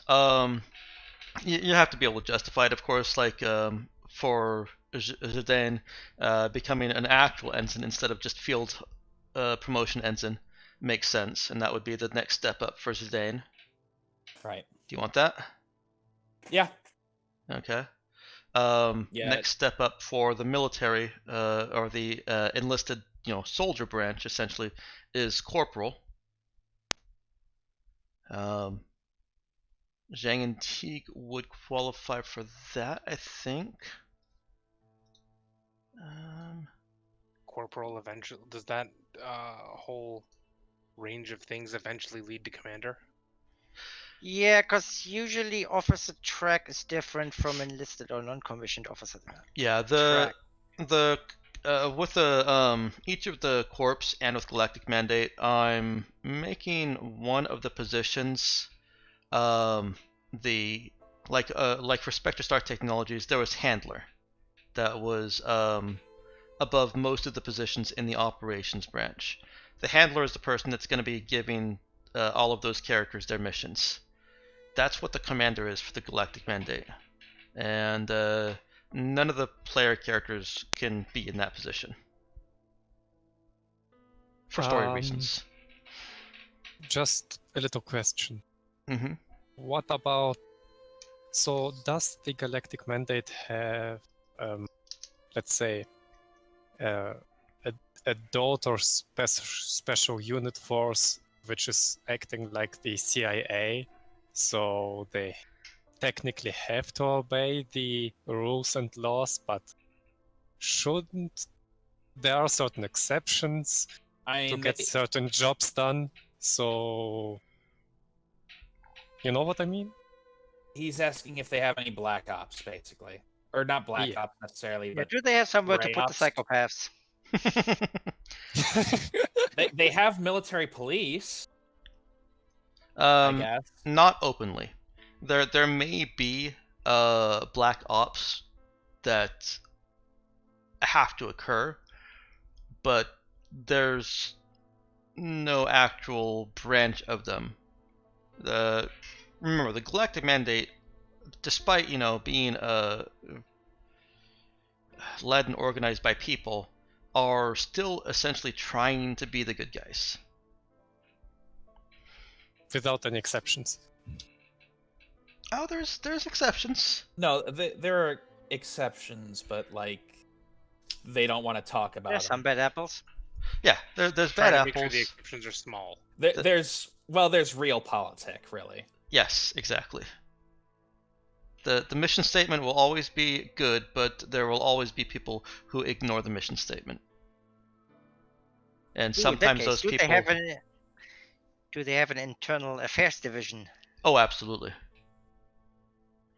Suyin would totally go into that. Troubleshooter. She finds the trouble and shoot it. And then she believes in the whole thing. Dex, may I make a pitch to you? Go for it. All right. Since this person, or since Zidane's demonstrated himself well in a field command, may I propose he be promoted to lieutenant junior grade rather than ensign, since he's not he wouldn't be fresh out of the academy and has actual field experience at this point. I know in standard navies they have a full lieutenant and then a lieutenant junior grade that is sort of on par, has actual academy. And I agree with the rationale behind it, but for the mechanics, I am making this much more simplified.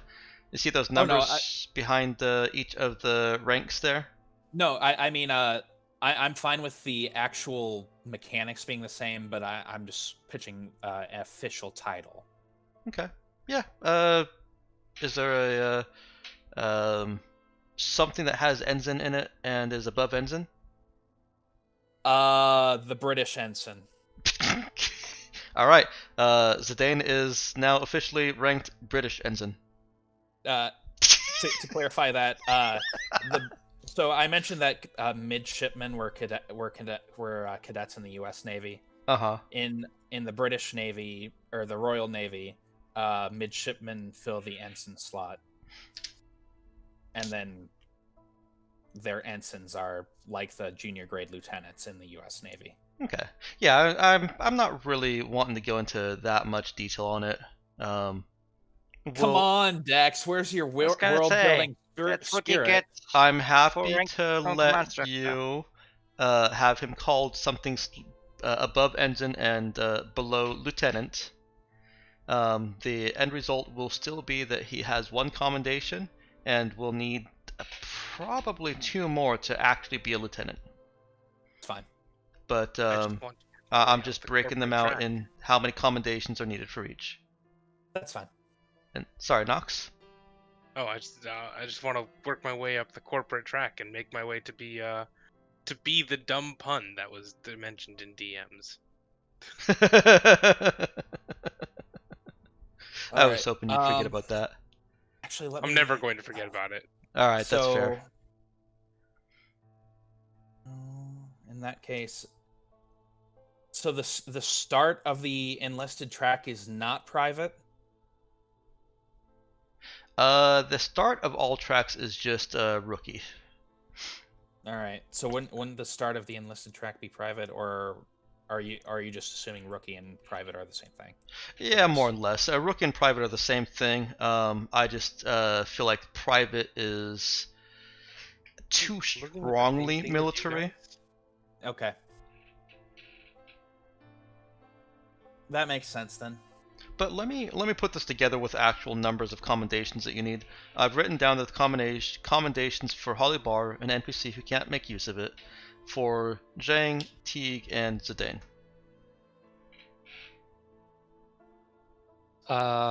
May I ask what the internal affairs will say about Shurik?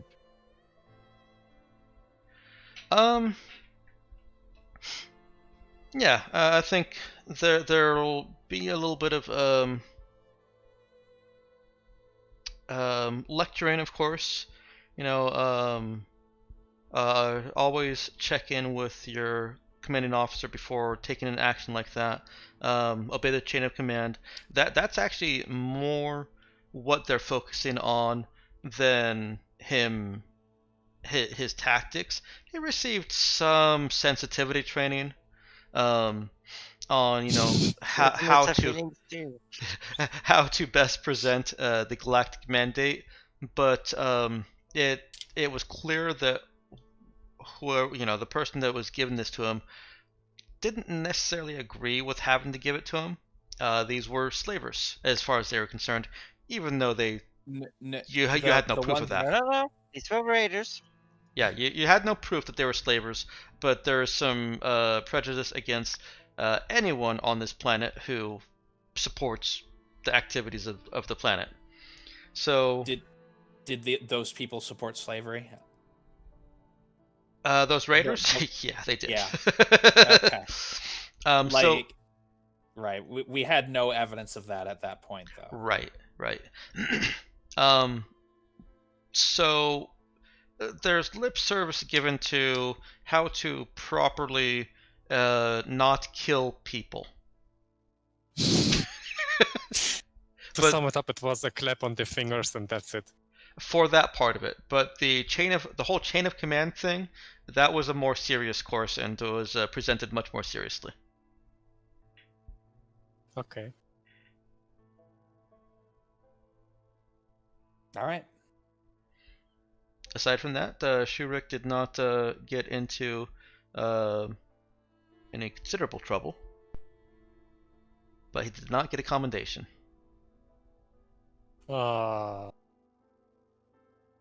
It's all right, Private.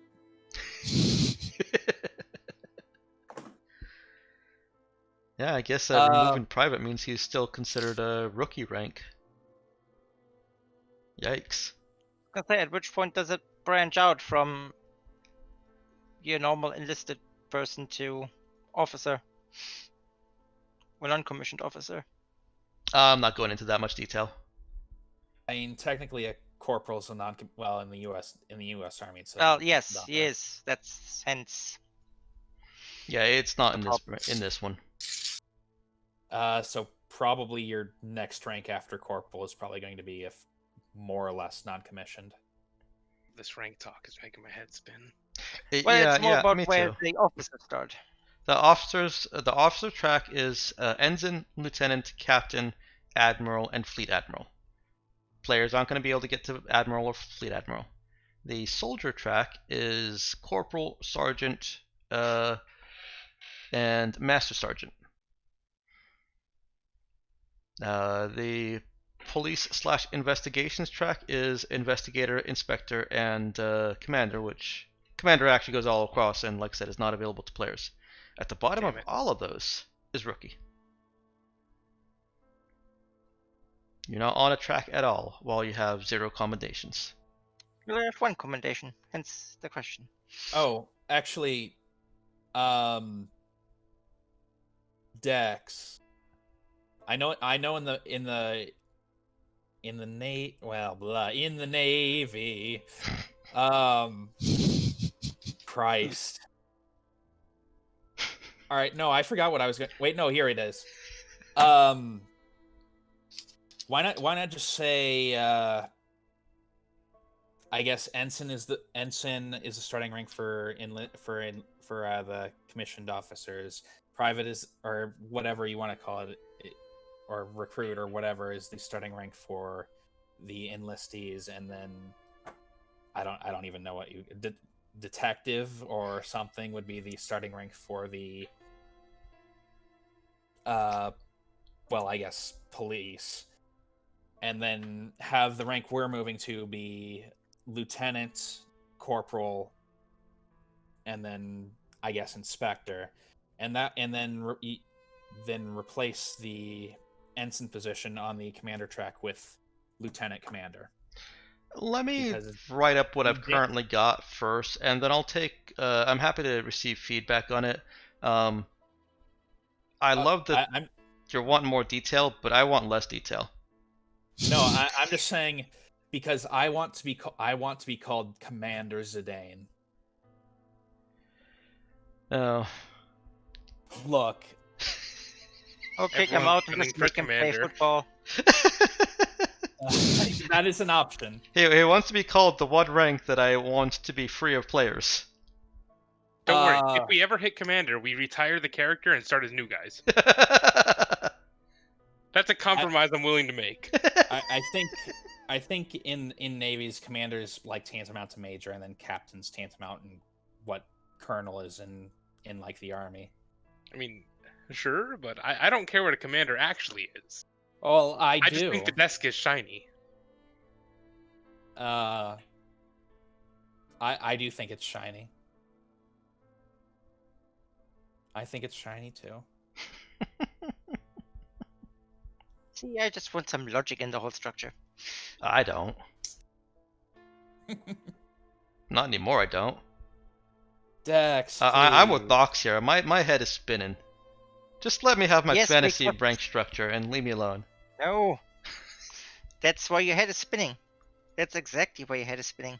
Think about it this way, Dex. If you work this out now, and and I can fire It- you all. well, no, That's true. the next time you roll this, no one else will ask these questions. So, you're saying that corporal is a non-commissioned officer. I'm looking over here at enlisted insignia for both Army and Marine Corps is E4 is a corporal. There's no officer there. No, it's non-commissioned officer. Yeah, non-commissioned officer. There's When a does big non-commissioned difference. officer start? Corporal. Corporal? What is non-commissioned officer? Basically, an officer that has not gone to like officer school and things like that. That's why they never start on the same track. Then why are they enlisted? Because they're considered enlisted, but higher than the normal enlisted men and in charge of the other enlistees. Okay, Right. and what is a sergeant? A higher ranked non-commissioned Yeah. officer. Higher What rank. is a... Well, the rest of these are all just sergeants with different words in front of them. Yeah. The So it's the difference same is bloody how track. much a charge. Yes, it's yeah. You There but need you to be can't no jump changes made. Yeah, because you Because can't jump from enlisted to officer. You can't There are jump some from enlisted to officer. I don't have that happening. Yes, but we would like some of us would want to be officers. That's where the Okay. whole problem starts. There is no problem. The rookie can become an officer as an ensign.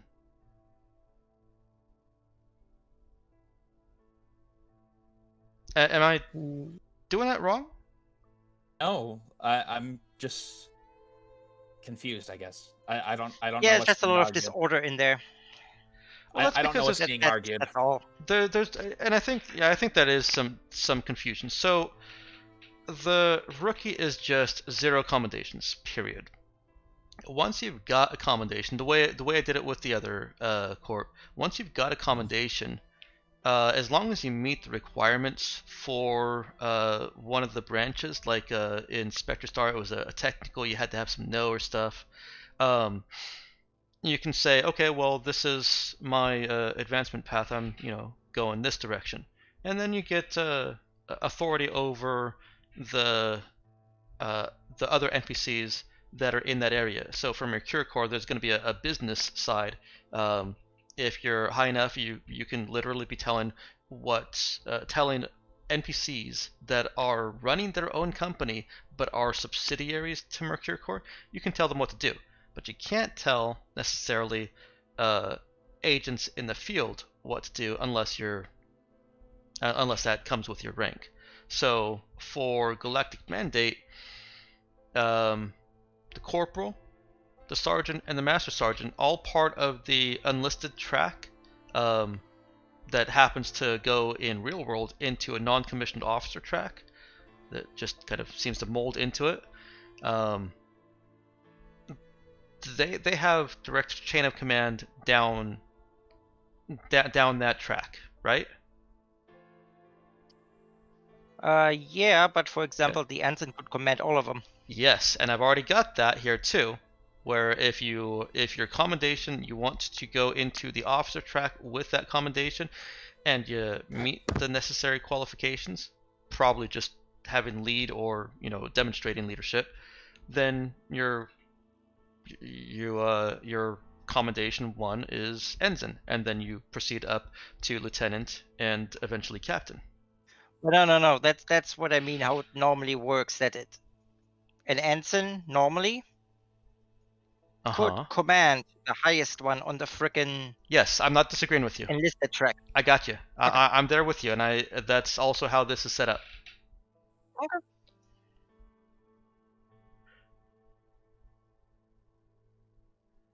Though funny enough, if someone higher up tells the enlisted guy, "You're in charge of that one," the ensign has to do what's being told. Fun in the military. Yeah, and I think that's also something I wasn't absolutely certain about, but say a captain says to Zidane, who's only says to Zhang and says she's a sergeant. So says to Zhang that she's in charge of this operation. Does she then actually have authority over Ensign Zidane, or is it lip service authority? Where Ensign She Zidane... would have authority if he's officially part of that operation. If he's Okay. just detached or something, then he's independent. Okay. But if he's part of that, she would Right. be in charge. Yes. Right, that's exactly what I makes thought. sense. So we're saying the same things. I just don't have a military background to say it correctly. So I'm mostly confused what the original question here was. me too. It was mostly just how it works with the tracks for things. I think the original question was based on the rookie, and I'm really just using any blanket word, recruit, rookie, cadet, whatever that word needs to be, to represent these people are either untested or have failed their first tests, Shurik, and have You mean not they've actually Shuricked their first? they've Shuriked their first test, Yeah. and have not actually made it into that entry level position for any of the tracks. Does that kind of clarify it? Yeah. Okay. Yeah, kinda. Though it does raise the question in universe of why Shurik would be sent on a mission with us if he's still a trainee while we're all officially. Just circumstances. Can't always choose who your fellow soldiers are. That and different shipboard operations. You have the branches together. Yeah. I mean, I didn't see anyone from navigation until we finally got all thrown on that goddamn ship. Yeah, that's fair. All right. So Zidane's Zidane's an ensign. Zhang and Teague are both corporals, unless. No. If after rookie the command track is ensign, she's going up to ensign. Okay. Guys, as much as I enjoy the ranking talk, I guess to sum it up, my character is the lowest rank, and yeah, he'll follow the orders in case Yeah, he you won't have be to kicked you out. have to repeat some classes. Yeah, I mostly want to know because this will also affect later command things. Because so how does it work with two people of the same rank then? Since I also don't have a military background. The way I've been doing it for game mechanic terms is just if there are multiples that are the same rank, then I say, okay, who's got the highest lead? Oh, they're all equal. All right, who's got the highest shoot? I pick other criteria to filter by. Okay. So if blah, Zhang gets shoot, or so if Zhang gets lead 2, she'll be considered higher ranking than Zidane on missions. She should be higher ranking on missions anyway because she has shoot 2. Yeah, No, but it's still I'm based on my confused. filtering criteria. Okay. And I haven't specifically set out that this is the inter-ranking. What I've been doing so far is like at the beginning of this mission, the handler or the commander in this case, captain actually, just flat out said, "You're the team leader." Okay. And that's how the fiction will resolve any conflicts. If the fiction doesn't pre-resolve conflicts, like say a character that is in command dies and the next two are tied, then I will probably just make up a filtering mechanism on the spot to decide which of them actually have the higher rank within the ensign. Basically, which of them has a more important word in front of or behind the word that I'm actually using. I think I'm just gonna stick to taking orders. In all fairness, usually it goes by branch. For example, if you have an infantry captain and a captain from the medical staff, and it can go by seniority if, let's say, the medical officer has been there longer, but traditionally it would go to the infantry officer because it's more applicable. I The think medical officer just needs it because he needs to be able to override everybody, and he can, even higher ranks. Yeah, I think less reliance on existing rank structure, just because I don't have that background, and I'm just gonna do a fictional rank structure, which isn't going to be a perfect representation. And don't worry. Well, I would say don't worry so much about what the actual ranking shows as. I mean, I feel like we kind of have to if we're playing these characters again. Because, like, it affects who's leading missions.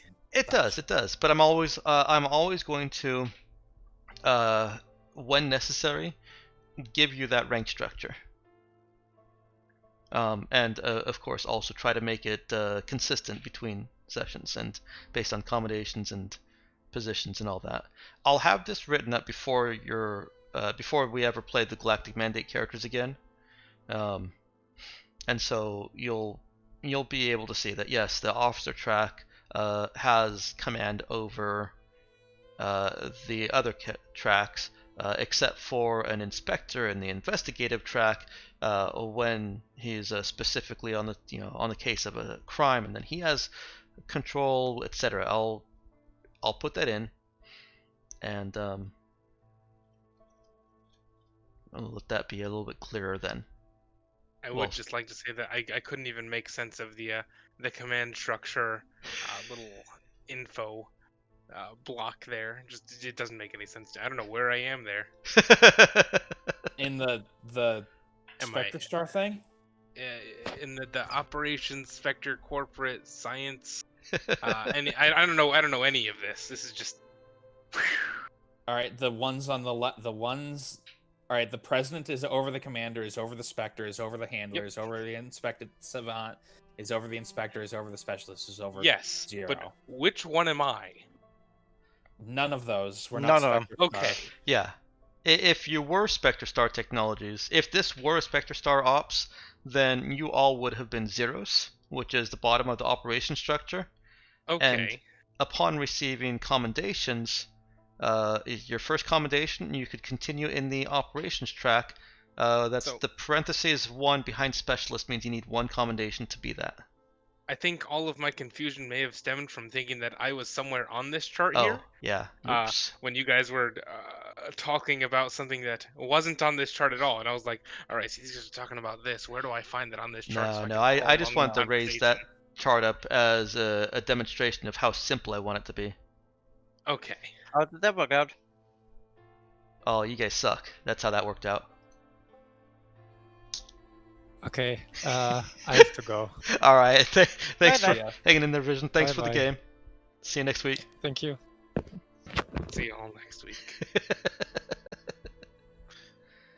You guys are terrible to me. Tiffy.